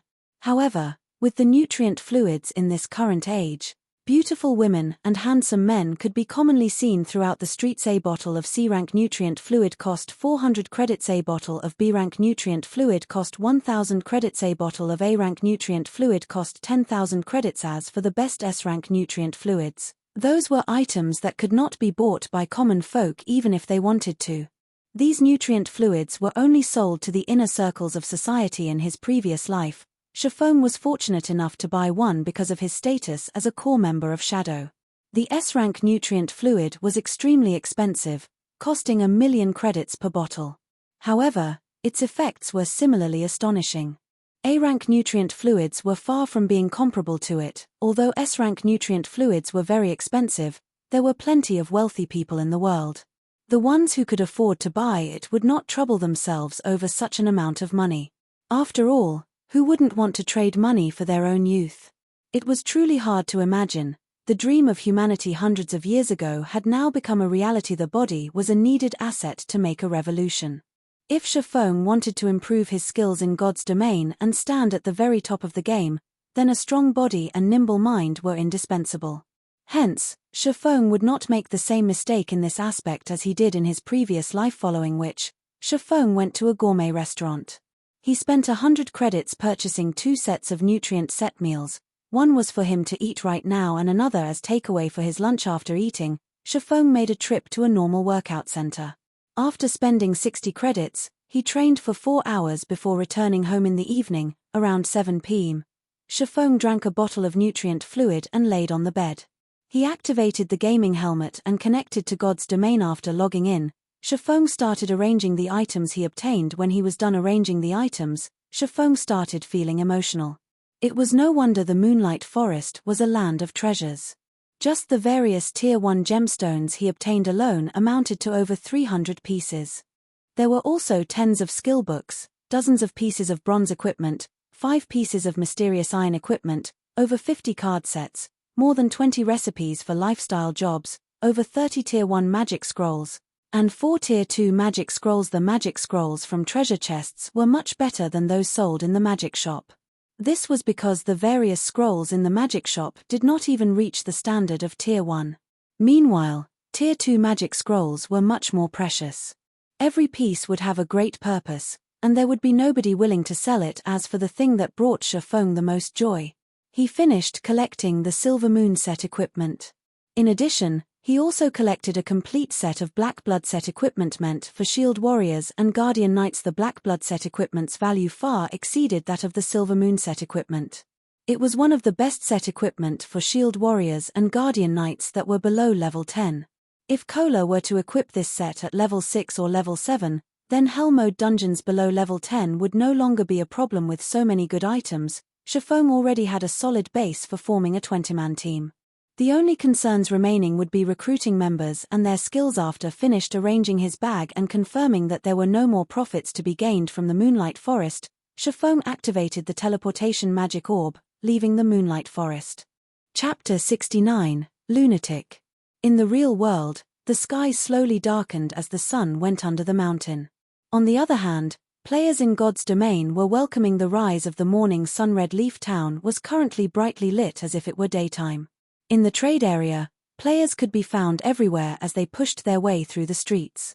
Compared to yesterday, there were a lot more players currently in Red Leaf Town, and a lot of them were new players who were level 0 after being officially active for 2 days. Many people started to notice the difference between God's domain and other virtual reality games.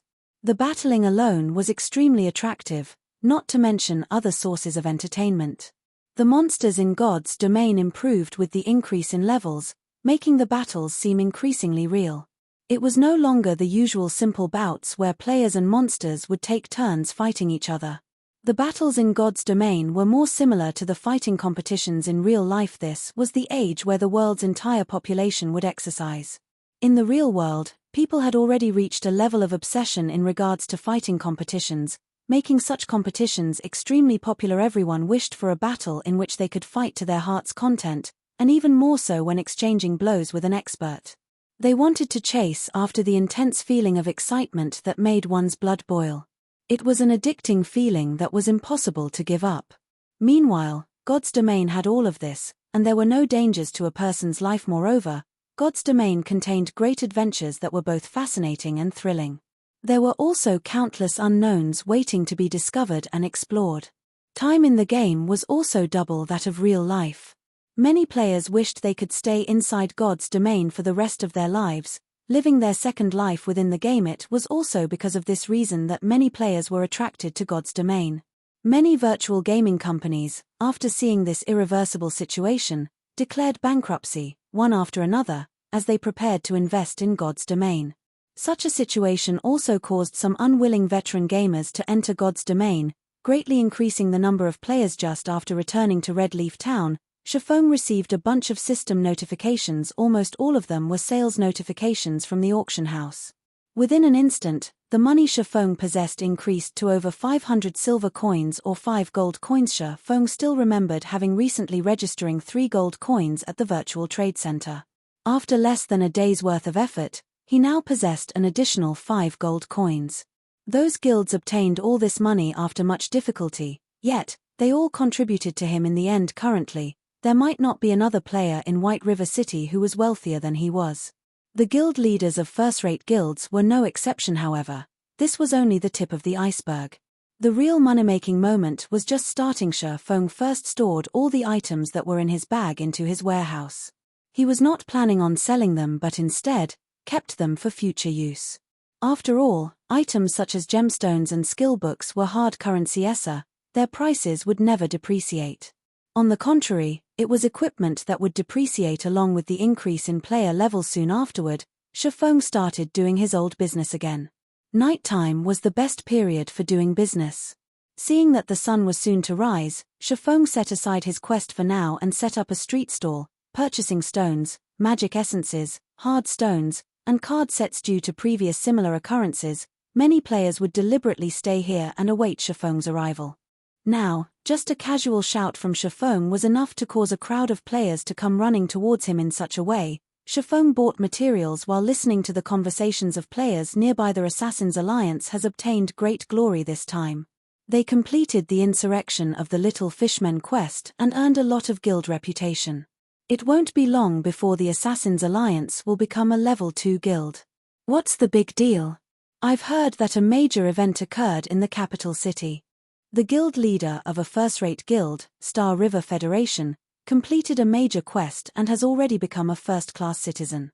Just a little more and he will become part of the nobility. When he obtains the status of a noble, what would a little guild reputation matter? After becoming a noble, he could go to the army camp and city hall to ask for guild quests. Star River Federation could catch up and surpass the Assassin's Alliance at any time. Including the various privileges available to nobles, their accumulated advantage is huge. Just the current Star River Federation was enough to suppress Ouroboros. When the fight for the capital city begins, the city would most likely fall into the hands of the Star River Federation. Those are just small matters. Now, the most popular matter would have to be the showdown between that Black Flame Forger and Hammer Trading. Who doesn't know about that? Right now, there is most likely not a single person in the White River City area that doesn't know of it. However, I never truly imagined that the victor would be so quickly determined. Even further, I never thought that the final winner would be Hammer Trading. Thankfully I was quick-witted and borrowed some money to buy a Glimmer chestplate. Many people are currently buying them at high prices. I could easily earn 3 silver coins as long as I resell the one I have. Exactly. Regardless of attributes or design, the Glimmer chestplate is way better, so its cost must be extremely high. It only sold for such a low price because of the competition with Hammer Trading. Black Flame must have lost that battle after constantly losing money. Unfortunately, he is not selling even a single piece of the equipment right now. Otherwise, I would definitely borrow money to buy one. Right now, Hammer Trading's fame has exploded. On the forums, he had even started proudly scolding the mysterious forger as incompetent, calling the mysterious forger a son of a bitch for not daring to compete with him. To increase their fame and influence, those first-rate guilds will certainly invite him. Hammer Trading must already be discussing contract terms with them right now. The chief forger of a first-rate guild, people would drool just thinking about such a position. However, we can only look on in envy because we don't have a forging design for bronze equipment. If I had such an item, even if I were to go bankrupt, I would definitely compete with Hammer Trading to the end. When I get the chief position of a first-rate guild, my future will be filled with fame and fortune. When Chiffon heard their conversation, his brows slightly wrinkled. He then called up the official forum. Sure enough, Hammer Trading was ridiculing him with all sorts of insults. Son of a bitch, weren't you so awesome? Why have you turned into a coward? Let's continue competing if you have the ability. See how I'll flatten a blackheart forger like you. Looking at Hammer Trading's inferior shenanigans, Shifeng smiled calmly. He could not help but admire Hammer Trading. To become famous, he turned into a lunatic that was willing to use any means. Just like in Shifeng's previous life, to join world dominators and become their chief forger, Hammer Trading was willing to sell out their entire guild. After he finished purchasing the materials, Shifeng headed towards the auction house. After all the clamor Hammer Trading made, the Glimmer chestplate had thoroughly become famous. Shifeng could now start his next money-making operation. In the current stage of the game, a majority of the average players were already level 3, while many veterans were level 4 and experts were level 5. The average player could not afford a Glimmer chestplate, whereas veterans would have to borrow some money to purchase a piece for themselves. As for experts, the usage of the Glimmer chestplate was not that great. There was a lot of equipment inside level 5 dungeons that was far better than the Glimmer chestplate. That meant that the Glimmer chestplate could no longer earn Shifeng a lot of money. After all, the major buyers of the equipment were mostly those guilds. Maybe there were some nouveau riche who could afford to buy one to toy around with, but they were in the extreme minorities amongst the average players. Shifeng walked into the auction house, into the large hall that was packed with people. Without a better option, Shifeng looked for a corner and silently brought up the display screen of the auction house. He then placed 20 copies of the forging design for the Glimmer chestplate on auction. The base price for each forging design was set at 30 silver coins, and they would be sold one by one at intervals of half an hour. It was not because Shifeng did not wish to sell them in bulk, but because doing so would result in their price staying low. Only through hunger marketing would he be able to reap the greatest profit. Let those guilds slowly fight amongst themselves afterwards. Shifeng cleaned out the accumulated hard stones and card sets from the auction house. He then left the auction house and headed towards the library. Chapter 70. Success or failure boils down to the same person. Kuruk Fields. This was the playground for the level 6 grassland lion cubs. At this stage of the game, there were very few players who would come here to grind and level up. That was because the level here was slightly higher. Moreover, the monsters were numerous and concentrated, making them hard to kill. These grassland lion cubs hunted in groups of 3 to 5. Sometimes, they would even be followed by a fully grown elite grassland lion, making them very hard to deal with. However, there was currently a 6-man party on these fields, fighting a group of lions. A girl dressed in water blue armor brandished her great sword, directly confronting an elite grassland lion. Not only did she easily evade the grassland lion's sharp claws, she even took the chance to attack and deal damage. Her valiant appearance could captivate even women. This girl was the snow goddess, Gentle Snow. She had already reached level 5, and she wore the level 4 bronze set equipment, Azure Scar. In her hands, she held the mysterious iron-ranked Conqueror's sword. Compared to before, her current strength had greatly increased. Also, there was also a shield warrior who was not any weaker, tanking 4 grassland lion cubs at once. The party's healer, Xiao Yue, chanted a prayer, her delicate hands tracing divine texts in midair. Xiao Yue took care of the shield warrior while also healing Gentle Snow, allowing both their HPs to remain above the safety line. The Flame Witch, Zhao Yueru, was also wearing the level 4 fantasy flame set equipment. Large fireballs constantly shot out from her hand, causing a frightening amount of damage to appear above the grassland lion's head. Within moments, they massacred the group of elite-led lions. Gentle Snow picked up the loot from the grassland lion, discovering that it was a skill book. No equipment dropped. She then looked towards Xiao Yue, saying, "Xiao Yue, it's your sacred light shield, learn it quickly. After some rest, we will continue looking for another grassland lion. We absolutely must get the revival skill." Great. With this skill, healing won't be so intense anymore, Xiao Yue happily said as she received the skill. Currently resting, Zhao Yueru suddenly asked in a curious tone, "Snow, that hammer trading has already garnered a huge amount of fame. We should at least send a person to recruit him. We can still increase our guild's fame if we're successful. Moreover, his forging skills are not bad. It would be unfortunate if we were to let some other guild snatch him away." "No need. It won't be long before level 3 bronze equipment is of little value. He only knows how to forge level 3 bronze equipment and doesn't possess any forging designs for higher level equipment. Why should we spend a large sum of money fighting over him? We would just lose out on earning a little money. Moreover, we don't even know when our guild would be able to obtain a forging design for high-leveled bronze equipment. What would we need him for? Gentle Snow shook her head. She held no particular interests towards a person like hammer trading. Instead, she said, on the contrary, I'm more interested in the Black Flame Forger, especially the Forger's actions. I cannot see through his intentions. If he wanted to attract the attention of first-rate guilds and stand out, then he has no reason to hide his name. There would be plenty of large guilds contacting him. However, he has hidden his name, preventing anybody from contacting him. That means that he does not wish for others to know of his identity. Yet, he still competed with hammer trading, lowering the price for his equipment and letting everyone know of him once more. Now that he has entered our eyes, at the most heated moment, he suddenly withdraws from the competition and fades out of our sight once more. He has continuously brought us 3 different kinds of forged equipment. Being able to obtain that many forging designs for bronze equipment shows that he has great strength. Yet, why would he suddenly withdraw? What is this Black Flame Forger's goal? Or did he withdraw because he already achieved his goal?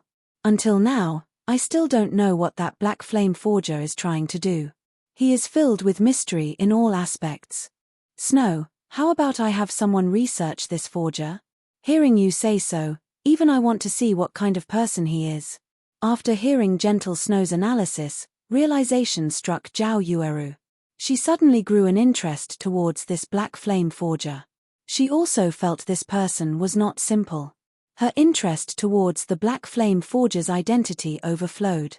Just the thought of being able to expose this person's identity made her feel slightly excited. Meanwhile, inside an intermediate forging room on the 2nd floor of the Forging Association. Everyone, how goes your consideration? Hammer Trading sat cross-legged, casually asking as he looked at the representatives of the first-rate guilds with narrowed eyes. However, the conditions set out by hammer trading caused these first-rate guilds to go silent. Hammer trading's conditions were too harsh. Just the villa he wanted in the city he lived in and the annual salary of 5 million credits would cause these guilds to take a step back, not to mention that he wanted all resources to be prioritized to him. Such treatment was most likely only enjoyed by the guild leader and the vice leader. Meanwhile, hammer trading wanted the same treatment as them. Then, didn't that mean he would be on equal footings with the guild leader and vice leader? You guys have to think through this clearly. It isn't easy for me to earn such a great reputation. As long as I join your guild, your popularity will immediately soar and surpass the other guilds. You won't have a shortage of bronze equipment and will be able to earn a large sum of money because of my forging techniques. The price I've given shouldn't be considered much, Hammer Trading said with a smile. His face held an expression that said, if you don't recruit me, there will be others who will. Don't regret it when that time comes. Hammer Trading had these first-rate guilds eating out of the palm of his hand. Right now, each of these first-rate guilds wanted to be a step ahead of the others. If so, they would be able to have a larger advantage in taking hold of a city. The wealth that came with possessing control over a virtual city was not something a mere 5 million credits and a villa could compare to. Hammer Trading's asking price could be considered low. Looking at the representatives of these first-rate guilds, although their expressions held hesitation, their eyes flashed with the conviction of recruiting him. Hammer Trading suddenly felt his action of investing all of his possessions into the competition this time was truly wise. If he hadn't steeled his heart to borrow money from loan sharks at the last second, he might have actually lost to the Black Flame Forger. Fortunately, the Black Flame Forger bit the dust a step earlier than he did, allowing him to taste the final fruit of victory. Just as Hammer Trading was being pleased with himself, the expressions of the numerous representatives around the conference table suddenly changed. Each and every one of them revealed expressions of shock and ecstasy. Brother Hammer Trading, I am truly sorry, but our guild has decided to withdraw from this competition and yield to the other guilds. Our guild won't be joining anymore, and I still have matters to attend to, so I'll be leaving. Star River Federation's representative suddenly said this price is just too high. Our guild can only give up as well. We can only hope to cooperate with you in the future. For a moment, All the guild representatives started leaving. Moreover, every one of them seemed to be in a hurry. It was as if they could not help but to immediately run to some other place, not wanting to waste even a little time. What do you all mean? Not negotiating anymore? You guys better not regret it. I'm a forger that can craft bronze equipment. I won't join in the future, even if you all beg me. Is being able to forge bronze equipment amazing? Right now, the auction house is selling forging designs for bronze equipment. With the forging design, we can nurture our own forgers. We don't need to spend as much as 5 million credits at all. One of the representatives coldly laughed at Hammer Trading before leaving the forging room. What did you say? Speak clearly before you leave. Hammer Trading abruptly stood up after hearing this. He thought he had heard wrong. Chapter 71, Focus of the Auction House. Seeing as everyone had left, Hammer Trading sat in his chair, paralyzed. Both his eyes had a lifeless look in them. There was actually someone who was selling forging design for bronze equipment at the auction house. How was this possible? Hammer Trading had no way of understanding such behavior. It was as foolish as literally handing the keys to a treasury filled with gold to someone else. Only a brain-dead person would do such an idiotic action. No, they must be trying to trick me. Hammer Trading abruptly stood up, calling out the official forum. He wanted to make these people regret. He wanted to rip them off for daring to look down on him. However, when Hammer Trading looked at a few pinned discussion threads, he became instantly dumbfounded. There really was an idiot who was selling a forging design. Bronze equipment forging design appearing in the auction house. Pictures as evidence available. Clicking on the thread to take a look, Hammer Trading's mind went thoroughly blank. The forging design was actually for the Glimmer chestplate. It was the equipment previously sold by the Black Flame Forger. Everyone was very aware of how good the attributes on this item were. It was an absolutely top-tier item. If a first-rate guild were to get a hold of this forging design, they would not need him. This was because fame served little purpose to a first-rate guild. Previously, he dared to act presumptuously because he learned the forging design for the Savage chestplate. Now that others had a better forging design, who would pay him any heed? In the discussion, many first-rate guilds declared the forging design to be theirs, and they would fight whoever dared competed with them over it. Hence, everyone had started paying attention to the problem of the ownership of this forging design. There was no longer anybody who paid attention to Hammer Trading. Instead, each and every one of them was joyful over his misfortune, making fun of his end. This incident led everyone to admire the mysterious player who was selling the forging design. This mysterious player's means were extremely great, and people could not help but praise him. There was practically no blood seen when he killed. He only used a piece of paper to cause Hammer Trading, the rising star that received the envy and admiration of tens of thousands, to fall from his heavenly altar, tumbling down into the bottomless abyss and never being able to climb back up. Hammer Trading already bore a bitter hatred towards this player who sold the forging design. Just when his life of luxury was within his reach, it was all destroyed. Moreover, it was destroyed by a person who was brain-dead. Fear not a godlike rival, but fear a pig-like ally. Now, that saying needed an additional verse, and fear more a foolish passerby. Hammer Trading's eyes had currently turned crimson, his face extremely ashen. His expression alone was enough to devour a person not good. I definitely must buy it no matter the price. As long as I buy it, I can get back all the advantages. At that time, not only will I have the Savage chestplate, but I will also have the Glimmer chestplate. When that time comes, those first-rate guilds will have to prostrate and beg before me. Hammer Trading's current expression was just like a gambler who lost badly. He placed all of his hopes on buying out the Glimmer chestplate forging design. Thinking up to this point, Hammer Trading was no longer able to hold himself back as he swiftly rushed towards the auction house. However, it was not just Hammer Trading who was rushing towards the auction house. There were also the upper echelons of various guilds of various towns under the influence of White River City. All of them wanted to purchase the forging design. After all, everyone knew how powerful the Glimmer chestplate was. Owning the forging design was the equivalent of owning a mountain of gold. This incident caused an uproar at the auction houses of the various towns in White River City. The auction houses became unusually lively as players pushed against one another inside the building. The auction houses were filled to the entrances, making it hard for players even to enter. Meanwhile, the competition for the Glimmer chestplate forging design entered into full swing. Every one of the guilds had bid high prices. Within 10 short minutes, the price for the item had reached 1 gold coin. That's right, it was 1 gold coin. That was practically a large guild's entire fluid funds. In such a way, the price of the forging design constantly rose without any signs of stopping. Guild leader, I don't have enough money anymore. What do we do now? Crap, how can that be? I gave you 1 gold and 20 silvers, how can that not be enough? But, it's selling at 1 gold 56 silvers now. Crap, these people are insane. It's just a forging design. Hold on a bit, I'll immediately ask for some money from the money farming team. I don't believe we can't get it. As the price of the Glimmer chestplate forging design rose, bit by bit, each of the various guilds was constantly raising funds. They contacted money farming teams, their guild members, and in the end, even purchased from the virtual trade center. Meanwhile, Shafong, the cause of all this madness in White River City, had just comfortably arrived at the library. Revered Miss Charlene, I have brought the items you requested. Can you dispel the curse for me now? Shafong sincerely took out 2 gold coins, 30 pieces of moonstones, and the teleportation magic orb. After seeing the glittering gold coins, Charlene nodded her head in satisfaction. However, similar to the Holy Mother, Charlene shook her head and said in a pitiful tone, Adventurer, you have truly astonished me.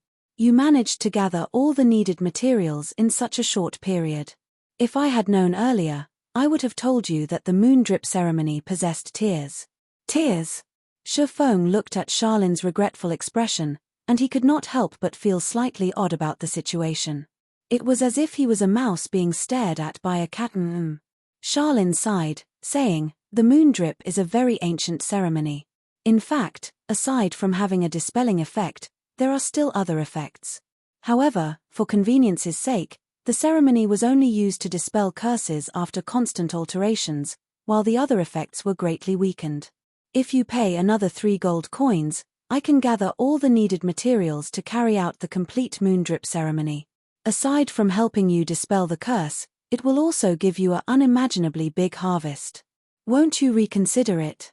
Big harvest. When Charlene uttered these 2 words, her voice sounded exceptionally loud, making it sound as if this big harvest was something amazing. However, Shafong knew that the Charlene before him had some kind of see-through skill. Otherwise, how could she have guessed that there were still 3 gold coins inside his bag? He already wasted 3 gold coins to dispel the curse, and he did not wish to become a sucker. As if having seen through Shafong's thoughts, Charlene added, Adventurer, do you know of the legend about the demon-slaying sword saint, Celius? Legends has it that Celius was cursed by the great demon king, undergoing torment for a long period. However, after experiencing untold hardships, he finally discovered a method to dispel the curse, which was the moon drip. After undergoing the moon drip ceremony, he obtained a new life. He received matchless strength from the ceremony, thereby allowing him to defeat the great demon king and becoming a legendary sword saint on the continent of God's domain. Don't you think the sword saint Celius was very mighty? As she was speaking, Charlene's doll-like eyes constantly snuck peeks at Shafong. She constantly let out lamented sighs at the mention of sword saint. Shafong suddenly became speechless watching Charlene's actions. It was clear they were saying, the sword saint is beckoning at you. Youngster, won't you give it a go? Shafong glanced at Charlene's face, full of smiles, and his heart filled with helplessness. This Charlene was a diamond salesperson. Although Charlene possessed an unruly temperament and criminally attractive body, asking for 6 gold coins was just a huge scam. 6 gold coins. That was equivalent to 36,000 credit. Very well. His heart was moved. If he could become a sword saint in the future, it would all be worth it. The new wouldn't come if the old didn't go. Esteemed Miss Charlene, I wish to try the complete moon drip ceremony. Will there be any danger? Shafong unwillingly dug out another 3 gold coins. After receiving the gold coins, Charlene happily smiled as she said, You can be at ease, adventurer. Although this is my first time, my skills are very good. Even my teacher praised me as a genius. Let us begin right away. Chapter 72, Demon Hunter. The sky was still dark as the moon lay unhidden, high up in the air inside the library located in the slums of Redleaf Town. Adventurer, if you do not have any problems, then walk to the center of the magic circle. There will be a slight pain after the ceremony starts, so just endure it, and it will be over. Charlene pointed towards the center of the altar made of black stone. Her eyes carried a hint of excitement as she could finally start this experiment. Chefong was completely unaware of Charlene's thoughts. He nodded his head as he walked into the magic circle. No matter how he put it, Charlene was a major character who possessed a Tier 3 job, so there shouldn't be any complications. As for the pain he would have to suffer, he thought nothing of it during battles inside God's domain. A player could similarly feel pain when attacked by monsters. However, a majority of the players still chose to accept this kind of setting. Their goal was to increase the sense of realism, so they did not adjust the pain transmission to 0%. More importantly, they wanted to increase their skills in battle. There was an old saying of spare the rod and spoil the child. Only with pain would one be able to remember the lesson, and only by learning the lesson would one be able to further improve. Hence, if one wanted to grow in God's domain, learning to accept such pain was a definite must. However, considering each player's tolerances, God's domain set the pain transmission at 20% by default. However, some experts would adjust the transmission to 60%, allowing them to be more alert. Meanwhile, Chefong himself had adjusted it to 50%. This was the degree of pain he was accustomed to, and it was the amount at which he could best exhibit his strength. After standing in position, Chefong sent a nod towards Charlene, indicating that she could start the ceremony. Descent of the Moon Goddess. Charlene started her prayer. Divine incantations left her mouth as her fingers traced out divine texts. Line after line of divine texts floated in midair and towards the horizon. Compared to the Tier 3 magic from before, the divine texts written in this ceremony were extremely numerous. Even after writing hundreds of lines, Charlene showed no signs of stopping. Sweat had already started dripping down Charlene's face, clearly indicating that she was somewhat exhausted. Meanwhile, the magic circle on the ground started to radiate a dazzling silver glow, the magic circle itself gradually rising into the air. After over 10 minutes had passed, a streak of shining moonlight shot towards Chefong's body. Suddenly, dark smoke emerged from Chefong's body. The dark smoke was extremely reluctant to part from Chefong's body as it rose into the air. Meanwhile, sweat started appearing on Chefong's forehead. His face turned pale white as he endured an intense pain. Chefong nearly cursed at Charlene. This was definitely not at the level of just a slight pain, but it was very, very painful. It was as if his limbs were being torn from his body. If he had not already played God's domain for 10 years, having long since become accustomed to pain, he might be wailing like a ghost and howling like a wolf right now. After persistently being lit by the moonlight for several minutes, the black smoke finally departed from Chefong's body. However, it did not just simply fade away. Instead, it formed into a dark shadow that was a carbon copy of Chefong. Adventurer, you need to kill this demon's doppelganger in order to dispel the curse. I have to conduct the ceremony, so I cannot lend you any aid. It is all up to you now, Charlene reminded, somewhat exhausted. Chefong used observing eyes on this dark shadow. Yifeng, demon's doppelganger, elite rank. Level 4. HP 2000200. An elite. Chefeng's complexion turned serious. The demon's doppelganger did not have a lot of HP, and its level was similar to his. If this doppelganger did not possess any powerful skills, then dealing with it would not be a huge problem. However, that probability was slim. Wretched moon drip. Despicable human. Did you think that by using the complete moon drip to weaken my strength, you would be able to defeat me? I'll let you know the reason why lowly humans like you will never win against us powerful demons. The demon's doppelganger had an enraged expression as it pulled out a black long sword, slashing it at Chefong. In the blink of an eye, the doppelganger arrived before Chefong. A faint black ray followed as it waved its long sword. Within an instant, that single black ray turned into 4 streaks, all of them threatening to dice Chefong into blocks of meat. Extraordinary condition. Chefong was greatly shocked when seeing such an action. This speed far exceeded that of a normal elite. Immediately, Chefong used paridang, dang, dang. Chefong retreated several steps before he stabilized his body. If not for the complete moon drip, this demon's doppelganger might not have been just an elite, but a special elite die.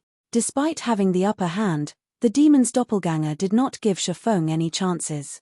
It used Chefong's chop. Its sword pierced towards Chefong's heart. Chefong immediately activated Windwalk, his body abruptly dodging to a side as he distanced himself from the demon's doppelganger. After missing its attack, the doppelganger turned its head, using Windwalk as well to chase after Shifeng. Regarding strength, speed, and HP, the demon's doppelganger held most of the advantage.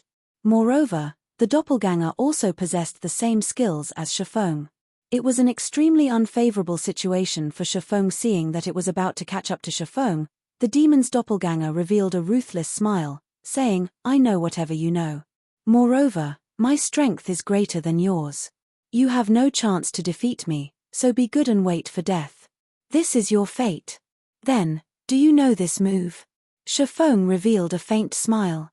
9 sword phantoms appeared beside him, and with a crashing sound, all 9 of them shot towards the demon's doppelganger. Although the doppelganger could block a majority of the attacks, a few phantoms of the abyssal blade still managed to pierce its body. Every attack from the phantoms dealt over -30 damage to the doppelganger. "Despicable human, you are just relying on your weapon's strength. I'll let you know that all your efforts will be in vain." Saying so, the doppelganger rushed to Shifeng's front and used Thundering Flash. The moment the sword lights came, Shifeng calmly smiled as he took out 2 scrolls from his bag. One of them was a speed scroll, while the other was a polymorph scroll. Within an instant, Shifeng's speed abruptly increased, dodging to a side and avoiding the strikes from Thundering Flash. At the same time, he turned the demon's doppelganger into a sheep. After turning it into a sheep, Shifeng immediately slashed at it with his sword. Thundering Flash. Unable to dodge, the demon's doppelganger received all 3 sword lights. As a result, Shifeng's level 5 Thundering Strike caused 3 terrifying damages of -112, -135, -163. The demon's doppelganger was greatly enraged as it activated Defensive Blade. With its attack range greatly increased, it immediately slashed its sword down at Shifeng. This human was just too despicable. He actually used an unsightly method such as turning it into a sheep. And here I wondered how strong a demon would be. You clearly have a body that's stronger than mine, yet, you are still using the same skills as I do. I guess your standards are just at this level, Shifeng mocked as he dodged the incoming attack. "You are courting death." A single sentence from Shifeng nearly caused the demon's doppelganger to faint from anger. It sent a double chop at Shifeng's neck. Shifeng pointed the abyssal blade at the demon's doppelganger, and within an instant, 9 pitch-black chains appeared and bound it, restricting it for 3 seconds. Phantom kill. Simultaneously, both the original and doppelganger activated Defensive Blade, and both started an onslaught on the demon's doppelganger. Thundering Flash, Chop, Earth Splitter, Double Chop, and many more skills struck the demon's doppelganger. In addition to the continuous attacks from the 9 Dragon Slash, the demon's doppelganger's HP madly decreased, dropping down to 10% within a moment. "So what if you have a strong physique? So what if you know all of my skills? So what if you are a demon?" Shifeng demanded. He pierced the chest of the demon's doppelganger. Meanwhile, the demon's doppelganger could only grit its teeth, grimacing in pain. Its fury burned within it. The moment the bindings restricting it were released, it would be able to properly deal with Shifeng. Just as it was about to bring out its special ability, however, the demon's doppelganger saw the scroll within Shifeng's hand. Suddenly, the demon's doppelganger thoroughly despaired. "Bye-bye." Shifeng waved his hand at the demon's doppelganger. He knew that the demon's doppelganger was about to show its hand, so he had activated the Tier 1 magic scroll within his hand. Thunder Bombardment. This Tier 1 magic scroll was capable of dealing -500 damage to a single enemy that was below level 20. It was more than enough to deal with the demon's doppelganger that currently had less than 200 HP. Suddenly, a green thunder struck down from the sky above. It caused -500 damage to the demon's doppelganger, instantly transforming it into dark smoke, and it vanished. It also left behind a piece of dark grey-colored equipment system. Quest Moon Drip completed. Rewarding 10,000 EXP, and Demon Hunter title. Reputation in Starmoon Kingdom +5, Reputation in White River City +20, Reputation in Red Leaf Town +100 system. Reputation in Red Leaf Town has reached 50 points. Upgrading to Red Leaf Town First Class Citizen system. Reputation in Red Leaf Town has reached 100 points. Upgrading to Red Leaf Town Third Class Noble. Chapter 73, Demon Mask. Shifeng was slightly shocked at seeing the series of notifications, 10,000 EXP was not considered much to a level 4 player like himself.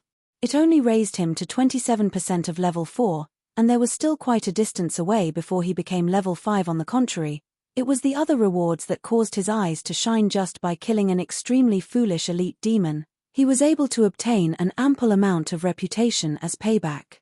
Shifeng truly did not dare imagine it was real. Reputation was extremely precious within God's domain. There were very few quests that could raise a player's reputation, and even those quests would only increase a minuscule amount. As long as a player's reputation was sufficiently high, they would be able to receive high-level quests that were normally unavailable. Players would also be able to purchase items that were not normally for sale, such as bronze equipment, special potions, and so on. At the same time, there would be discounts when purchasing items, and NPCs would have a favorable impression of you. All in all, there were many benefits brought about by reputation. After a player's reputation reached a certain degree, they could also become a noble in God's domain. Nobles were considered amongst the privileged class, and they enjoyed plenty of benefits. Being a noble was also a symbol of status. If a commoner were to anger a noble, the consequences would be severe. A light offense would result in imprisonment, while a heavy offense would result in execution. Hence, players did not dare offend nobles. So much so, that even if a noble were to beat up a commoner inside a safe zone, the guards would pay no heed to the commotion. This was the gap between statuses. This was also the reason Shifeng was so shocked. Now that he possessed the title of noble in Red Leaf Town, he would be able to do things with much more convenience in the future. Shifeng then thought of several high-level quests that only nobles could accept. What function does this Demon Hunter title have? Shifeng called out the system interface, taking a look at the information about the Demon Hunter title. Demon Hunter, a brave warrior and an exorcist of demons who is revered by others. Wherever you go, you will possess a status equal to a noble. You are the Grim Reaper who is feared by all beings affiliated with darkness. In a 100-yard radius, monsters affiliated with darkness will have their attributes reduced by 10%. At the same time, attacks you deal towards monsters affiliated with darkness will have a 10% increase in damage. Crap, this title is just too awesome. Shifeng became slightly excited after reading the introduction to the Demon Hunter title. If a person did not have a considerable understanding of God's domain, they would have no understanding of the significance of this title. It was similar to how a dog would not know the value of a gemstone. Shifeng only became a noble in Red Leaf Town after his reputation there had reached 100 points. However, this title was only limited to Red Leaf Town. After leaving the Red Leaf Town, nobody would acknowledge him as a noble. Of course, if Shifeng were a noble of White River City, he would be acknowledged as one throughout the area under the administration of White River City. The title had a much wider range of application. Compared to a noble of a town, the difference between the two was obvious at a glance. Meanwhile, a demon hunter would have the status of a noble in every region. This meant that even after leaving Starmoon Kingdom, Shifeng would still be acknowledged as a noble in other countries. It should be known that not every country was friendly with each other. There were even some who were enemies. If Shifeng wanted to do a quest in another, he would have to go through many difficulties and even be discriminated against. However, with this title, he would no longer be discriminated against by NPCs. This was the true value of the Demon Hunter title. Compared to it, being a noble in Red Leaf Town was no longer worth mentioning. Shifeng picked up the equipment dropped by the demon's doppelganger demon mask, special item. Upon wearing it, the user can disguise himself as another person. Disguise cannot be broken without using a high-level observing skill. Truly a good item. The 6 gold I spent was definitely worth it. Shifeng happily stored the demon mask. This item was an artifact meant for robbing houses. Although he wouldn't do such a thing, it would not hurt him to use it for other matters. Adventurer, the ceremony has ended. Carrying out this ceremony has greatly weakened me, so I am going to White River City to recover for some time. If you wish to know more information about the Bible of Darkness, then find me there along with my payment. I will be waiting for you. Currently, Charlene appeared to be very delicate, her previous shrewdness completely gone. After saying her piece, she immediately activated a teleportation circle and went to White River City to recover. Shifeng was inwardly shocked as he watched Charlene's beautiful image departing. The moon drip ceremony this time was definitely not as simple as he previously thought. Otherwise, a divine official, which was a Tier 3 job, would not be so greatly weakened. Even Shifeng felt as though he would be able to defeat Charlene right now. One could imagine just how weakened Charlene was. Forget it, that's none of my business. Now that the curse has been dispelled, and my attributes have recovered, I can finally start speed leveling. The earlier I reach level 10, the earlier I can activate the teleportation gate to White River City. Shifeng shrugged his shoulders, no longer minding the matters of great characters. A small character like him still had many matters to take care of. To build up from nothing, many things needed to be done. Forget competing with those guilds, just being paid attention to by a great demon had caused him enough headaches. He was not so leisurely as to pay attention to other matters, following which, Shifeng departed from the library. He headed to the Chefs' Association to take a look at Violet Cloud's current progress Red Leaf Town trade area. Just after setting foot in the trade area, Shifeng discovered something fishy. Now that the sun had risen, logic dictated that players should have gone out to level up. Yet, the streets were currently filled with players who were holding discussions with each other. In short, it was extremely lively. It was as if a festival of celebration was being held. From time to time, Shifeng could also see some of the upper echelons of large guilds running about the streets, shouting. They were urgently shouting, purchasing game currency. The greater the amount, the more we'll pay. If it were any other time, Shifeng would not think much of it. However, the street was currently filled with various players purchasing game currency. Now, that was something abnormal. What happened? The big shots from guilds were actually loosely buying game currency from average players. According to reason, these guilds would have their own money farming teams or a signed contract with money farming specialists. In such a way, they would be able to obtain a lot of game currency. However, their current actions meant the game currency supplied by the money farming teams was insufficient. Originally, Shifeng was still fretting over the problem of how he would get these guilds to spend their money.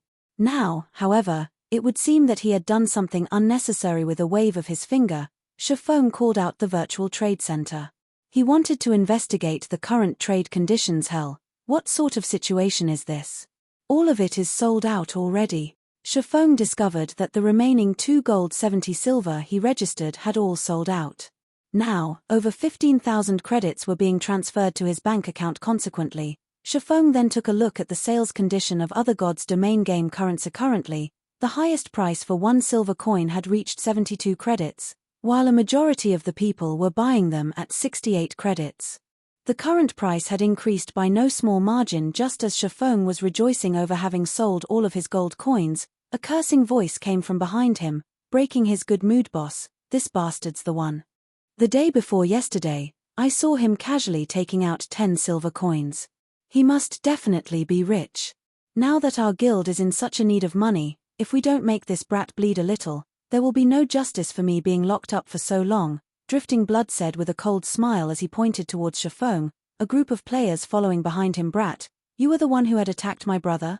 Looking towards Shifeng, the person referred to as boss snorted as he asked. Shifeng turned around, his brows wrinkling after taking a look. The person referred to as boss was comparable in size to Cola.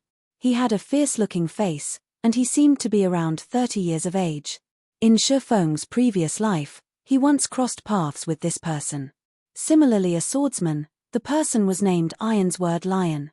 He was one of the finest experts in martial union, and his strength was extremely powerful.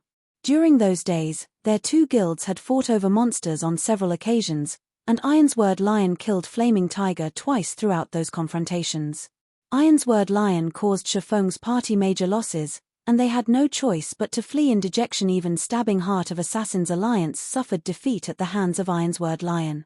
From then on, Ironsword Lion's name was widely spread, allowing martial union to rise to a third-rate guild. Shifeng intended to say something, but he was interrupted by Ironsword Lion. Ironsword Lion looked at Shifeng's scrawny body.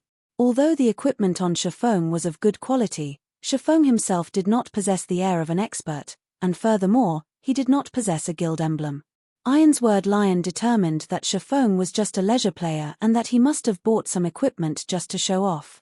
Immediately, Ironsword Lion proudly said, "Little brother, since you've beat my underling, pay up 20 silver coins, and this matter will be over. Otherwise, Don't blame my sword for being merciless. Chapter 74, Ironsword Lion. It would be a miracle not to attract attention, getting involved in a robbery in the middle of the bustling trade area as expected. Just after Ironsword Lion finished speaking, a crowd of players surrounded them to get in on the fun. Isn't that Ironsword Lion from Martial Union?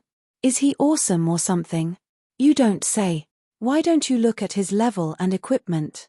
He's one of the rare few level 5 experts, and he is wearing at least 6 pieces of bronze equipment. I've also seen the weapon in his hand before. It's called Knight's Long Sword, a very awesome weapon amongst level 4 bronze weapons. Moreover, he previously killed a lot of players outside the town, earning him a lot of glory. Che, they're just relying on numbers to bully others. How can that even be considered being skillful? If they're that good, they should fight those large guilds. At most, they can only bully newbies. They're even asking that guy for 20 silver coins. Isn't that just going overboard? Gaming experts would only have 3 or 4 silver coins on them, not to mention carrying 20. They are clearly forcing him into a corner. Speak softer. That Ironsword Lion isn't bullying people with numbers. His strength is the real deal. Previously, he was a top-tier expert in a wuxia virtual reality game, but he was compelled to transition to God's domain.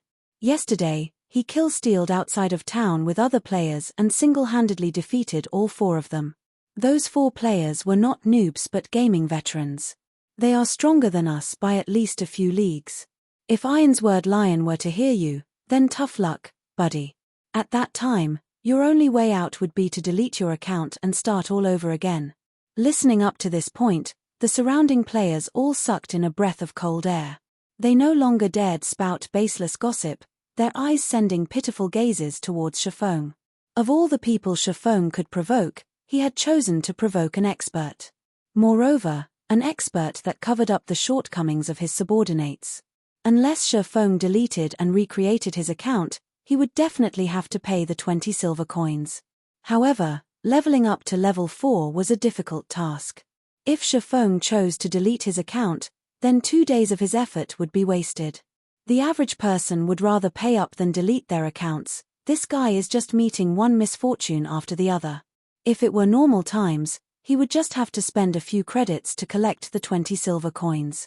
Now, however, not only are the prices for God's domain game currency ridiculously high, but it is also extremely hard to buy any. Right. Seeing such a high buying price, even I am thinking of selling my game currency. However, going with this trend, the prices will still increase in the future. I want to stock up a little more, putting them up for sale later on. Just as the surrounding players were lamenting over Shifeng's bad luck, at a stall by the street, several players were quietly watching Shifeng. These players all wore luxurious equipment on their bodies, and each of them carried a faint smile on their faces. Brother Stabbing Heart, should I go lend a hand? That way, Yifeng will have to owe us a favor, a male cleric that resembled a skinny monkey asked as he looked at Stabbing Heart. Stabbing Heart fell into deep thought. He felt that the cleric's words were logical. Indeed, Shifeng had very powerful techniques, and he was also acquainted with a great character like the Snow Goddess. However, Ironsword Lion was a brutish expert. He also had the support of his guild. Overall, Shifeng was definitely in a disadvantageous situation. If Stabbing Heart were to lend Shifeng a helping hand, Shifeng would definitely be grateful to him. The favor of a great expert was extremely valuable. Often, a great expert such as Shifeng was necessary for clearing a large dungeon. However, without good relations, such experts would usually pay zero heed to invitations, and some would go so far as to look down on them in contempt. Who did you think you are? Have you not received any education?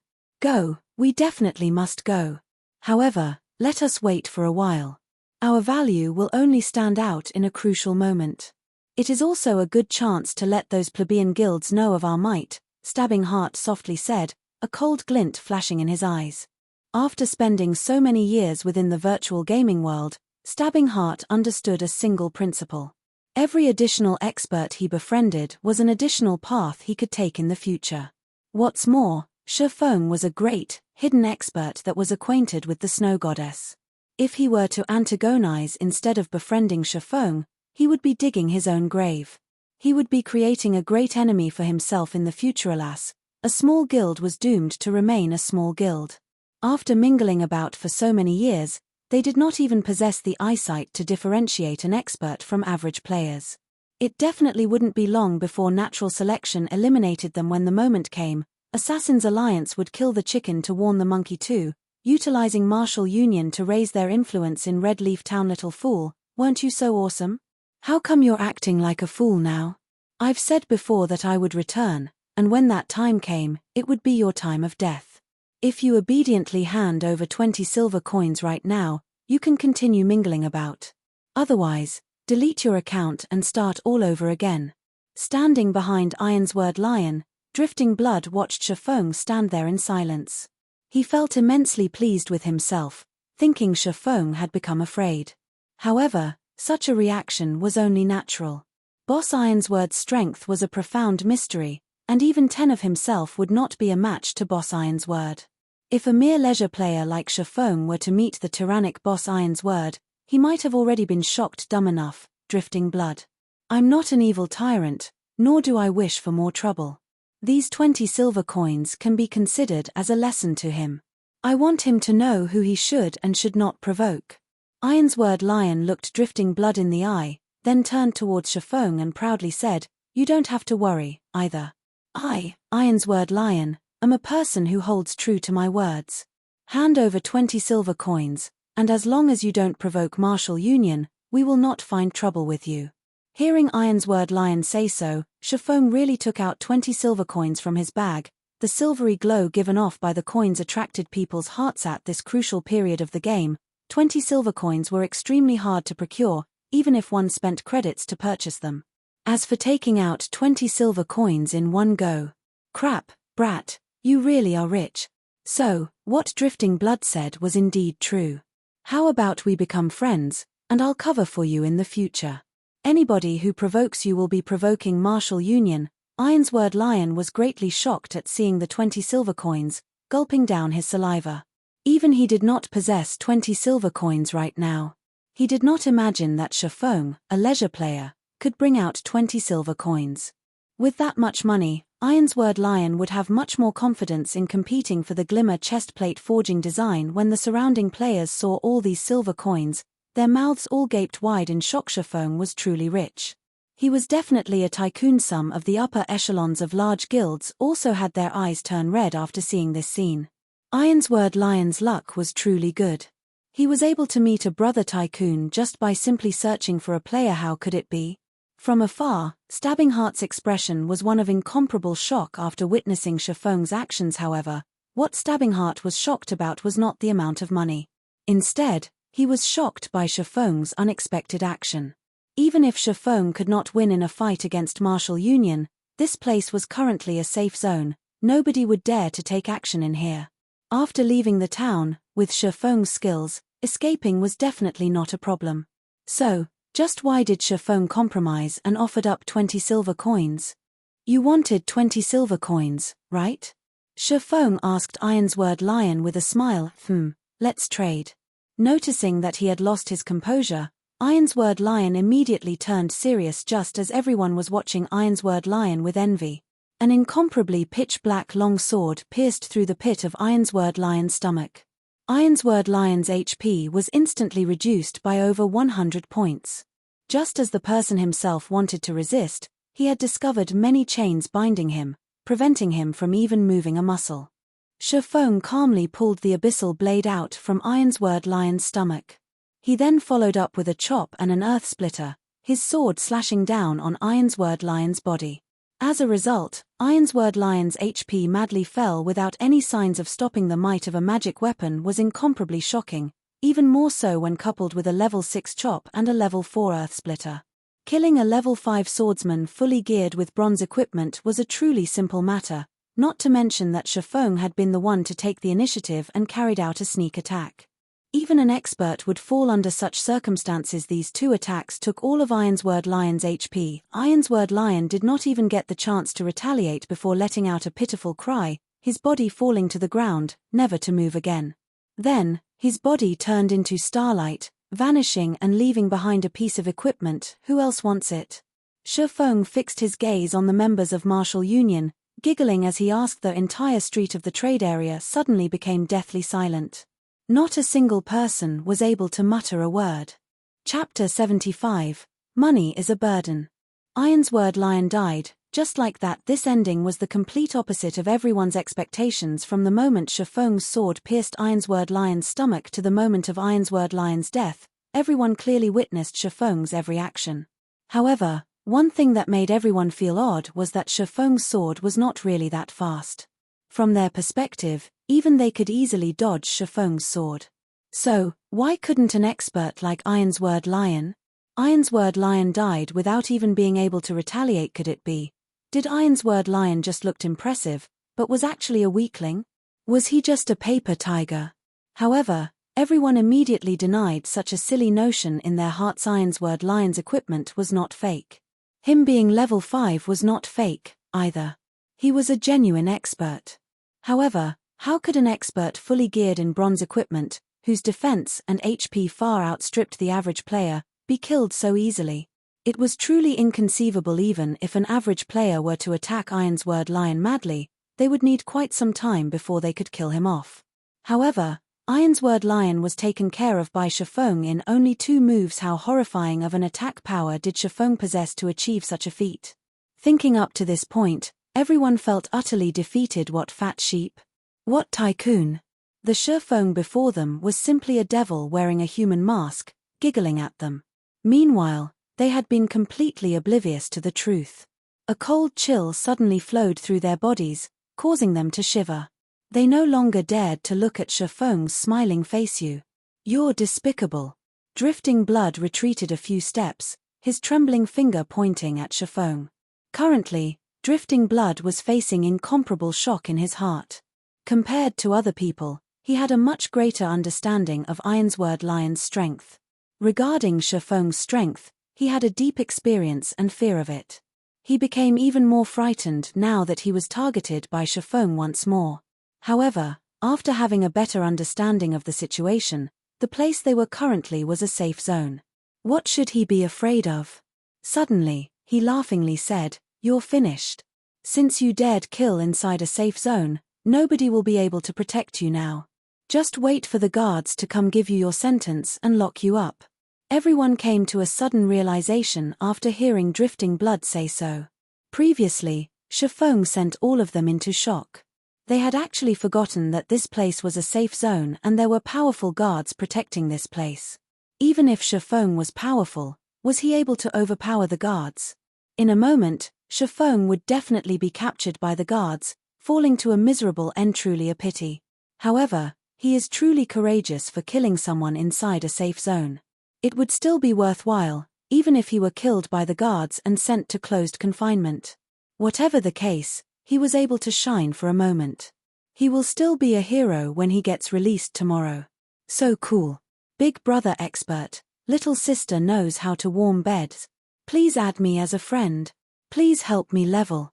I swear I'll be obedient. Amongst the players present, plenty started admiring Shifeng's courage. Not only did he dare to go against Martial Union, he even challenged the laws of Redleaf Town. Shifeng was literally their idol. Quite a number of good-looking female players started looking up information about Shifeng. Some of them had even taken the initiative to send him a friend request, wanting to get to know him. At this moment, a team of heavily armored soldiers walked over. Drifting Blood pointed at Shifeng, laughingly saying, "Weren't you very awesome? I want to see what you're going to do this time. Not only are you going to lose a level, but you will also be confined for 24 hours. Even if you are an expert, you will be reduced to a second-rate player after being confined for a day. At that time, I'll be looking forward to how our Martial Union will take care of you. Whether you go up to heaven or fall to hell, nobody will be able to save you." A distance away, Stabbing Heart was currently feeling endless regret. Although Shifeng's series of actions just now looked to be slow, the feeling it gave off was extremely natural. His actions were as natural as breathing, not a hint of awkwardness about them. Stabbing Heart's admiration for Shifeng was even greater now. Shifeng's actions were the assassination techniques that Stabbing Heart pursued. After average people would not understand what this represented. However, Stabbing Heart had played plenty of virtual reality games before, And he also had experience participating in fighting competitions. Hence, he understood just how powerful Shifeng's skills were. If it were the him of the past, Stabbing Heart would not feel anything special about Shifeng. However, he previously had the fortune of interacting with a martial arts master. That martial arts master previously mentioned such a situation. Battling itself was just the pursuit of the simplest method of slaughter. When such a technique was mastered to the extreme, others would be unable to feel any awkwardness about it. Instead, it would give off a very natural feeling. As for those experts who had reached such a level, all of them were extremely dangerous. That was because, even if they were to stand before you with a smile, slashing a blade across your throat, and you clearly witnessed it all, you would still take it as a joke. So much so that you wouldn't even feel the danger that approached you. Your body would not react, and even until death, you would still be unaware of the attack. This was not some sort of profound technique. It was a kind of instinct that could only be learned after experiencing countless battles and training. However, such brutal training was not something the average person could go through. However, Shifeng had taken away Stabbing Heart's rare chance at making Shifeng owe him a favor. Stabbing Heart did not imagine Shifeng would be so decisive, killing Ironsword Lion with zero hesitation. How was he supposed to show off now? How was he supposed to find an opportunity to seek Shifeng's guidance now? Stabbing Heart had no ways to deal with the guards who just arrived. Regarding this situation, Stabbing Heart held bitter hatred towards Ironsword Lion. The person actually caused him to lose a good chance to ask for guidance. Wearing a silver-grey heavy armor, the guard captain walked up to Shifeng. The other guards surrounded him accordingly, causing the atmosphere of the street to become abnormally oppressive. Mr. Guards, it was him who killed my big brother. You definitely must arrest him. Drifting Blood walked towards the guard captain, his face carrying a cold smile as he pointed at Shifeng, accusing. However, the guard captain paid no heed to Drifting Blood. Instead, his deep gaze shifted to Shifeng, a faint smile appearing on his face, saying, "Revered Lord Demon Hunter, this place is Redleaf Town. According to the laws of the town, you have to pay the price for killing someone here. Otherwise, I can only invite you to make a trip to the confinement room." Everyone became dumbfounded after listening to the guard captain's words. Drifting Blood's mouth widened even more. It could fit 3 chicken eggs. What sort of situation was this? The guards did not actually kill Shifeng on the spot. Moreover, he would only be confined if he did not pay the fine. Was Shifeng the town mayor's son or something? No, that wasn't right. The town mayor was already dead. No one understood why the guards were so courteous today. When usually meeting them, not to mention a faint smile, they were gods of slaughter with grim expressions. I only killed him because he threatened me. However, I am not an unreasonable person. Tell me, what price do I have to pay? Shifeng nodded his head, calmly turning towards Drifting Blood and giving him a calm smile. Shifeng had his own reasons for daring to kill Ironsword Lion. Everyone else just recently entered God's domain, so they were still unfamiliar with the rules of the game. However, Shifeng had lived within God's domain for 10 years. He had long since memorized what actions he could and could not take and to what extent he could take them. Shifeng was currently a noble. His status far outstripped that of commoners. If he was not a noble, he might have just turned around and left without paying any attention to Ironsword Lion. At worst, he would just start an exciting battle if they were to meet outside the town. Who would win at that time was still an unknown. However, Shifeng was now a noble. Even if he killed a normal player, the guards would not speak much of it, only requiring Shifeng to pay a fine. As for how much he would have to pay, that depended on his identity and status. However, according to his own wealth, Shifeng was still able to accept the fine. 2 silver coins. The guard captain straightforwardly said, "Okay, got it. Here are 20 silver coins, keep them." Shifeng did not imagine that it would be so cheap. Hence, he took out 20 silver coins and passed it to the guard captain. "Lord Demon Hunter, what are you trying to do here?" Looking at the 20 silver coins in his hand, the guard captain oddly asked. "Nothing much. These people before me threatened me previously, so I still wish to kill a few more people. Take it as an advanced payment." The guard captain was stunned. Finished speaking, Shifeng unsheathed the abyssal blade. He used the level 5 thundering flash, 3 streaks of thunder instantly piercing the bodies of Drifting Blood and the others. All of them were instantly killed, dropping quite a lot of equipment. Even till death, Drifting Blood had not reacted to what happened at the same time. Shifeng's green-colored player indicator had turned a devilish red. All of the onlookers were stupefied. Who was this Shifeng? He was just too awesome. The players from Martial Union were most likely dumbfounded now. Shifeng had simply spent 20 silver coins to purchase their lives. With money, you could do whatever you wanted. The more unfathomable thing was that the guard captain did not say a word about Shifeng's actions. He only counted the number of players who died. Discovering that he had received 4 extra silver coins, he returned the additional silver coins to Shifeng before he turned around and left. Chapter 76, Earth-Shattering Name. After getting rid of all of Martial Union's members, Shifeng sealed the feud between him and Martial Union. However, Shifeng did not regret his actions. Even if he turned and left just now, the players from Martial Union would not have let him go. So, he might as well weaken Martial Union's strength. He would have an easier time dealing with them the next time they met. Seeing several pieces of equipment on the ground, without paying any attention to the shock and curiosity of the onlookers, Shifeng went over and collected them. At the very least, these items could recompense the money he lost for purchasing Livzo. Isn't this the knight's longsword? Shifeng discovered that 2 pieces of bronze equipment dropped, and one of the 2 was the bronze weapon of Ironsword Lion. Perhaps Ironsword Lion was already spewing blood in anger in the graveyard right now. The knight's longsword was a good weapon amongst level 4 bronze equipment. In God's domain, equipment for weapons specialists and MTS were slightly higher than other equipment of the same level. Currently, the knight's longsword would be worth at least 10 silver coins. In addition to the other piece of level 3 bronze cloth armor and several pieces of common equipment. Shifeng discovered that he actually did not take a loss. On the contrary, he had made an additional 1 or 2 silver coins. Just when Shifeng was planning to leave, a change occurred to the gazes of the onlooking players. Greed permeated their faces. Shifeng had easily taken care of Ironsword Lion. He even killed several elite players with a single move. Not even a ghost would believe that Shifeng did not possess top-tier equipment. Moreover, Shifeng was currently a red player. If a red player were killed, the penalty they received would increase. Moreover, Shifeng had killed so many players. If he were to die, he would at least drop 3 or 4 pieces of equipment. So, what if the guards confined them for some time? Could it compare to obtaining top-tier equipment? If a noob wished to grow into an expert, having good equipment was a must. If they were to kill Shifeng, they would have a chance at becoming an expert. So, why wouldn't they kill him, unless they were willing to remain mediocre? What? You guys are looking for trouble with me, as well? Shifeng coldly laughed as he looked at his surroundings. It had been a while since he felt the sensation of being deep within enemy grounds. After receiving Shifeng's cold glare, everyone inadvertently retreated.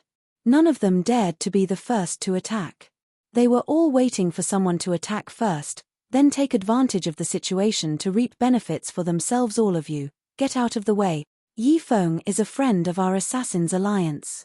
Whoever looks for trouble with him, will be looking for trouble with our Assassin's Alliance. At this moment, Stabbing Heart, along with a group of over 10 subordinates, created a path through the crowd as they headed towards Shifeng. When the players who wanted to kill Shifeng heard Stabbing Heart, every one of them were shocked. Who actually was Shifeng?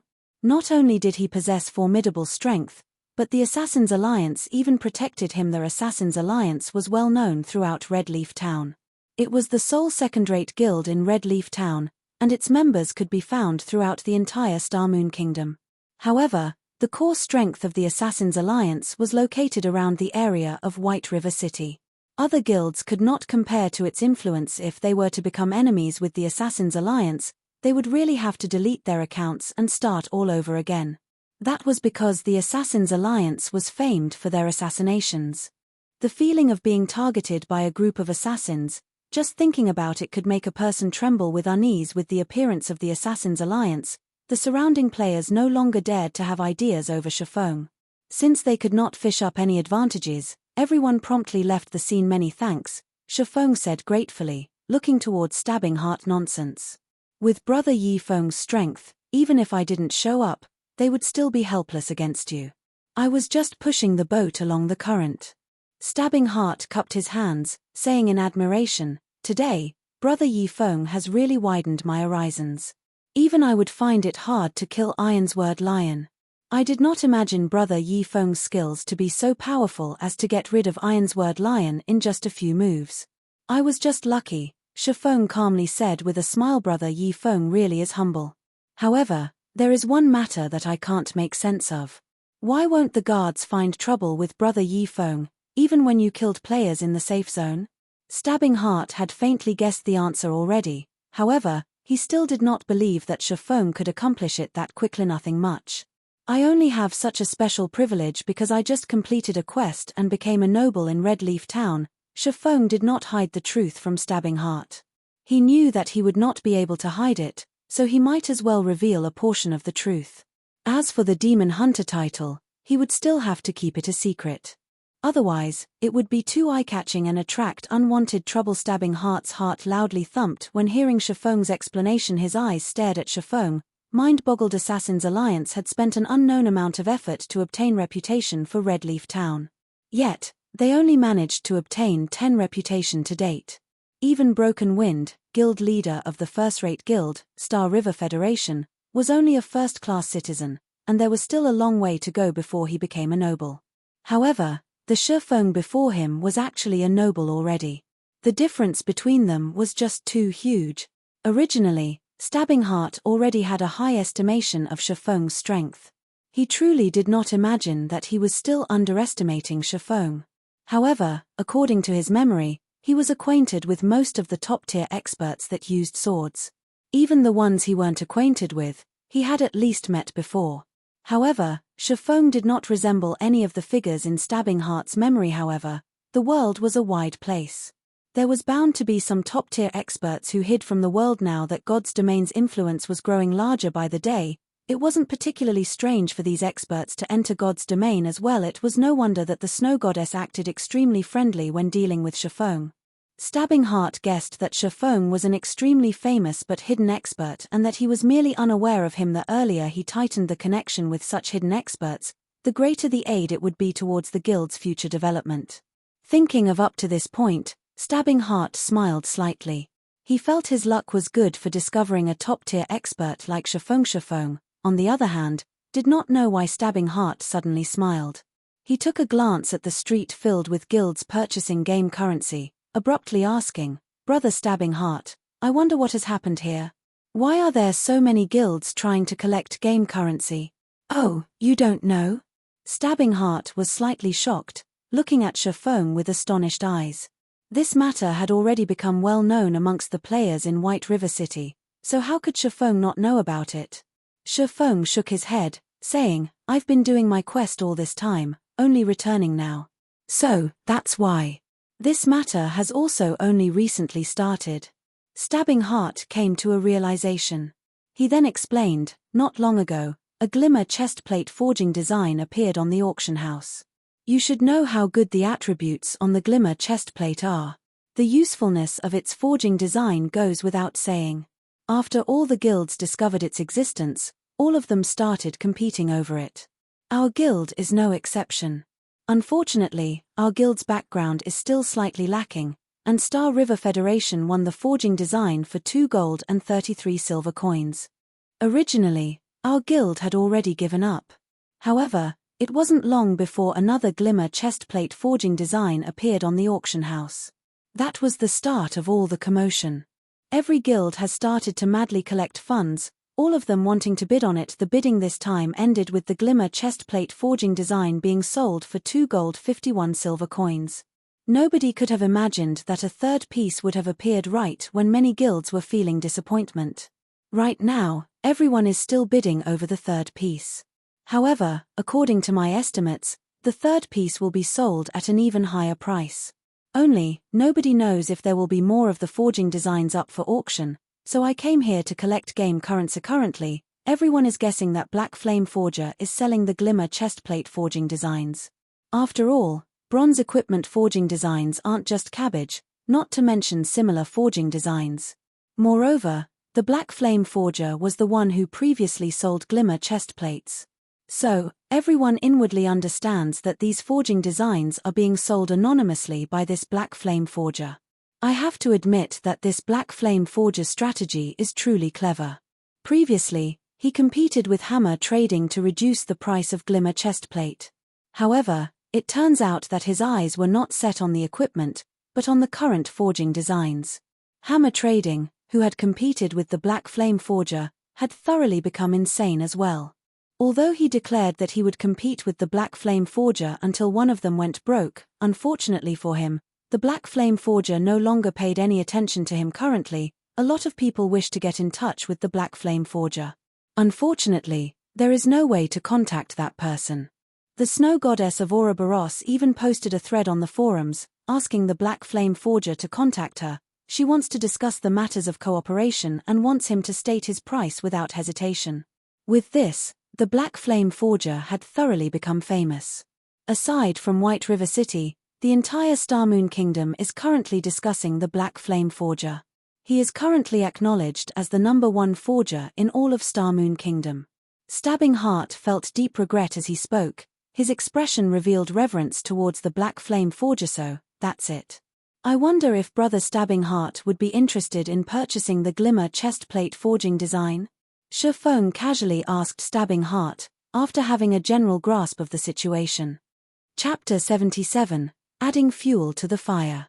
Although Shifeng only casually asked, Stabbing Heart's head, however, abruptly spun, his eyes looking at Shifeng with anticipation.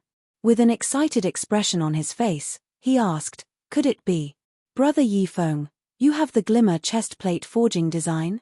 Currently, forging designs for bronze equipment were madly fought over by the large guilds, all of them competing with the depth of their financial backing. Nobody could firmly say the remaining number of Glimmer Chestplate forging designs that would be sold. Maybe the first-rate guilds would buy up all the forging designs, second-rate guilds' chance to obtain one might never come. If he could obtain a forging design for a bronze equipment right now, then the Assassins' Alliance could stay a step ahead of the other second-rate guilds. They would be able to create a great reputation for themselves and make a large profit. At that time, they would have a greater chance when competing over White River City. However, Shifeng simply shook his head. Stabbing Heart's excited mood was suddenly extinguished, becoming downhearted. However, after he gave it some thought, aside from the Black Flame Forger and Hammer Trading, there had yet to be a third player who could bring out a forging design. After all, such an item depended on luck to obtain it. Didn't you want to bid for the Glimmer Chestplate? I can lend you some money, Shifeng said in an unhurried tone. Realization struck Stabbing Heart. Shifeng indeed was very rich. It was obvious that he had considerable possessions from the way he was able to take out 20 silver coins without effort. However, compared to those first-rate guilds, the difference was still far too great. It would be amazing if Shifeng had 30 to 40 silver coins. Hence, Stabbing Heart said with a sigh, Brother Yifeng, it's not that I don't believe you, but the Glimmer Chestplate forging design's price is just too high. Just 20 or 30 silver coins won't be very useful. Oh, then how much do you need to bid for it? Shifeng confidently asked. Although Shifeng did not know how much was needed to bid for the forging design, he had over 4 gold coins that he obtained from the 2 forging designs that were sold. The money from these 2 items had already been deposited in his bag, so he was certain he would be able to bid for the third Glimmer Chestplate forging design successfully. He could also make Stabbing Heart owe him a favor by doing so. In any case, these coins would still end up in his hands. Why would he be against this decision? The results of the Glimmer Chestplate forging design far surpassed Shifeng's expectations. With this many guilds going all out, competing for the forging design, it was no wonder there was a game currency shortage, causing the price to soar. However, this situation was a very good news to Shifeng. If Shifeng did not add fuel to the fire right now, he would not be doing his long period of arduous effort any justice. Stabbing Heart raised 3 fingers, helplessly saying, the competition right now is becoming increasingly heated. According to my estimates, we would need at least 3 gold coins to secure the bid. Otherwise, there is no hope for success. How much do you have on your side? Shifeng asked, taking the initiative. He did not intend to lend Stabbing Heart 3 gold coins in a single breath. I have 2 gold 10 silver. It is extremely hard to collect game currency right now, as the other guilds have purchased almost all of it. I have already planned to give up the competition, and instead, go and level up, Stabbing Heart said with a sigh. Then I'll lend you 90 silvers. That way, you will have collected 3 gold coins, Shifeng said, smiling. He immediately selected to trade with Stabbing Heart, placing 90 silver coins in the trade window. Stabbing Heart was suddenly shocked when he saw the 90 silver coins inside the trade window. He did not imagine Shifeng would possess that much money. Also, Shifeng had also spent over 10 silver coins just now. Didn't that mean that Shifeng had at least 1 gold coin on his person? If the Assassins' Alliance did not put all their efforts into collecting funds, then the guild's fluid funds would be similar to the amount Shifeng possessed. However, they were a second-rate guild, and their guild members numbered over 20,000. They also had a specialized 500-man money farming team. Meanwhile, the money Shifeng had earned, alone, was actually more or less the same as their guild brother Yifeng. Thank you, truly. I will repay this favor in the future. Stabbing Heart excitedly exclaimed. However, I can't just let brother take a loss. Tomorrow, I will definitely return 1 gold coin to you. Currently, the game currency of God's domain was extremely precious, especially in this period where forging designs were being competed over. Originally, Stabbing Heart wanted to purchase it using credits. However, when he thought about the preciousness of the game currency, it was hard to buy, even if he had the money. Moreover, Shifeng did not lack credits.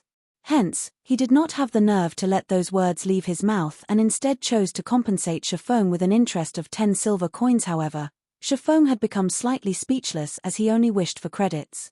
He was shouldering a large debt right now. In addition to the workshop and the rent he needed in the future, he was desperately in need of money. What would he do with that much game currency? How could it be as dependable as credits? The earlier he started his workshop, the earlier he could recruit stable party members.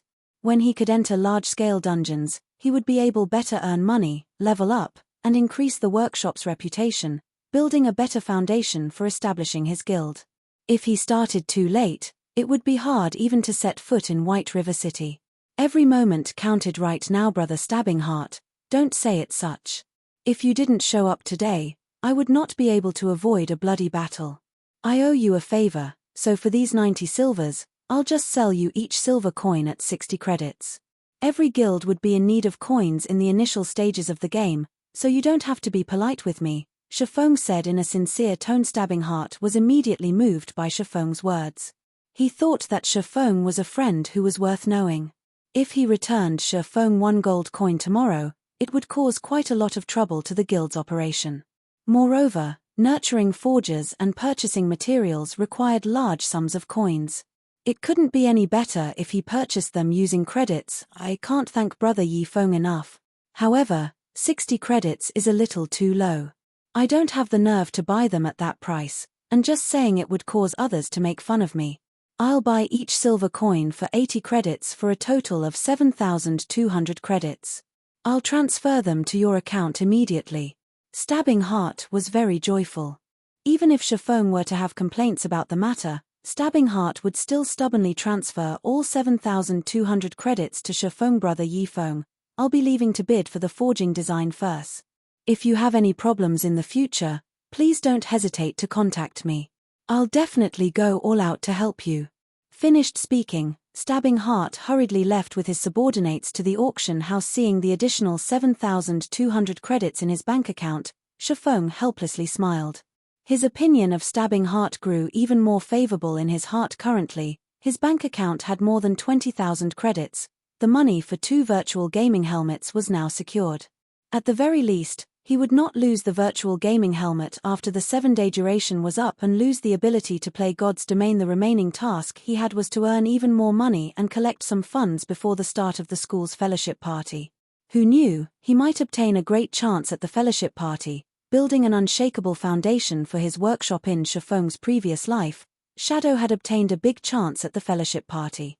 It was precisely because of this chance that allowed Shadow Workshop's strength to greatly increase, giving them the confidence to compete with other third-rate guilds over controlling rights for White River City. In this life, since he was to attend the fellowship party, he would not let go of this great opportunity. Naturally, he would compete for as much as he could, following which, Shifeng looked for a hotel and rented a guest room there in Red Leaf Town. The red name above his head was too eye-catching.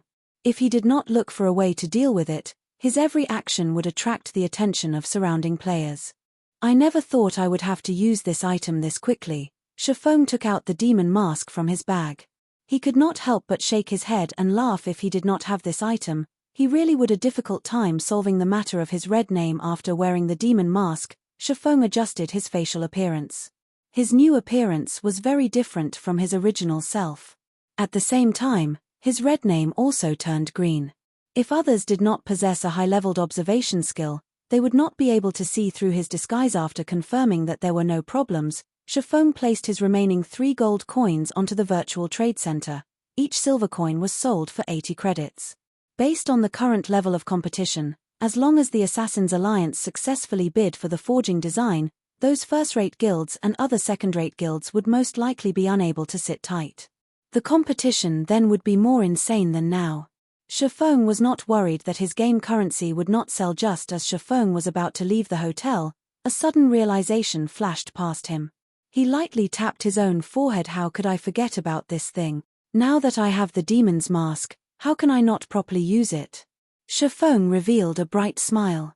Chapter 78, Black and White Interweave. The demon mask was able to hide the user's identity. In God's domain, it would be inconvenient for Chiffon to reveal himself in many matters. However, with the demon mask, he would be able to have another identity to move about in the darkness, carrying out many tasks that he, himself, could not do. And right now was one such time. After walking out of the hotel, Chiffon took a look at his surroundings. He discovered several players behaving oddly. Their eyes were glued onto the hotel's main entrance as if they were waiting for something. However, due to the effects of the demon mask, these players did not pay any attention to Chiffon. Why hasn't that brat come out yet? Is he planning to stay inside there until his red name changes back? An assassin standing outside the hotel entrance said impatiently, "What are you in a rush for? That brat is dead for sure. He actually dared to sneak an attack on Boss Ironsword. He even killed so many of our brothers. The enmity between him and Martial Union has already reached an irreconcilable state. I want to see just how long he can hide. If he were to wait foolishly, instead of killing monsters to reduce the weight of his crime, he would need to wait more than 30 hours before his red name disappears. Even if he is currently powerful, after more than 30 hours have gone by, our equipment and levels will surpass him by a huge leap. At that time, killing him to level 0 will be much easier," another assassin said with a sneer. While these players from Martial Union were making fun of Chiffon, they did not notice their target standing right next to them, and that he heard every single detail of their conversation. Martial Union's sure is quick in taking action. They really are thinking highly of me if they sent a party of assassins to watch out for me. Unfortunately, I don't have the time to play around with them. I'll just let them wait for the sky to turn bright. Chiffon had long since guessed that Ironsword Lion would not let him go. After all, Chiffon had crossed paths with Ironsword Lion many times in his previous life. He had a very good understanding of Ironsword Lion's personality. Ironsword Lion would definitely want revenge. Even if he had to pay a great price, as long as he was able to obtain revenge, he would definitely do it. Moreover, he would repay it hundreds to thousands of times over. If one were to put it nicely, Ironsword Lion was a simple man. If one were to put it badly, however, Ironsword Lion was a person with a one-track mind.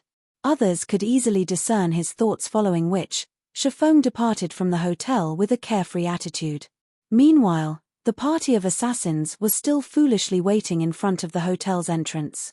They were jeering at Chiffon's cowardice, only daring to hide inside the hotel. In the end, death would still be awaiting him at the trade area, a sea of people crowded in front of the auction house. Chiffon could not even squeeze himself inside to purchase materials. Without a better option, Chiffon could only give up for now and visit the Chefs Association to take a look at Violet Cloud's progress. First, compared to the currently popular Forging Association, the Chefs Association was completely deserted. There was only a fragment of lifestyle players entering and leaving the association. After arriving at the kitchen he previously rented, Chiffon readjusted the demon mask, returning to his original appearance but still hiding his red name. After entering the kitchen, Chiffon discovered Violet Cloud currently concentrating on making fruit juice. Her hand movements were extraordinarily speedy and experienced.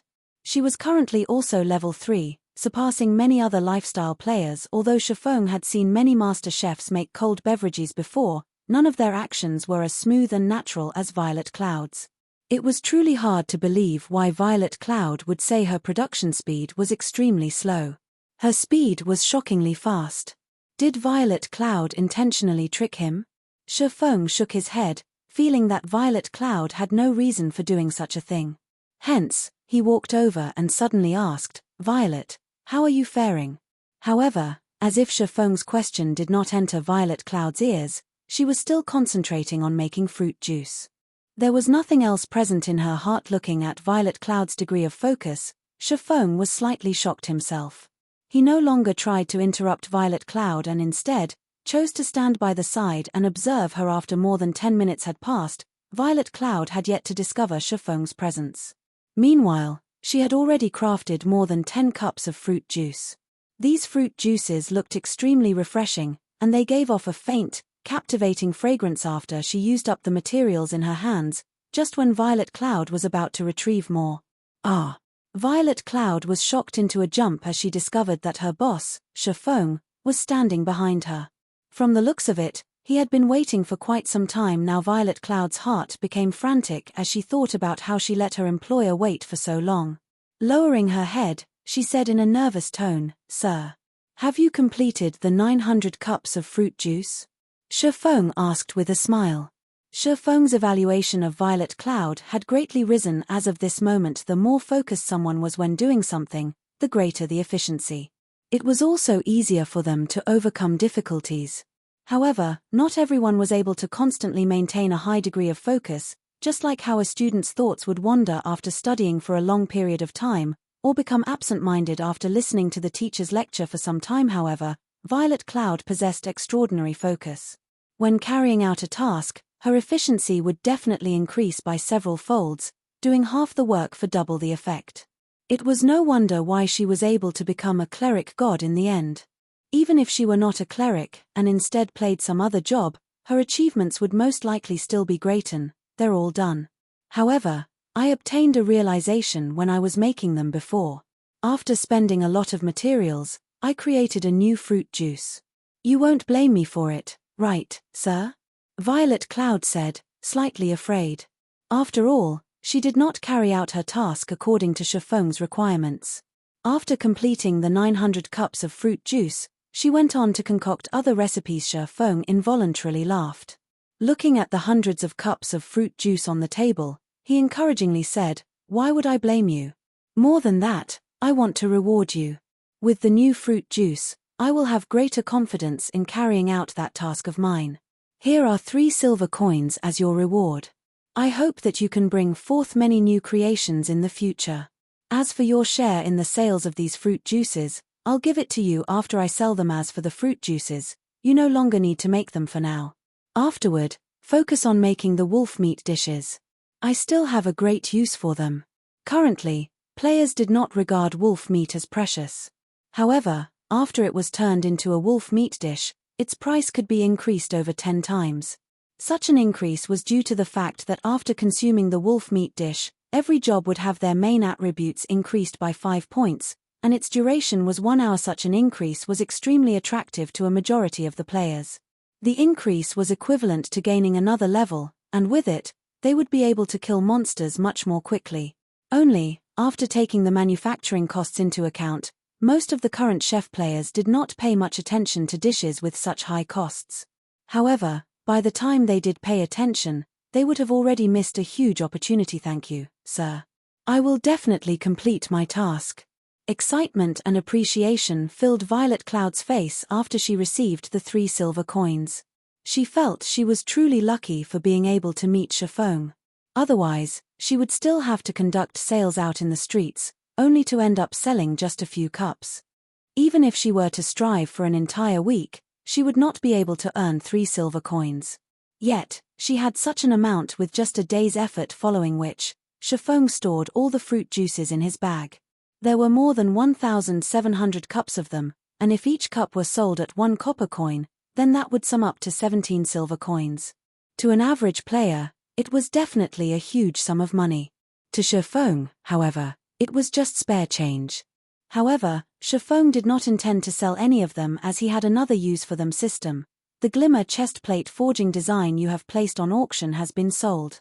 After deducting the processing fees, a total of 2 gold 76 silver has been added to your bag space. Has Assassin's Alliance won the bid already? Shifeng called out the official forums. Just as expected, the Assassin's Alliance posted a thread, widely advertising the forging design they successfully bid on and taking the chance to increase their fame and influence. After all, being able to purchase a forging design indicated the guild's background. This would cause many leisure players to reconsider their estimates of the Assassin's Alliance's strength. Violet, if you wish to convert your coins to credits, wait for another hour or two before registering them on the virtual trade center. That way, you will be able to obtain a higher price, Shifeng reminded Violet Cloud after some thought. Violet Cloud obediently nodded her head.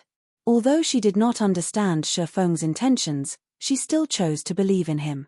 After all, Shifeng was currently her knight in shining armor. Afterward, Shifeng gave Violet Cloud another 5 silver coins for her to purchase the materials needed to make the wolf meat dish. He then departed from the Chef's Association, his appearance changing into an older gentleman. It's about time I contacted her. Shifeng had done all the necessary preparations. Moreover, the Assassin's Alliance had caused the other guilds to start to panic. So, now was about the right time to contact that person. Shifeng called out his friend Window and looked for the snow goddess, a cunning smile appearing on his face. Chapter 79, Mysterious Black Flame. In the core area of Kuruk Fields, one could see groups of grassland lion cubs every 100 meters or so.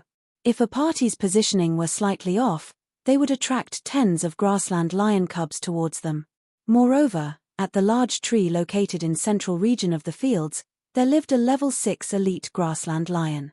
That place could be said to be a forbidden area for level 6 players. However, inside this forbidden area, Gentle Snow's party was constantly clearing the surrounding level 6 grassland lion cubs. They were clearing out an empty land for the purpose of hunting the elite grassland lion. If ordinary players were to see their daring actions, they would definitely exclaim in astonishment. A party waged battle against more than 10 grassland lion cubs wearing a suit of azure armor. Gentle Snow valiantly battled. She was like a war goddess, fighting 1 against 10,000. A simple slash from her had sent 3 grassland lion cubs flying. Simultaneously, she was dodging the claws of the remaining 2 lion cubs. If an expert were to see Gentle Snow battle, their eyes might have popped out of their sockets by now. Although her single slash seemed simple, she struck the vital points of all 3 grassland lion cubs. Her dodges were even more accurate. It was like she possessed eyes at the back of her head. Without even turning her head, she was able to avoid the claw strikes that came from behind her. On another side, the flame witch, Zhao Yueru, was like an artillery cannon. A single frost flame blast from her had taken away a third of the grassland lion cub's HP. Just when the grassland lion cub switched hatred and was about to rush at Zhao Yueru, the woman, herself, revealed a smile of disdain. As her mouth chanted the final verse of an incantation, her lily-white hands finished writing the incantation. Following which, a flame dragon appeared. The dragon spewed scorching hot flames, immediately decimating the grassland lion cub rushing towards Zhao Yueru. Zhao Yueru's control over magic was extremely subtle, reaching its pinnacle. Her chanting and tracing were even more extraordinary. Normally, players would need 3 seconds to complete both actions, but Zhao Yueru only spent 1.6 seconds. Her completion rate was even at 86%, increasing the damage of Fire Dragon's roar by 120%. This single move instantly took away 2/3 of the grassland lion cub's HP. A few moments later, more than 10 grassland lion cubs lay dead on the ground. Rest for a while and prepare to lure those 2 elite grassland lions over. Shield warrior, you'll tank one, while I handle the other. After tidying up the loot, Gentle Snow commanded as she looked towards the 2 patrolling elite grassland lions in the distance. Just as everyone was resting, Gentle Snow received a single message signed with the name of Black Flame. Looking at this signature, Gentle Snow's brows slightly wrinkled. Previously, she put out word that she wished to discuss matters of cooperation with the Black Flame Forger. It did not take long before she received a reply. Originally, she had felt rather joyous at the fact. However, a few moments later, she received another pile of similar messages. all of them claiming themselves to be the Black Flame Forger. However, after undergoing a simple questioning and identification, she discovered that all of these players were fakes. Every one of them wanted to swindle some money from her Snow. Is it another harassing message? Why not you just set it so you can only receive messages from your friends? That way, these messages won't bother you anymore. Zhao Yueru suggested after noticing Gentle Snow's unnatural behavior. Gentle Snow shook her head, saying in a serious tone, I'm not acquainted with the Black Flame Forger. If the real Black Flame Forger were to contact us, and we weren't able to receive his message, wouldn't we have posted that thread for nothing? I'll still take a look at it. In any case, it is very easy to determine the authenticity of the Black Flame Forger. However, Gentle Snow suddenly froze when she read the message. That was because this message had very clearly proven the authenticity of this Black Flame. He wanted her to go to the virtual trade center, and using the password he had given, enter a designated trade room to trade for the Glimmer chestplate forging design. It seems that I finally have some gains after waiting for so long. Gentle Snow revealed a faint smile. From the contents of the message, she could clearly feel that this Black Flame was the real deal. Otherwise, he would not suggest trading the forging design at the virtual trade center. After all, Black Flame imposters would not have a forging design. What is it? Did the real Black Flame contact you? Looking at Gentle Snow nodding to her question, Zhao Yueru became immediately excited. Wishing to meet this mysterious forger, she asked, when do we meet him?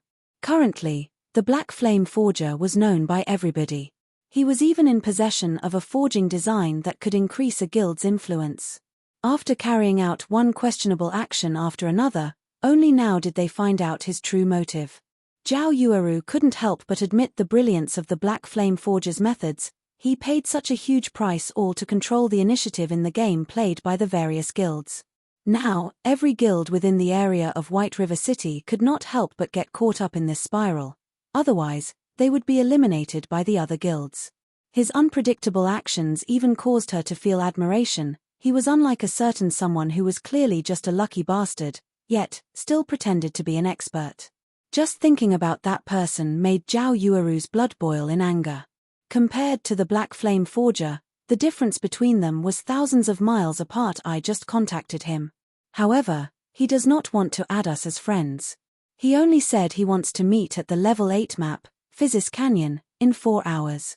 Physis Canyon isn't that far away from our current location. I'll buy the forging design first, then we'll quickly clear up these elite grassland lions. If we hurry over, we should be able to make it. Even Gentle Snow was clearly excited right now. There were so many first-rate guilds in Star Moon Kingdom, yet, she didn't imagine that the Black Flame Forger would actually be willing to cooperate with them. She couldn't help but admit that they were extremely lucky, or maybe that Black Flame had some other plans. In any case, she wouldn't be able to see through the thoughts of this Black Flame. Great. Then let's hurry. If we make him wait too long, it would be terrible if he didn't want to meet us anymore. Zhao Yueru abruptly stood up, excitedly saying, so look at you in such a hurry. We still have time. Gentle Snow rolled her eyes at Zhao Yueru. She did not imagine that Zhao Yueru would be so interested in Black Flame. Normally, she would not be as enthusiastic towards other people she met. Meanwhile, Shifeng, the target of Gentle Snow and Zhao Yueru's conversation, had already departed from Red Leaf Town. He was running towards the White Sand Ruins. The White Sand Ruins was a level 10 monster area. It was also one of the must-come leveling areas for players of Red Leaf Town and several other nearby towns. That was because the quests available here were very numerous. Amongst them, there was no lack of guild quests and reputation quests. There were even 2 unique quests here. The rewards for these 2 unique quests were extremely bountiful, and they would bring plenty of benefits to Shifeng when he officially entered White River City in the future. Hence why Shifeng was running to the White Sand Ruins. Just as Shifeng arrived at a sea of white sand, a message from Gentle Snow arrived. The message stated that they had to delay the meeting time by an hour suddenly, and as a compensation, aside from buying the forging design at price of 24,000 credits, they would give him an additional 20,000 credits. Their wealth was practically overbearing. Shifeng did not really mind the delay in time. In any case, he also needed quite some time to complete the quests here. Meanwhile, 20,000 credits was 2 months' worth of salary of a gold-collar worker.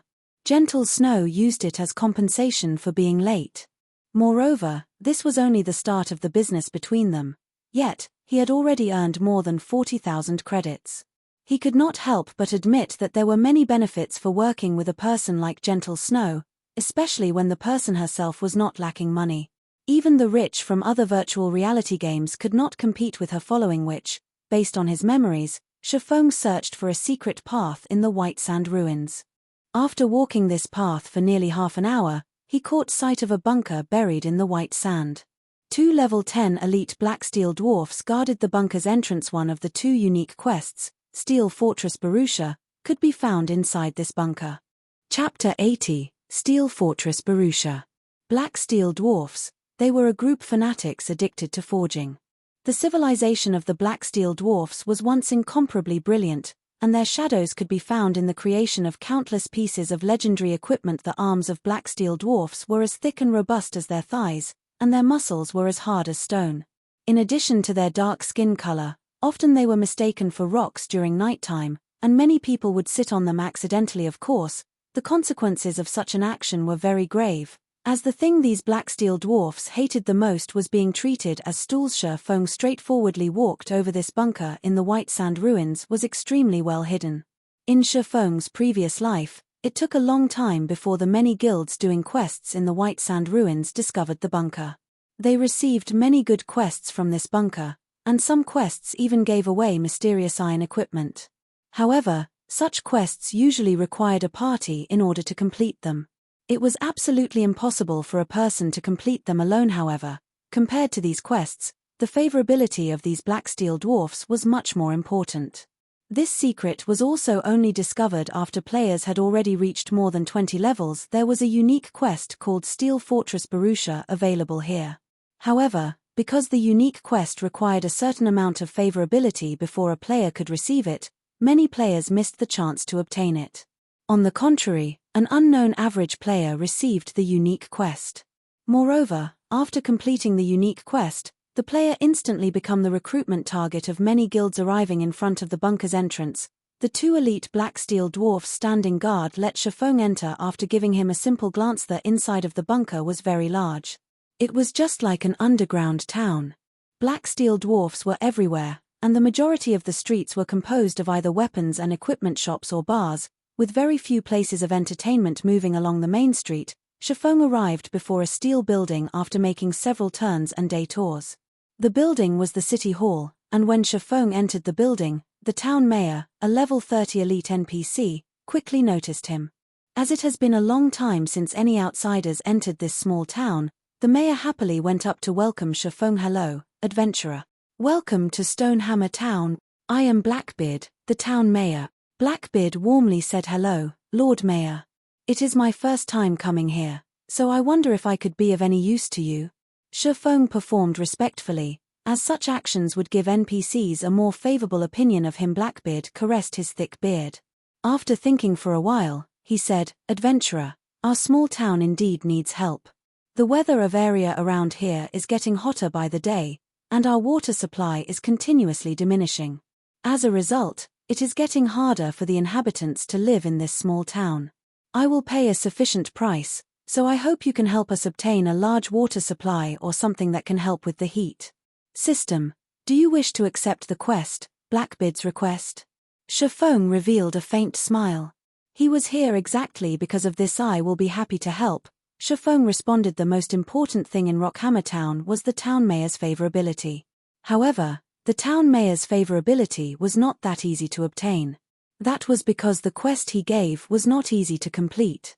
Moreover, the rewards of the quest were few, causing many players to give up on grinding for the town mayor's favorability system. Quest Blackbeard's request accepted.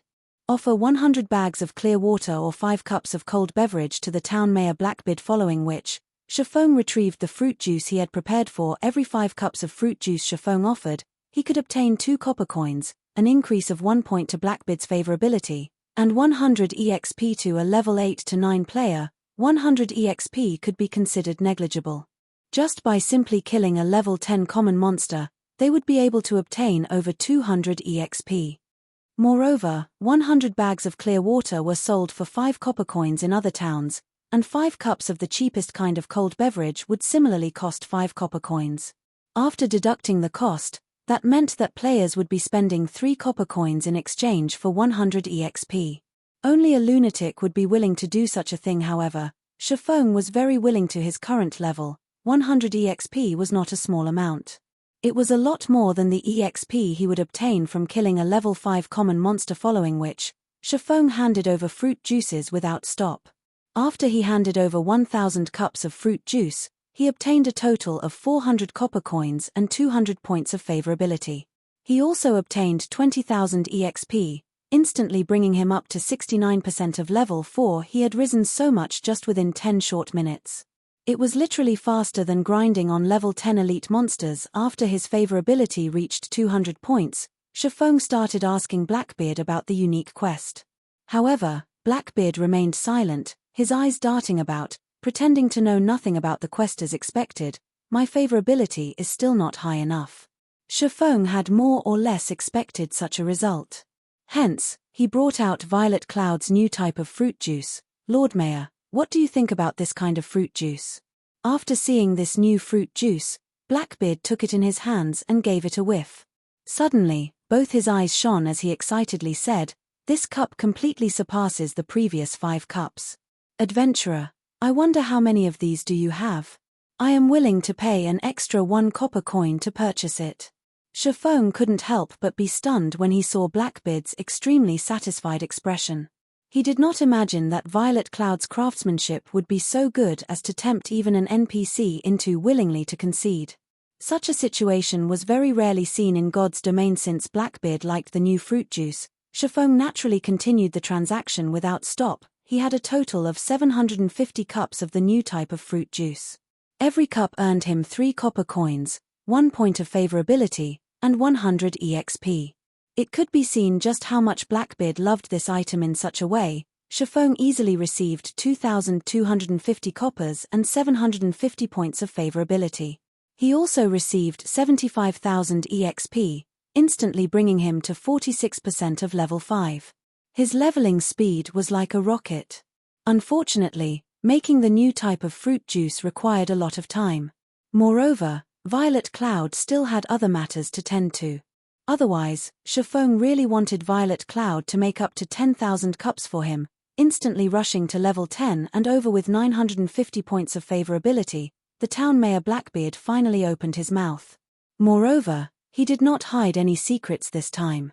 He was treating Shifeng like his close friend. Shifeng had even received the Stonehammer key, which had not been mentioned by the player in his previous life system. Unique quest: Steel Fortress Barrutia accepted.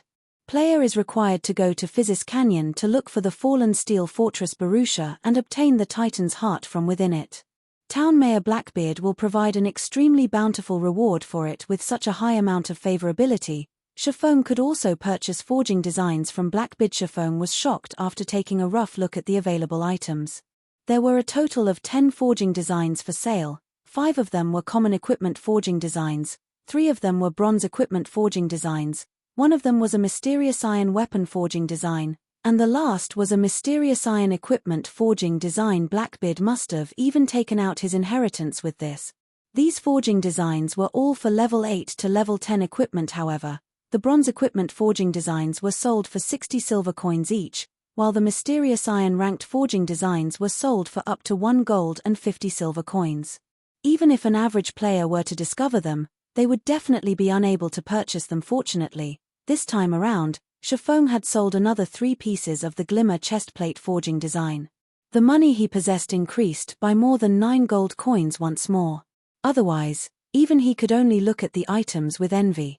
Lord Mayor, these 3 bronze-ranked forging designs and 2 mysterious iron-ranked forging designs, I want all of them. Shifeng simply handed over 4 gold 80 silver. Unfortunately, these forging designs were bound upon purchase. Otherwise, he would be able to earn at least double or triple the amount just from reselling them. The weakest amongst these forging designs was a level 8 bronze equipment. However, even that would bring about an unimaginable improvement to the current guilds. After all, the current highest leveled players were just nearing level 6, while a large majority of the players were still using level 1 or level 2 common equipment.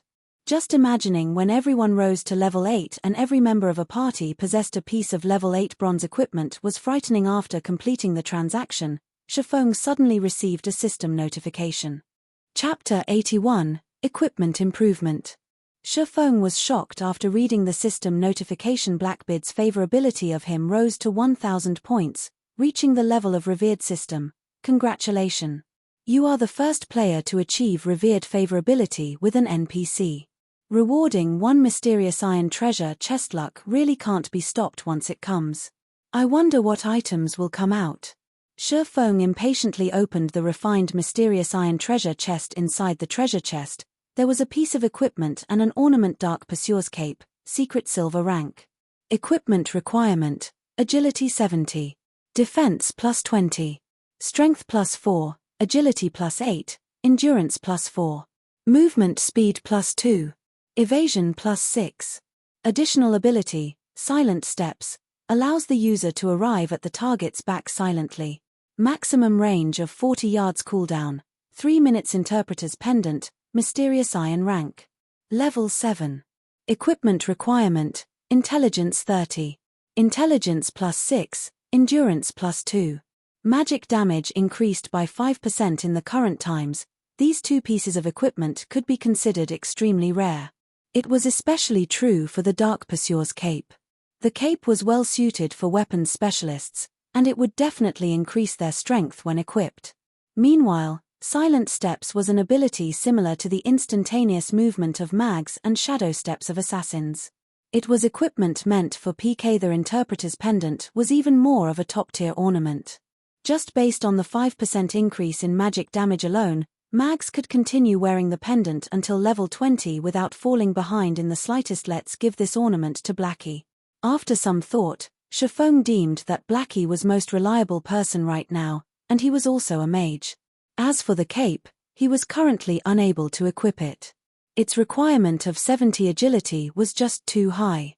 At the very least, Shifeng needed to be level 10 before he could equip it. Looking at the equipment, Shifeng suddenly recalled that he was already level 5. Just by relying on the Abyssal Blade's attributes, in addition to adding his 6 free attribute points into strength, he was now able to equip the Silvermoon set equipment. Just at level 5, Shifeng was able to equip the best set equipment for swordsmen under level 10. His overall attributes were literally without rival, and the quests he would do later on would become much easier. Hence, Shifeng added all his free attribute points into strength and equipped the 5 Silvermoon set pieces. Also, now that Shifeng was level 5, the swordsman's dual-wielding talent had activated. Shifeng was now able to wield 2 one-handed swords. Shifeng then took out the secret silver-ranked Crimson Blade, equipping it on his subarm. After completely equipping himself, Shifeng was shocked when he took a look at his own attributes. There were very, very few players with attributes like his in all of God's domain, not to mention the set effects on the Silvermoon set equipment. Effect 1, Attack Power plus 15, Defense plus 30. Effect 2, HP increased by 10%, Life Shield, Tier 2. After activating, creates a life shield that absorbs 60% of the damage received, with 500 maximum damage absorbed. Effect 3, Damage received reduced by 10%, Attack speed increased by 10%. Shifeng's HP was now close to 1,000 points. With these 3 effects, he was even tankier than an MT. His damage output had received an even larger improvement. Wearing a suit of silvery white armor, the pitch-black abyssal blade hanging on one side of his waist while the bloody red crimson blade hung on the other, Shifeng was like a hero that traveling around the world. There was still some time before the meeting with Gentle Snow, so Shifeng received 2 advanced quests from Hammerstone Town. They were all quests requiring him to kill level 10 twin-headed snakes. The quests required 20 snake galls and 30 venomous fangs. After completing the quests, Shifeng would be able to obtain rare ore and forging materials. These materials were all needed to make the mysterious iron equipment and weapon, and normally, they were extremely hard to find. After jogging for over 20 minutes, Shifeng finally arrived at an oasis in the White Sand Desert.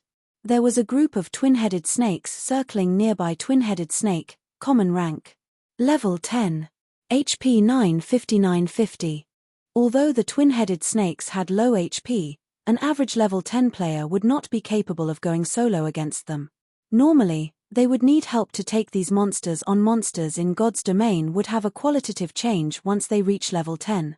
Their attack patterns were extremely flexible, and they knew how to defend against attacks. These were traits you would not find in common monsters below level 10. Without plenty of battle experience, average players would find it very hard to block or evade their attacks. Apart from this, their attacks would carry an additional special skill, and a slight slip in attention would cost players their lives. As for the twin-headed snake's attack pattern, it would usually attack with one of its heads, while defending with the other. Because of this, a solo player would find it hard to deal damage. In addition to the fatal fang skill it possessed, as long as it bit a player, they would be poisoned and lose 50 HP every second for 15 seconds.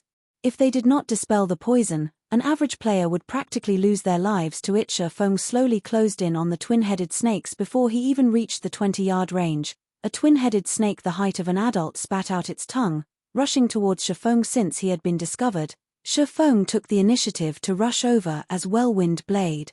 The abyssal blade transformed into a black streak of light, piercing towards the vital point of the twin-headed snake.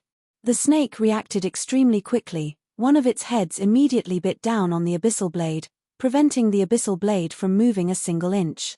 Meanwhile, its other head opened its mouth widely, its sharp venomous fangs leaking a bluish-green poison as it bit at Shifeng. Shifeng's other hand waved the crimson blade, the weapon transforming into a red streak as it slashed at the twin-headed snake. Peng. He stuck as the twin-headed snake was retreating, and a damage of over 60 points appeared above its head. On the other hand, Shifeng only lost slightly more than 10 HP, and he did not retreat even a single step backward. Following which, the abyssal blade slashed towards the undefended belly of the twin-headed snake, immediately causing -96 damage. Incidentally, the abyssal blade's ability, Doom Curse, was triggered, greatly reducing the twin-headed snake's attributes. However, Shifeng was not finished. He continued slashing the crimson blade, piercing the twin-headed snake's vital points and causing another -112 damage. By the time the twin-headed snake started reacting, its HP had already been reduced by half. When one of the snakeheads bit at Shifeng, he dodged to a side, and his foot stomped on the ground, pushing him forward. His actions caught the other snakehead by surprise, rendering it unable to attack or defend. Double chop. The abyssal blade and crimson blade pierced deeply into the twin-headed snake's abdomen. Shifeng then abruptly pulled on them, slashing apart the twin-headed snake's body and leaving 2 long gashes. 2 damages appeared above the twin-headed snake's head, -156 and -132. In addition, the snake also received a bleeding debuff. The twin-headed snake still wished to retaliate. However, before it could reach Shifeng, it bled itself to death. System. Level 10 twin-headed snake killed. Level difference of 5. EXP obtained increased by 500%. Obtained 1000 EXP. The twin-headed snake contributed a snake gall to Shifeng. Shifeng did not use many skills throughout the entire killing process, mainly only using normal attacks. He easily took care of a level 10 monster. However, Shifeng was still not satisfied. It was especially true for his first piercing attack. The twin-headed snake actually blocked the attack. Otherwise, he would have been able to kill the twin-headed snake with a series of continuous strikes. Shifeng then started searching for his next target. After an hour, Shifeng had killed over 40 twin-headed snakes. His experience rose to 81% of level 5. His leveling speed was like a rocket, and his experience gain was even faster than that of forging equipment. Shifeng couldn't help but have mixed feelings about it. With the entire Silvermoon set equipment in addition to 2 top-tier weapons, killing monsters that were of higher levels became extremely easy. If the situation continued as such, Shifeng would reach level 6 in less than an hour. I'm still missing 3 snake galls and 5 venomous fangs. However, all the twin-headed snakes in this area are already dead. It might take a while for new monsters to respawn. Shifeng observed his surroundings. There was actually not a single twin-headed snake present. Shifeng had no choice but to run to another spot to grind twin-headed snakes. However, just after taking a few steps, 3 twin-headed snakes slithered out from the oasis. Amongst the 3, one of them had larger heads than the other 2, and there was also a horn on each of its heads. This was a snake king patrolling its territory. A rare elite, is it? Shifeng licked his lips when he saw the twin-headed snake king, his lips revealing a faint smile. A rare elite was not something that a person could often meet. It would appear randomly, and its strength was slightly more than normal elite monsters. Its drop rate was also extremely good. Being able to meet one depended all on luck. Chapter 82, Killing the Twin-Headed Snake King. The Twin-Headed Snake King, along with its two subordinates, slowly slithered towards Shifeng. However, it did not discover Shifeng's existence. Its tail calmly swayed, and its head proudly raised as it overlooked its own territory. Meanwhile, the two normal twin-headed snakes were closely following the Snake King. They did not act proudly like the Snake King, but more like bodyguards, their chilling gazes sweeping across their surroundings. As long as there were any signs of activity, they would immediately become their king's sharp swords, killing all enemies that were harmful to their king. From when the twin-headed Snake King approached his location to when it turned around and left, Shifeng only watched it, silently. However, Shifeng was in no hurry to make a move. Instead, he stealthily followed it, using observing eyes on it, and waiting for the best terrain to start his attack. Twin-headed Snake King, Rare Elite. Level 10. HP 4000400. The other two twin-headed snake guards were both common monsters. They were both level 10, and they both had 1400 HP. Shifeng was about to face three level 10 monsters together. Moreover, there was even a rare elite amongst them. Even though Shifeng equipped with the full Silvermoon set equipment, he still needed to plan properly before taking action. After all, the few can't fight the many. Also, the snake race had extremely quick movement speeds, and the Snake King even more so. Shifeng followed the twin-headed Snake King to an area filled with sandstone. There were several stones taller than a person here that could be used to obstruct the twin-headed Snake King's vision, so Shifeng finally started taking action. Shifeng would be at a big disadvantage if he were to take on all three twin-headed snakes at the same time. So, he needed to split them up and kill them one at a time, with the common monsters taking priority. Shifeng immediately used Phantom Kill, letting his doppelganger stay behind waiting while he took charge. Shifeng used Windblade, his sword stabbing at the nearest twin-headed snake guard. With the ambush and the speed increase from Windblade, the twin-headed snake was not able to react to the attack at all. Shifeng's two swords immediately stabbed it in the backs, causing damages of -76 and -61. Following which, Shifeng used Double Chop, causing -103 and -89 damage, and leaving the twin-headed snake guard with a bleeding effect. Shifeng was fully equipped with top-tier equipment and high-leveled skills. Even if the twin-headed snake guard had a high defense, the damage Shifeng could cause was extremely high. If it were a level 5 average player attacking the twin-headed snake guard, with the level suppression and the monster's high defense, they would at most cause -3 or -4 damage to it. The twin-headed snake guard wailed in pain. It immediately spun its heads around, attacking Shifeng. The other twin-headed snake guard also came over, biting at Shifeng. Shifeng now received attacks from two sides at the same time. Shifeng slightly smiled at this. He used Thundering Flash, sending 3 streaks of thunder at one of the twin-headed snake guards. However, the twin-headed snake guard reacted extremely quickly. One of its heads blocked, while the other bit at Shifeng. The 3 streaks of thunder were blocked, causing an insignificant amount of damage. Just as the snake's venomous fangs were about to bite down, Shifeng used Parry and activated Windwalk. After blocking an attack, Shifeng immediately turned around and ran. The twin-headed snake guards would naturally not let go of an enemy who angered them. Slithering at high speeds, they chased after Shifeng. As for the unharmed twin-headed Snake King, one could see boiling rage in its chilling eyes. It, too, slithered and chased after Shifeng. However, just after the twin-headed Snake King moved several yards, Shifeng's doppelganger used Windblade and rushed at the twin-headed Snake King. The doppelganger slashed at the twin-headed Snake King's neck, causing -24 damage. The twin-headed Snake King was enraged by this attack. With the speed of a thunderbolt, the twin-headed Snake King bit at the doppelganger. As the doppelganger's goal had been achieved, it, too, activated Windwalk, turning around and leaving. Now, the twin-headed snake guards were separated from the Snake King. Although the two twin-headed snake guards were tough, without the support of their king, they were unable to stand against Shifeng's fierce attacks. One move after another, Shifeng's blades would always strike at the vital points of the twin-headed snake guards.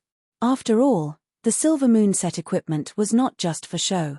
Right now, Shifeng's agility exceeded 60 points. Even if the twin-headed snake guards could defend against one of Shifeng's attacks in time, they would still be struck by his other sword.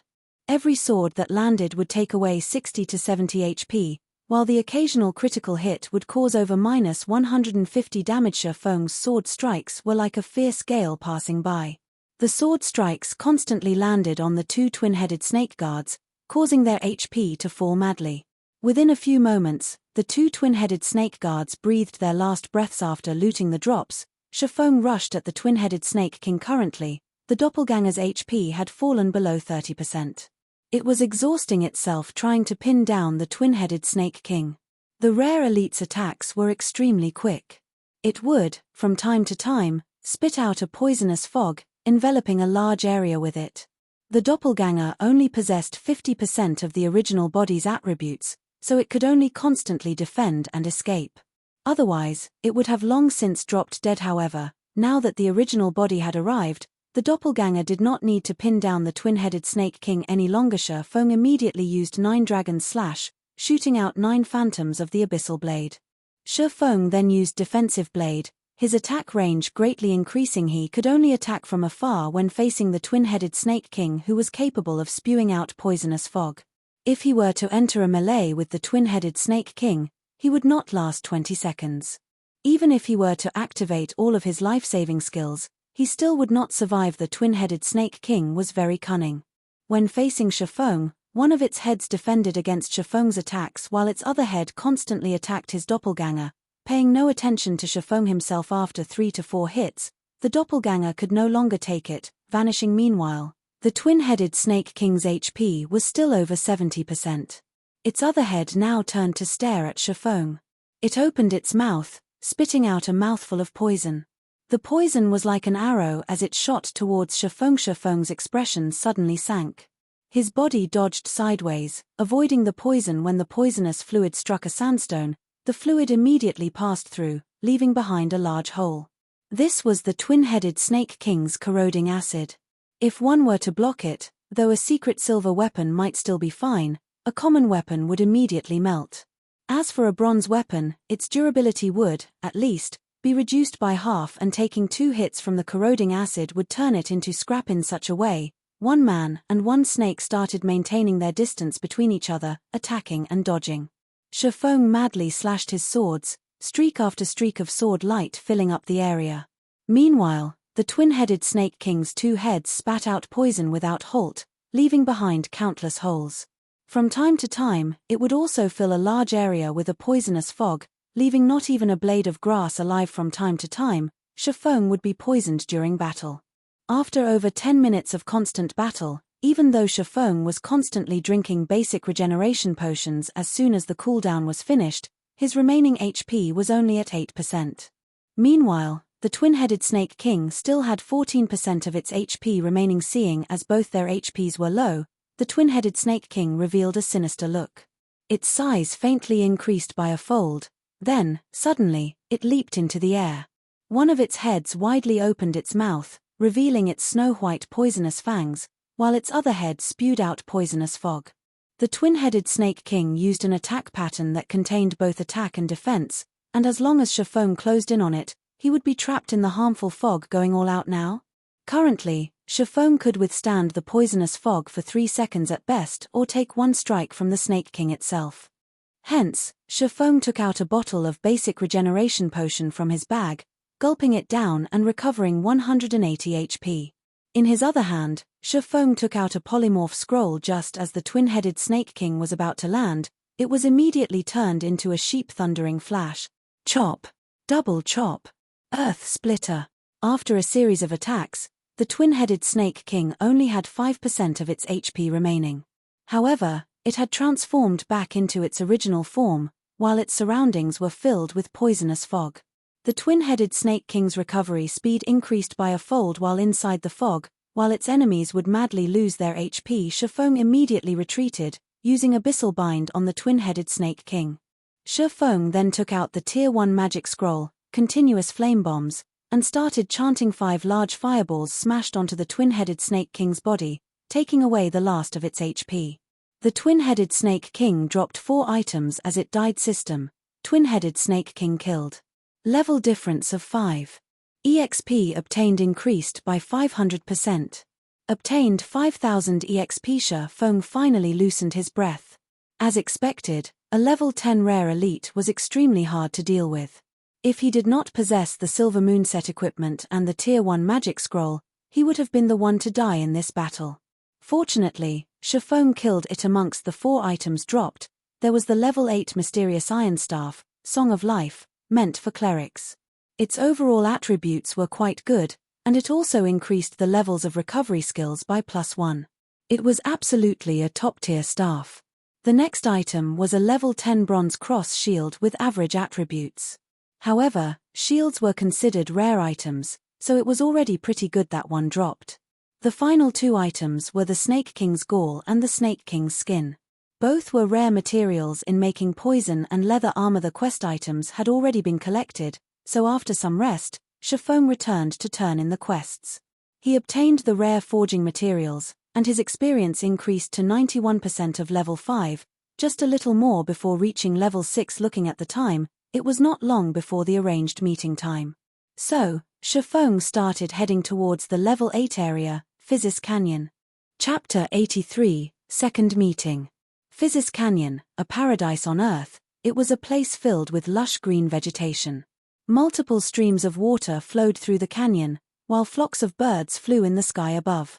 The forest, as well, was filled with the sounds of hundreds of birds squabbling with each other. Although this place was beautiful, right now, there was not a single player that came here to level up. After all, the highest leveled player right now was just level 6. Normally, they would be safely leveling up in level 6 or level 7 areas. Physis Canyon was a level 8 monster area, and level 9 monsters could even be found in the inner areas. For a short period, there wouldn't be any players coming to disturb this place. More importantly, Shifeng was here for the unique quest Steel Fortress Barrutia. This quest was extremely important for him to establish his future guild in Shifeng's previous life.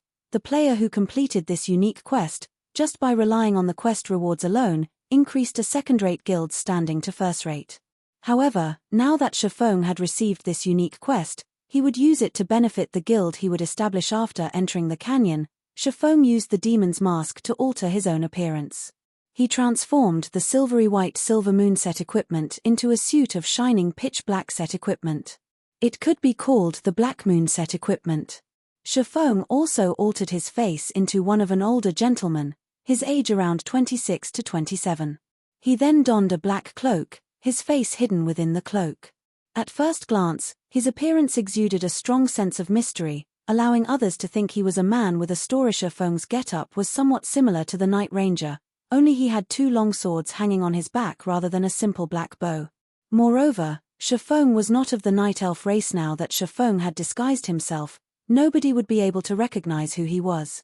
Even with Gentle Snow's discerning eyes, it was impossible for her to recognize him. Arriving at the meeting location, Shifeng discovered Gentle Snow and her group had yet to arrive. Shifeng called out the system notifications, taking a look at the sales condition of the forging designs. This time around sold out already. Shifeng looked at the series of notifications, his eyes almost shining. There were over 10 notifications from the auction house, and every one of them notified him that he had an increase of around 3 gold coins. Shifeng auctioned a total of 20 pieces of forging designs, yet they were sold at an average price of 3 gold coins. One could just imagine how desperate these guilds were. However, compared to the price of 3 gold coins, these guilds that bought the forging designs could also, very quickly, earn that money back. God's Domain had only officially started 3 days ago. Along with the increase in time, there would be more and more people joining God's Domain. The number of new players might even exceed that of the old players. These new players were the main consumers, and the supply level 3 Glimmer chestplates would be unable to meet the demand. In a short period, the value of the Glimmer chestplate would not depreciate, and instead, its value might even increase. However, Shifeng's goal had already been met, so he no longer planned to make more Glimmer chestplate forging designs to earn money. Right now, his bag was holding over 50 gold coins. These coins were the entirety of the fluid funds of more than 10 large guilds. If Shifeng were to use all of it to operate a guild, how formidable would this be? Unfortunately, money was not the only thing needed to operate a guild. Feng took out 20 gold coins and registered them on the virtual trade center. After all, he couldn't just keep all those gold coins on hand. If he did that, he would be throwing money away. Based on the selling price right now, these 20 gold coins were worth 180,000 credits. Feng did not imagine things would go so smoothly. He earned so many credits in just 3 short days. However, if he wanted to start a good workshop, such a small amount of money was still insufficient to start up Shadow Workshop. Lan Hailong invested 5 million credits from the start. In the following month, he even invested over 10 million credits. One could just imagine how much money it took to start up a workshop, not to mention a guild with thousands or tens of thousands of members. However, after the workshop and guild were established, things would be greatly different. To a guild, hundreds of thousands of credits was nothing. Feng still needed to earn a lot of money, hence why Feng had chosen to work with Gentle Snow secretly. Are you Black Flame? A voice as crisp as a jade falling to the ground came from behind Feng. Feng turned around, discovering Gentle Snow's beautiful figure walking over while sizing him up. Although it was their second time meeting, he was still unaccustomed to Gentle Snow's attentive gaze. In a slightly deep tone, Feng said, "Correct. I am." Hearing Feng's answer, moreover receiving the information proving Black Flame's identity, Gentle Snow's beautiful eyes focused. She secretly used an observation skill. Suddenly, Gentle Snow stared blankly. She was unable to discern Feng's name. The information only showed him as an unknown level 5. Gentle Snow originally thought that Black Flame only had good forging skills, many lucky encounters, superior strategies, and relatively good gaming skills. She never imagined that Black Flame's gaming skills were not just the average kind of good. He was definitely a top-tier expert. Otherwise, he would not be able to obtain such a high-grade item. Special items that could hide a person's identity. Even Ouroboros did not possess a single one of such an item. They had also never heard of any other first-rate guilds obtaining one. Meanwhile, not only did the mysterious man in front of her possess such an item, but Gentle Snow could also feel a powerful strength emanating from the equipment he was wearing. Even though the equipment's special effects were hidden, a single glance at the equipment's delicate make and the magical markings circling it told Gentle Snow that it was a set. In fact, Black Flame's equipment might not be any worse than hers. Her equipment was obtained through the efforts of the elite party behind her. How much time had they spent obtaining them? How did the man in front of her obtain such good equipment? Gentle Snow attentively gazed at Feng. She was even starting to suspect whether or not Black Flame was a player or the leader of a mysterious organization. Otherwise, how would he possess such financial and physical resources to carry out all those tasks? His title of Chief Forger was even publicly acknowledged by the players of Starmoon Kingdom. Just carrying out tasks such as forging and organizing would take up most of his time, so how was it possible he obtained such a good set of equipment? "Hello, I am called Gentle Snow, first vice leader of Ouroboros." Gentle Snow stretched out her jade-white hand in a very formal manner. It was different from the casual meeting when Feng first met her, where she regarded Feng with a superior attitude. The party members behind Gentle Snow were all shocked. They never imagined their leader would actually take the initiative to shake hands with someone else. Was this older gentleman in front of them that powerful to necessitate such formality? Zhao Yueru, who stood behind Gentle Snow, was constantly sizing up Feng with her beautiful eyes. Prior to this meeting, Feng's series of performances had caused her to become very interested in him. Now that she was meeting him in person, she discovered that Feng's entire body was exuding a mature and calm feeling, causing others to pay attention to him inadvertently. Now that even Gentle Snow had given her approval, Zhao Yueru had a faintly better impression of him. "Hello, you can address me as Black Flame." Not wanting to act too aloof, Feng shook hands with Gentle Snow. He discovered that her hand was very soft and smooth as expected. If Blackie were to know of this incident, he would most likely shake Feng's hands, then not wash them for 3 days. The reason why Feng did not completely alter the Silvermoon set equipment's appearance was to awe and intimidate them. Seeing the satisfying results, Feng got right to the point and said, "I have contacted you this time to cooperate with your Ouroboros. I wonder what your opinion of this is. Of course, we welcome it very much. If you are willing to become the chief forger of our Ouroboros, Just state your price, Gentle Snow said with confidence. She guessed that Chiffon would demand an exorbitant price. However, as long as they could successfully poach Chiffon, then everything would be worth it. Moreover, with her current influence, satisfying Chiffon's appetite was no problem at all. Miss Snow, I think you are misunderstanding something here. I will not be joining your guild. Instead, I will be using an equal status to cooperate with your guild. If Miss Snow is unable to make this problem clear, we do not need to continue this discussion. Finished speaking, Chiffon turned to leave. Chapter 84, Horizon Alliance. Seeing as Chiffon was about to leave, the members from Ouroboros were stupefied. There was actually a man who would treat Gentle Snow in such a way. He even discarded the chance to work with Ouroboros without hesitation. Zhao Yueru panicked, her words caught in her mouth. She almost wanted to hold back Chiffon and mediate between them. Even the wise Gentle Snow had yet to speak. If Zhao Yueru took action herself, her standing out might cause the situation to worsen. So, without a better choice, she just pulled on Gentle Snow's arm, secretly reminding her. However, what Zhao Yueru did not know was that Gentle Snow was similarly stupefied. She did not imagine that Chiffon's goal from the start was not to join Ouroboros but to cooperate with them on equal standing. However, did Chiffon have the qualifications to do so? Ouroboros was not as simple as it looked. It was a colossus in the virtual gaming world. The resources in its possession were not something an average player could imagine.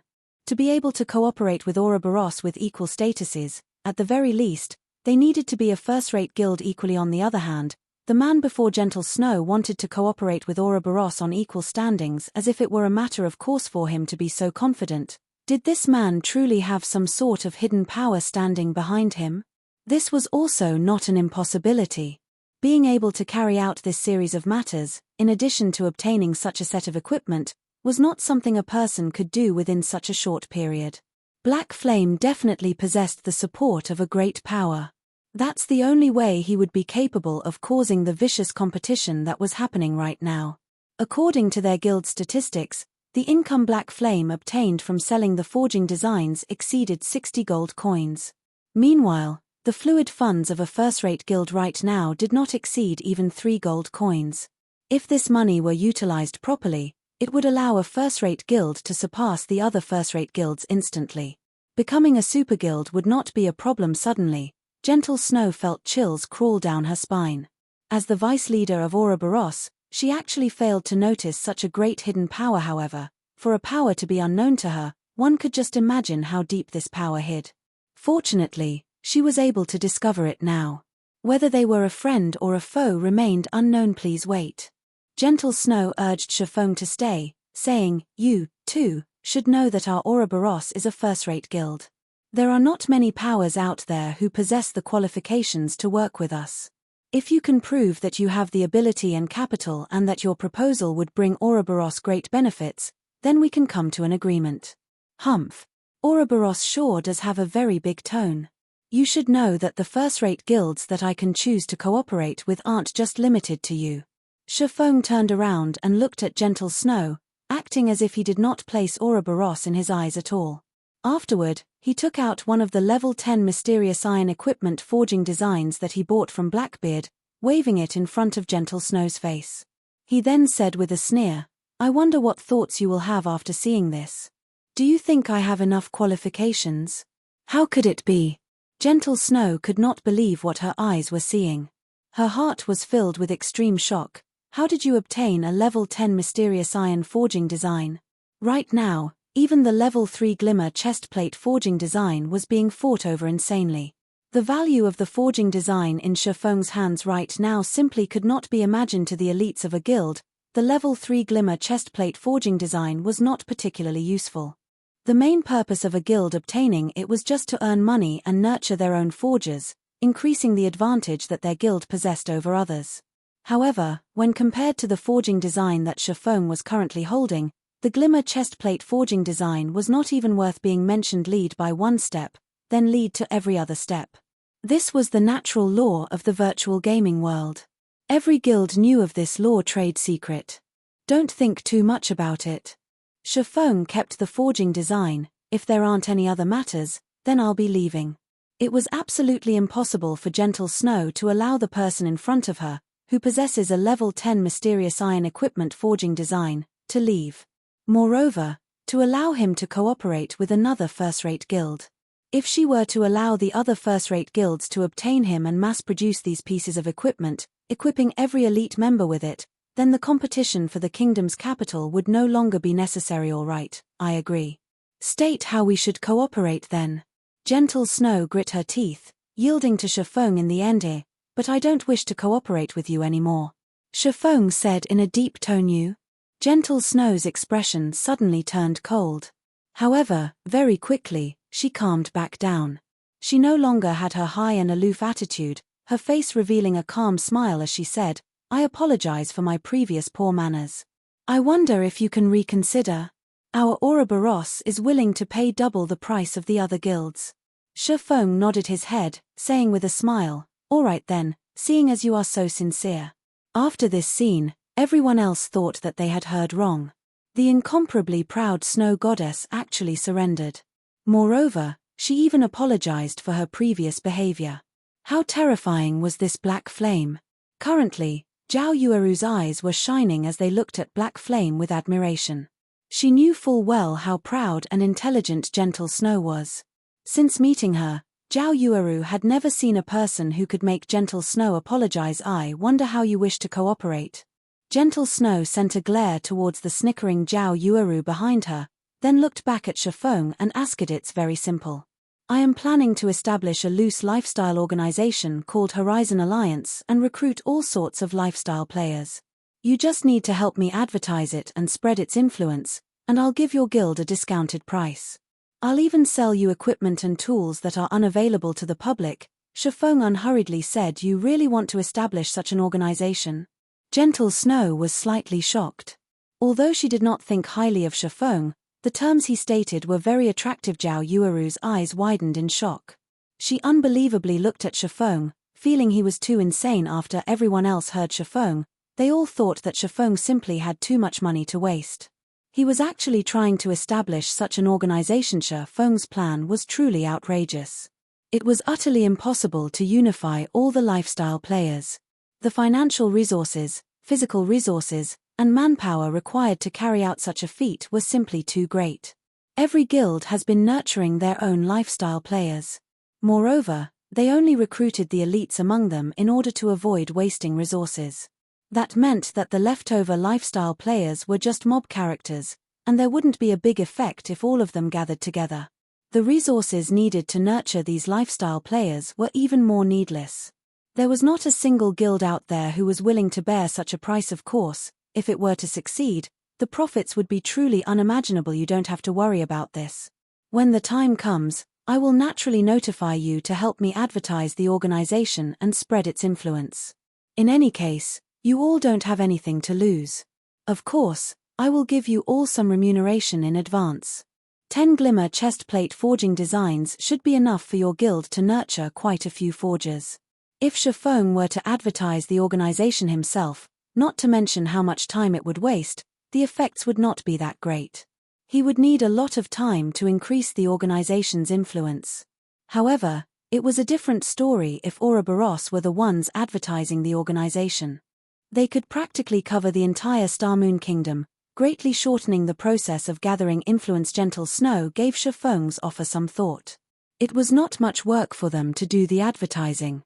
They could also obtain 10 Glimmer chestplate forging designs now, allowing them to widen the gap between Ouroboros and the other guilds. They would also be able to nurture a large batch of lifestyle players, earning even more coins. As for the matter of establishing such a lifestyle alliance, nurturing lifestyle players in large batches meant it was a process of constantly spending money. It wouldn't be long before such a plan would collapse. Nurturing lifestyle players was an extremely tough task. If Shifeng did not possess the resource and financial support from a large guild, it would be very hard for him to obtain any achievements, following which, Gentle Snow signed a contract with Shifeng, stating that she was willing to help Shifeng spread his organization's influence throughout the entire Starmoon Kingdom. After doing so, Shifeng must repay her with 100 pieces of level 10 mysterious iron equipment. At the same time, Ouroboros will be able to purchase equipment and tools from Chifeng at the discounted price. Gentle Snow looked rather happy after receiving the 10 Glimmer chestplate forging designs. She passed the forging designs to an assassin, letting him take the forging designs back to the guild. Then, she looked towards Chifeng, inviting him. I see that the number of humanoid monsters is quite high here. Although their levels are slightly higher, it is a good place to level up. Why don't you level up with us? It would be much faster than leveling up by yourself. Chapter 85, Birdman. Gentle Snow's invite caused both Zhao Yueru and Xiao Yue to pay attention. Chifeng's strength must definitely be great. However, they have never specifically seen him in action, so they were extremely curious about his capabilities. They wanted to experience the strength of the rumored chief forger of Starmoon Kingdom. Right? Join our party, Big Brother Black Flame. Our party members are all very skilled, so our leveling efficiency will be a lot higher, Xiao Yue said from the side. Zhao Yueru sent a glare towards Xiao Yue. The girl actually made the statement before she could. Xiao Yue hid behind Gentle Snow, cutely sticking her little tongue out at Zhao Yueru. Zhao Yueru stamped her feet in anger, causing her chest to bounce indefinitely. If it were not for Black Flame being present, she would have taught this little girl a lesson right this instant. Although the beauties were filled with interest in Chifeng's strength, the remaining 2 male players had their fighting spirits raised instead. Just what did Chifeng possess to earn the attention of the 3 beauties? Suddenly, a heart of competition grew within them. They looked at Chifeng with a provocative expression, not believing that they were any worse than Chifeng. Regarding these provocative glances, Chifeng paid no attention to them.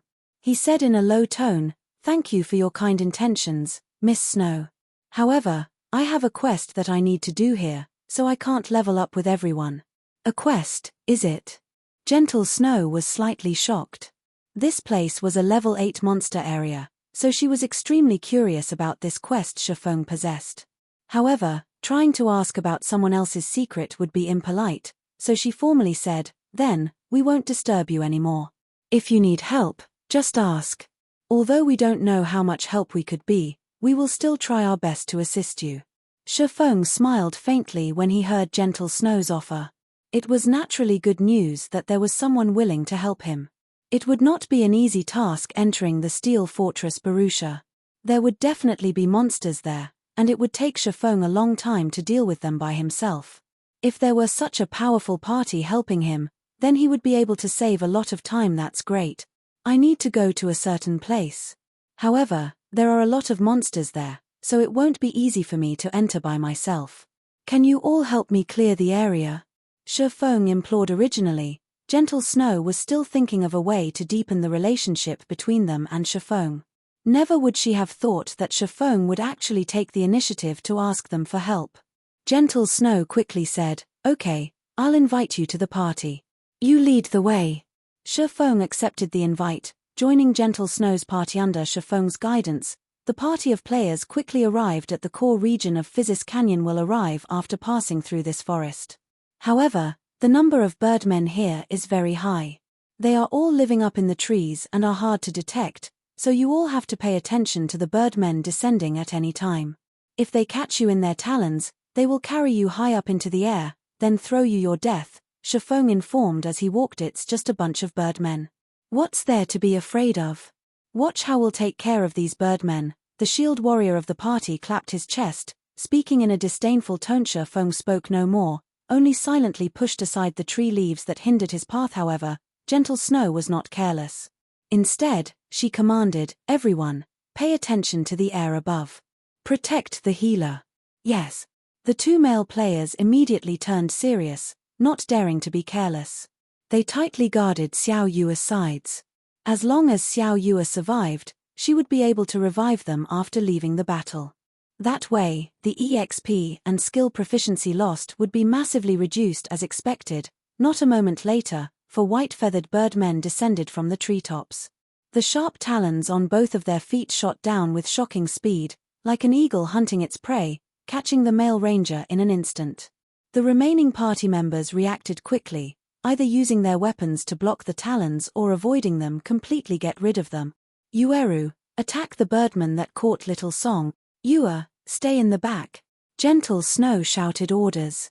She used Whirlwind Slash on 2 Birdmen, however, the 2 Birdmen reacted very quickly, avoiding the attack by flying up into the air. Following which, Gentle Snow used Charge, running to save the male ranger named Little Song. Although the twin daggers in Little Song's hands constantly retaliated, the talons of the Birdman were too hard. No matter what he did, he could not hack away the talons gripping his shoulders. Although he wanted to attack the Birdman directly, his position prevented him from landing a hit on the monster's body. He could only helplessly dangle, slowly rising into the air. Zhao Yueru used a flame explosion on the level 9 Birdman's wings, causing -53 damage. The flames burned away some of the Birdman's feathers, causing the Birdman to plummet from the sky instantly. Gentle Snow was already waiting down below by the time the Birdman landed. She directed a cleave at the Birdman's neck, sending the Birdman and its prey flying with the attack and causing -61 damage. Facing the level 9 Birdman, Zhao Yueru and Gentle Snow dealing such a high amount of damage despite the level difference of 4 levels was quite good. The injured Birdman looked pitiful. However, Birdmen had a total of 1000 HP. Just this amount of damage was nothing to it. It would be better again after rubbing some spit on its wounds. Moreover, it was the first time Gentle Snow and the others dealt with the attack patterns of flying monsters. They did not know any effective attack patterns and battle techniques. Although Gentle Snow's party managed to save the ranger, they were still at a disadvantage against the 4 Birdmen hovering in the sky. Aside from Gentle Snow and Zhao Yueru, who managed to deal over 50 damage to the Birdmen, the damages dealt by the ranger and the shield warrior did not exceed 20.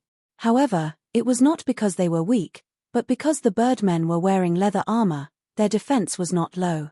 In addition to the level suppression, the 2 male players would be unable to deal any significant damage. What is this brat trying to do? He still hasn't helped out after all this time.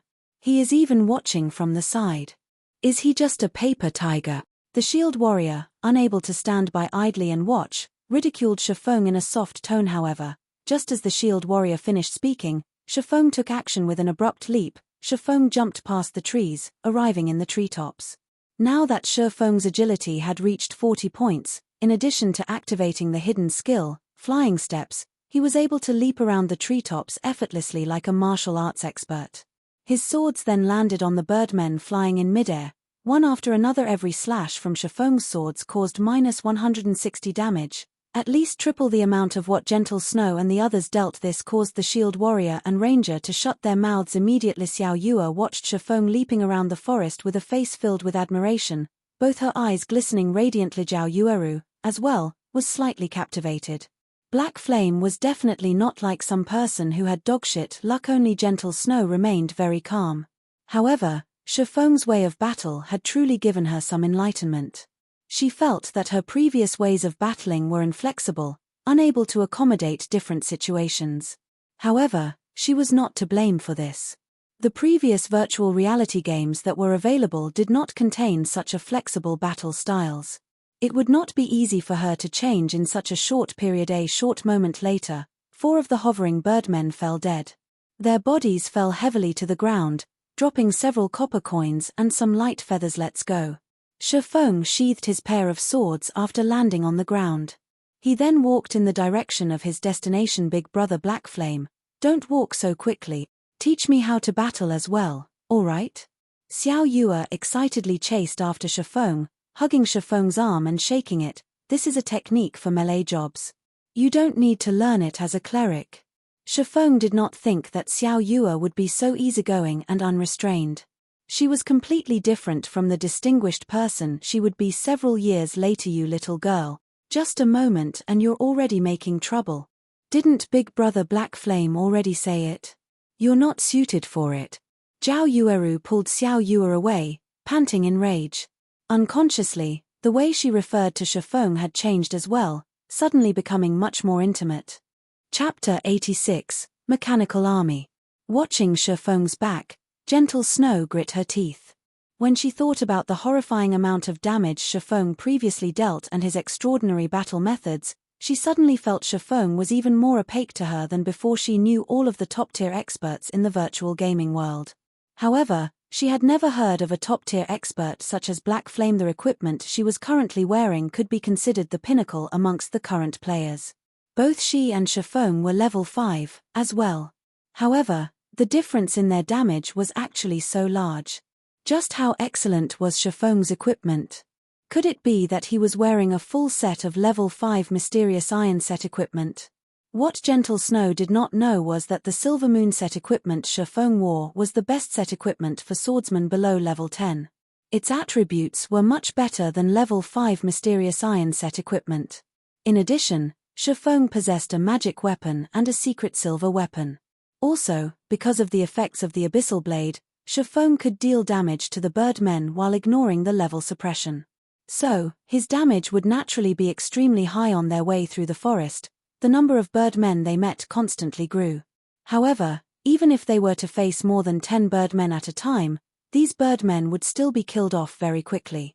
Such a result was because of Shifeng's horrifying damage, in addition to the shield warrior holding off the monsters and Gentle Snow and the others becoming more familiar with the battles. The leveling efficiency of Gentle Snow's party right now was much higher than before Shifeng joined them. Half an hour later, Shifeng and the others finally arrived at the Ruined Lands. Although it was called the Ruined Lands, in reality, it was just a gigantic crater. Cave systems of various depths and sizes could be found inside the crater.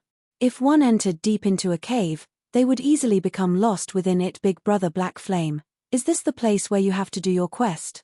Zhao Yueru moved closer to Shifeng's side, flipping her fine black hair and asking in a soft tone. After being in such a close range with the witch, Zhao Yueru, and seeing deep cleavage revealed by her red robes, it was impossible for Shifeng not to have thoughts about it. Even if he did not possess any evil intentions, it became much harder for him to pretend to be profound now. We'll reach it once we go down this path. However, there are too many Birdmen circling in the sky, so won't be easy to get over there. Shifeng deliberately shifted his gaze to a side, watching the sky above the canyon that led towards the large crater. The shield warrior and ranger no longer belittled Shifeng's reminder this time. Instead, they held a hint of reverence towards Shifeng now. Taking precautions, they looked towards the Birdmen in the sky. On the way to this place, it was only thanks to Shifeng that the two of them did not end up dead. Watching Shifeng take the first step, entering the narrow canyon, a faint smile appeared on Zhao Yueru's face. She kept on having a familiar feeling when she looked at Shifeng. This was the first time she felt this sort of sensation. Soon after, Zhao Yueru followed Shifeng tightly into the canyon. Gentle Snow only smiled sweetly at this scene. How could she not know Zhao Yueru's thoughts? There were extremely few situations where Zhao Yueru was interested in a man in such a way. Of course, if Zhao Yueru could enchant Shifeng, pulling him into Ouroboros, that, too, would be advantageous. Although there were a lot of Birdmen in the canyon, Gentle Snow's party had become increasingly familiar with dealing with these monsters. It was especially true for Gentle Snow. She was a genius. She had already learned Shifeng's battle methods after only seeing them a few times.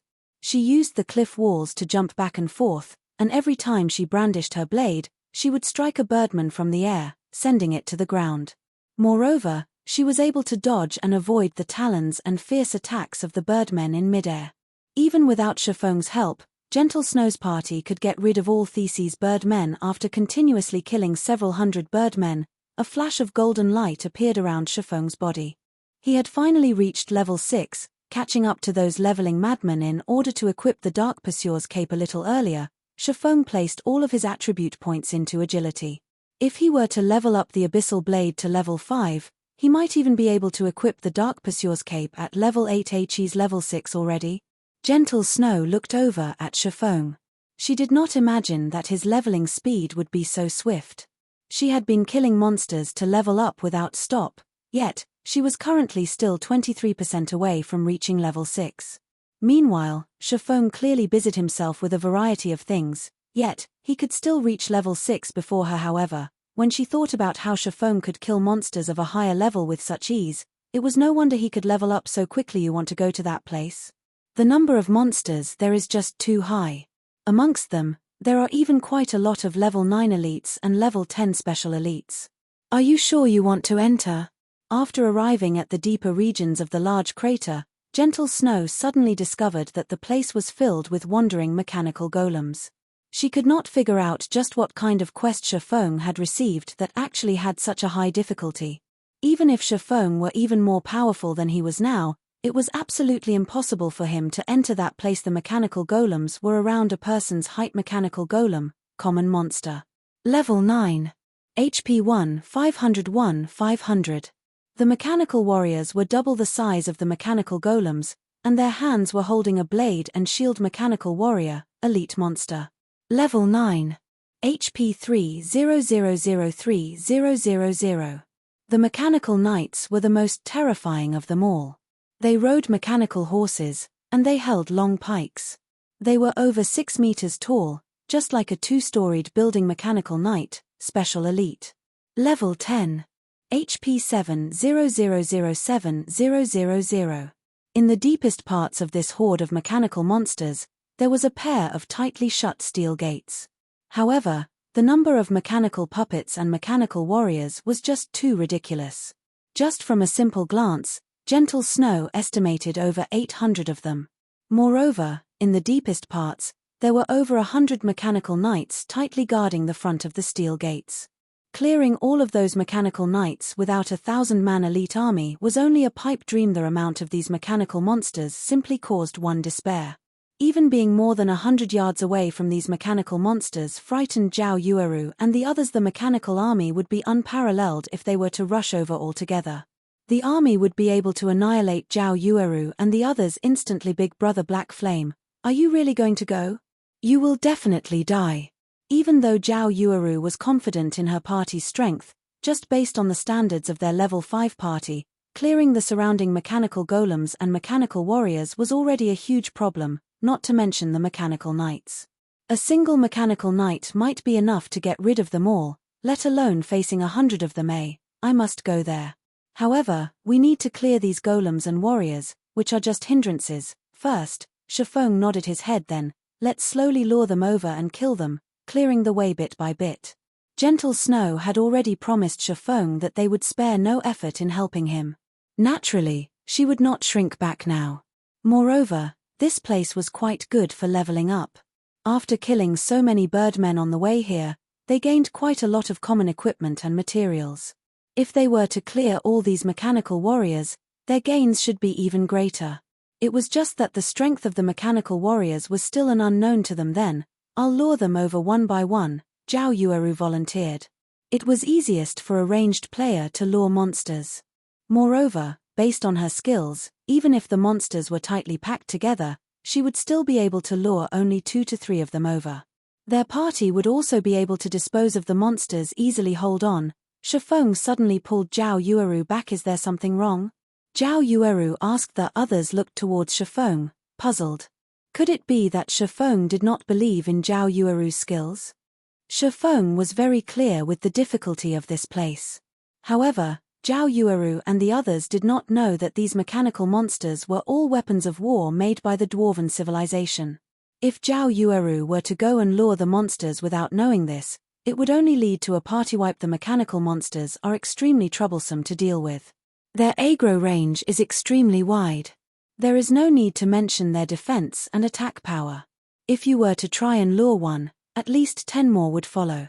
With the level suppression, we will definitely be unable to take on that many of them at once. I have another idea. Which one of you here has a movement speed of over 14 points? My movement speed is 17. Little Song has also reached 14 points, Gentle Snow answered. Even though she did not understand why Shifeng asked such a question, you and Little Song both use a speed scroll.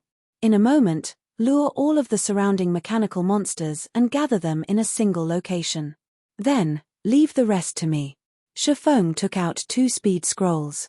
With these items, based on the mechanical monsters' speed, the mechanical monsters would definitely be unable to catch up to the 2 of them. After associating with Shifeng for some time, Gentle Snow knew that Shifeng was not one to spout nonsense.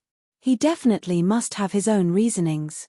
Hence, she and Little Song both used the speed scrolls, the 2 of them starting to lure the monsters from both sides.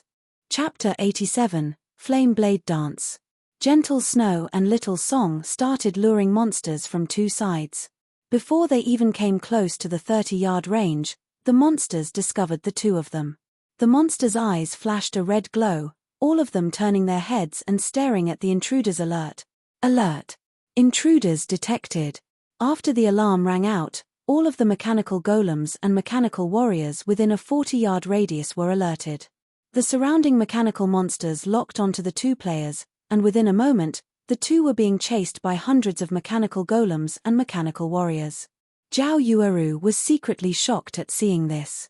Fortunately, she did not rashly act and lure the monsters. Otherwise, they would definitely party wipe. Big Brother Black Flame, there won't be a problem luring the monsters in such a way, right? Zhao Yueru saw that Gentle Snow and Little Song were both being chased closely after by the mechanical army. If they had not run away in time, they might have already been dead by now. Relax. With the speed scroll in effect, these mechanical monsters won't be able to catch up to them, Shifeng said confidently. After some time, as expected, not a single one of the mechanical monsters caught up to the two. Everything happened just as Shifeng predicted. After luring all the surrounding mechanical monsters, the two of them circled the large, empty crater, while the mechanical golems and mechanical warriors chased them without stop. The two of them were very adept at luring monsters. Within a short moment, they had merged the two waves of mechanical monsters into a single wave. Inwardly, Zhao Yueru was speechless. She, too, had a speed scroll. However, this item was just too expensive. Even if it was her party members, each of them only possessed one speed scroll for the purpose of saving their own lives. She never imagined that Shifeng could easily take out two of them. Moreover, he was only using it to lure monsters. It was truly an extravagant use. However, it was true that, with this added speed scroll, the two of them were able to lure all of the monsters safely now, though, the real problem had arrived.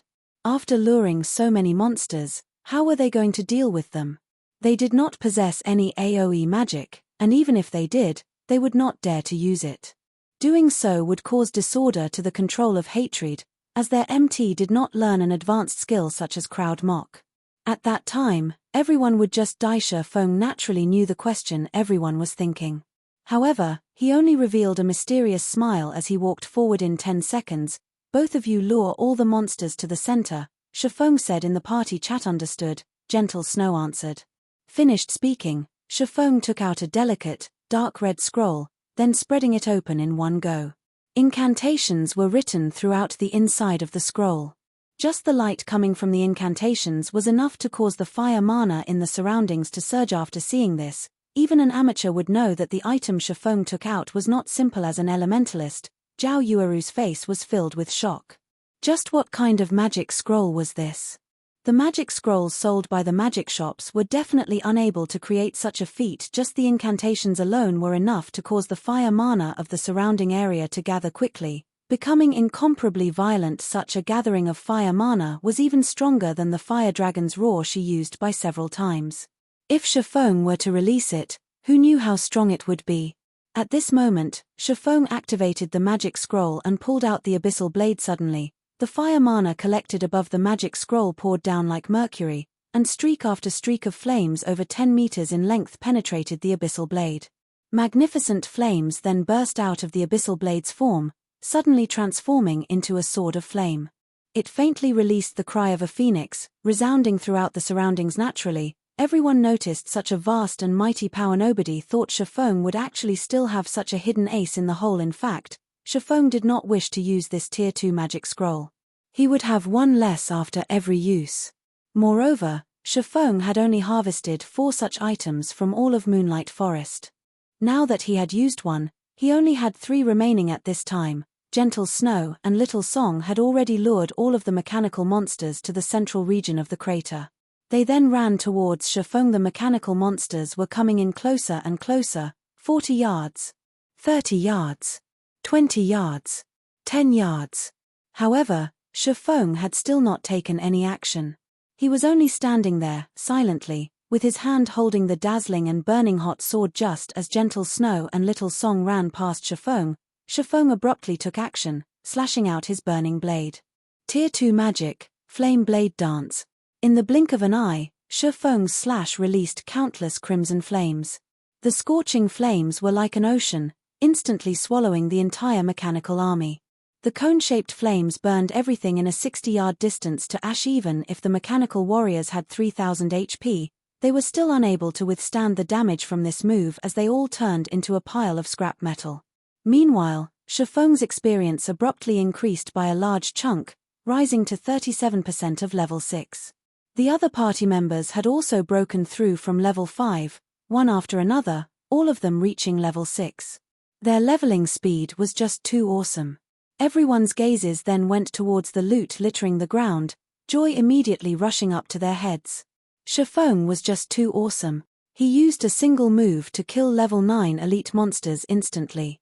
Although he depended on an external item to do so, being able to obtain such an item was still proof of his ability. If they were to go through this process again several more times, they would be able to reach level 10 at any minute. At this moment, Gentle Snow, as well, was rejoicing at her choice to aid Shifeng in his quest.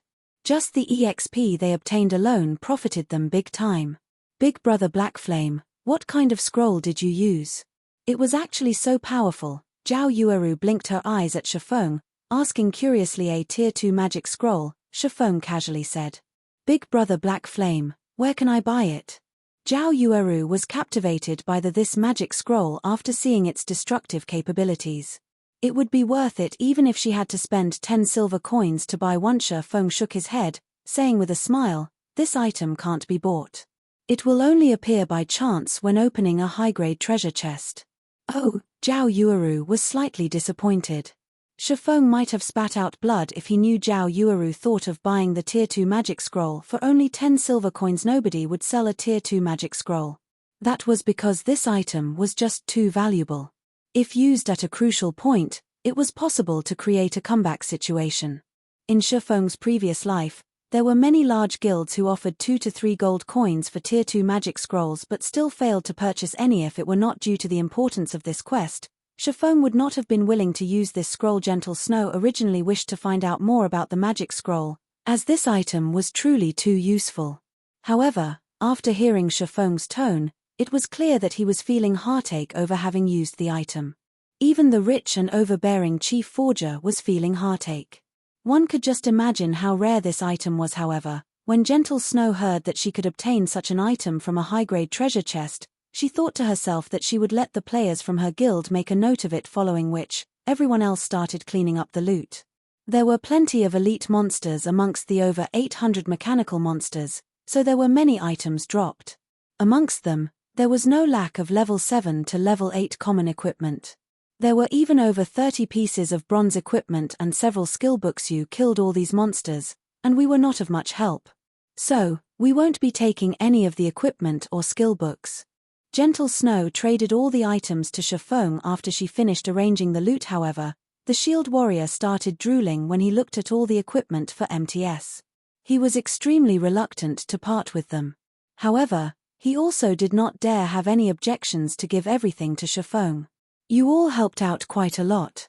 Let's split according to job requirements. As for these skill books, I'll be taking them. Shifeng only kept all of the skill books because he discovered a special skill, Precision Throw, amongst them. This skill was extremely useful to him. As for the bronze equipment, they were worth but a few gold coins, so they were not as valuable to him. The equipment he was currently wearing was the Silvermoon set equipment. Shifeng did not plan on changing equipment while he was below level 10. As for Blackie and the others, he would obtain equipment that would better suit them. Although the equipment did not serve much purpose to Shifeng, they were very useful to Gentle Snow. I would feel embarrassed if I were to accept them vainly. How about I purchase all of them? I currently don't have enough game coins on hand. Could I pay using credits? Gentle Snow, not wishing to owe Shifeng a favor, softly asked. Paying with credits is fine as well. Shifeng was naturally very willing. In a short moment, Gentle Snow had transferred 50,000 credits to Shifeng, enriching Shifeng quite a lot once more. What about the remaining mechanical knights? Are you going to use a magic scroll again? Gentle Snow looked towards the over 100 mechanical knights guarding the large gate, asking in anticipation. A tier 2 magic scroll can't get rid of them. Moreover, I don't need to kill them to enter into that place. I just need to lure them away. When Shifeng heard Gentle Snow saying so, his forehead couldn't help but sweat. Tier 2 magic scrolls weren't just some kind of cabbage he could waste. Leave it to me, then. Gentle Snow looked at the terrain and entered into deep thought. She felt that there should be no problem in accomplishing the task. Here are some speed scrolls and return scrolls. As long as you run out of the crater, they will not continue chasing. After leaving the battle, you all can use the return scrolls to leave this place, Shifeng explained and took out several scrolls. Seeing that they were about to part from each other, Zhao Yueru felt unwillingness in her heart. She did not know why, but she could feel a sense of ease and security when she was with Shifeng. Big brother Black Flame, let's add each other as friends. We're going to enter a level 5 dungeon tomorrow, so how about you come and join us? Zhao Yueru suddenly said. Gentle Snow was faintly astonished. She looked at Zhao Yueru with a helpless smile. However, she felt that this was not really a bad choice. With Shifeng around, their chances of clearing the level 5 dungeon would be even greater. Shifeng did not think that this witch would actually want to add him as a friend. Moreover, she even invited him to dive into a dungeon. This behavior of hers right now was just way too different from before. We can add each other as friends, but I have some things to do tomorrow. We'll dive into a dungeon together when I have time in the future. Shifeng tactically rejected the invitation. After all, he couldn't suddenly multiply himself into 2 people. As for the matter of adding each other as friends, Shifeng possessed another independent circle of friends after donning the demon mask. So, others would not be able to discover any issues. Let us add each other as friends then. Zhao Yueru softly bit her lips. She was slightly disappointed that she would not be able to dive into a dungeon with Shifeng immediately. However, it was still good that she could add him as a friend. She would be able to contact him more easily in the future system. Do you wish to accept Flaming Moon's friend request? Shifeng hit accept, and the name Flaming Moon entered Black Flame's friend window. Afterward, Shifeng headed towards the left side of the gate. At this moment, Gentle Snow had already arrived at the gate's right side, prepared to lure the mechanical knights. Elder Sister Yueru, let us leave first. We can just leave the rest to Elder Sister Snow, Xiao Yue softly said when she noticed that Zhao Yueru remained motionless. I got it. Zhao Yueru, after taking another glance at Shifeng's back, turned around and left. Seeing that Shifeng was ready, Gentle Snow activated the speed scroll and rushed at the level 10 mechanical knights. Halfway there, the eyes of mechanical knights in front of the large gate shone brightly. Their enormous bodies started moving, and all of them had their eyes focused on Gentle Snow. Gentle Snow immediately halted her steps. She then turned around and escaped. The mechanical knights bellowed in rage as they moved their large figures, chasing after Gentle Snow. Only when all of the mechanical knights left did Shifeng hastily run towards the large steel gates. Although Gentle Snow had lured the mechanical knights away, the amount of time they could be lured was limited. Moreover, they would not fall for the same trick the next time, so Shifeng had to seize the opportunity. Arriving at the large gate, Shifeng found a moss-covered keyhole. He then inserted the broken obsidian crystal given to him by Blackbeard. The fortress key had already been stored away for almost a millennium. Blackbeard also mentioned that the key might not be able to open the gates. However, it was still worth a try.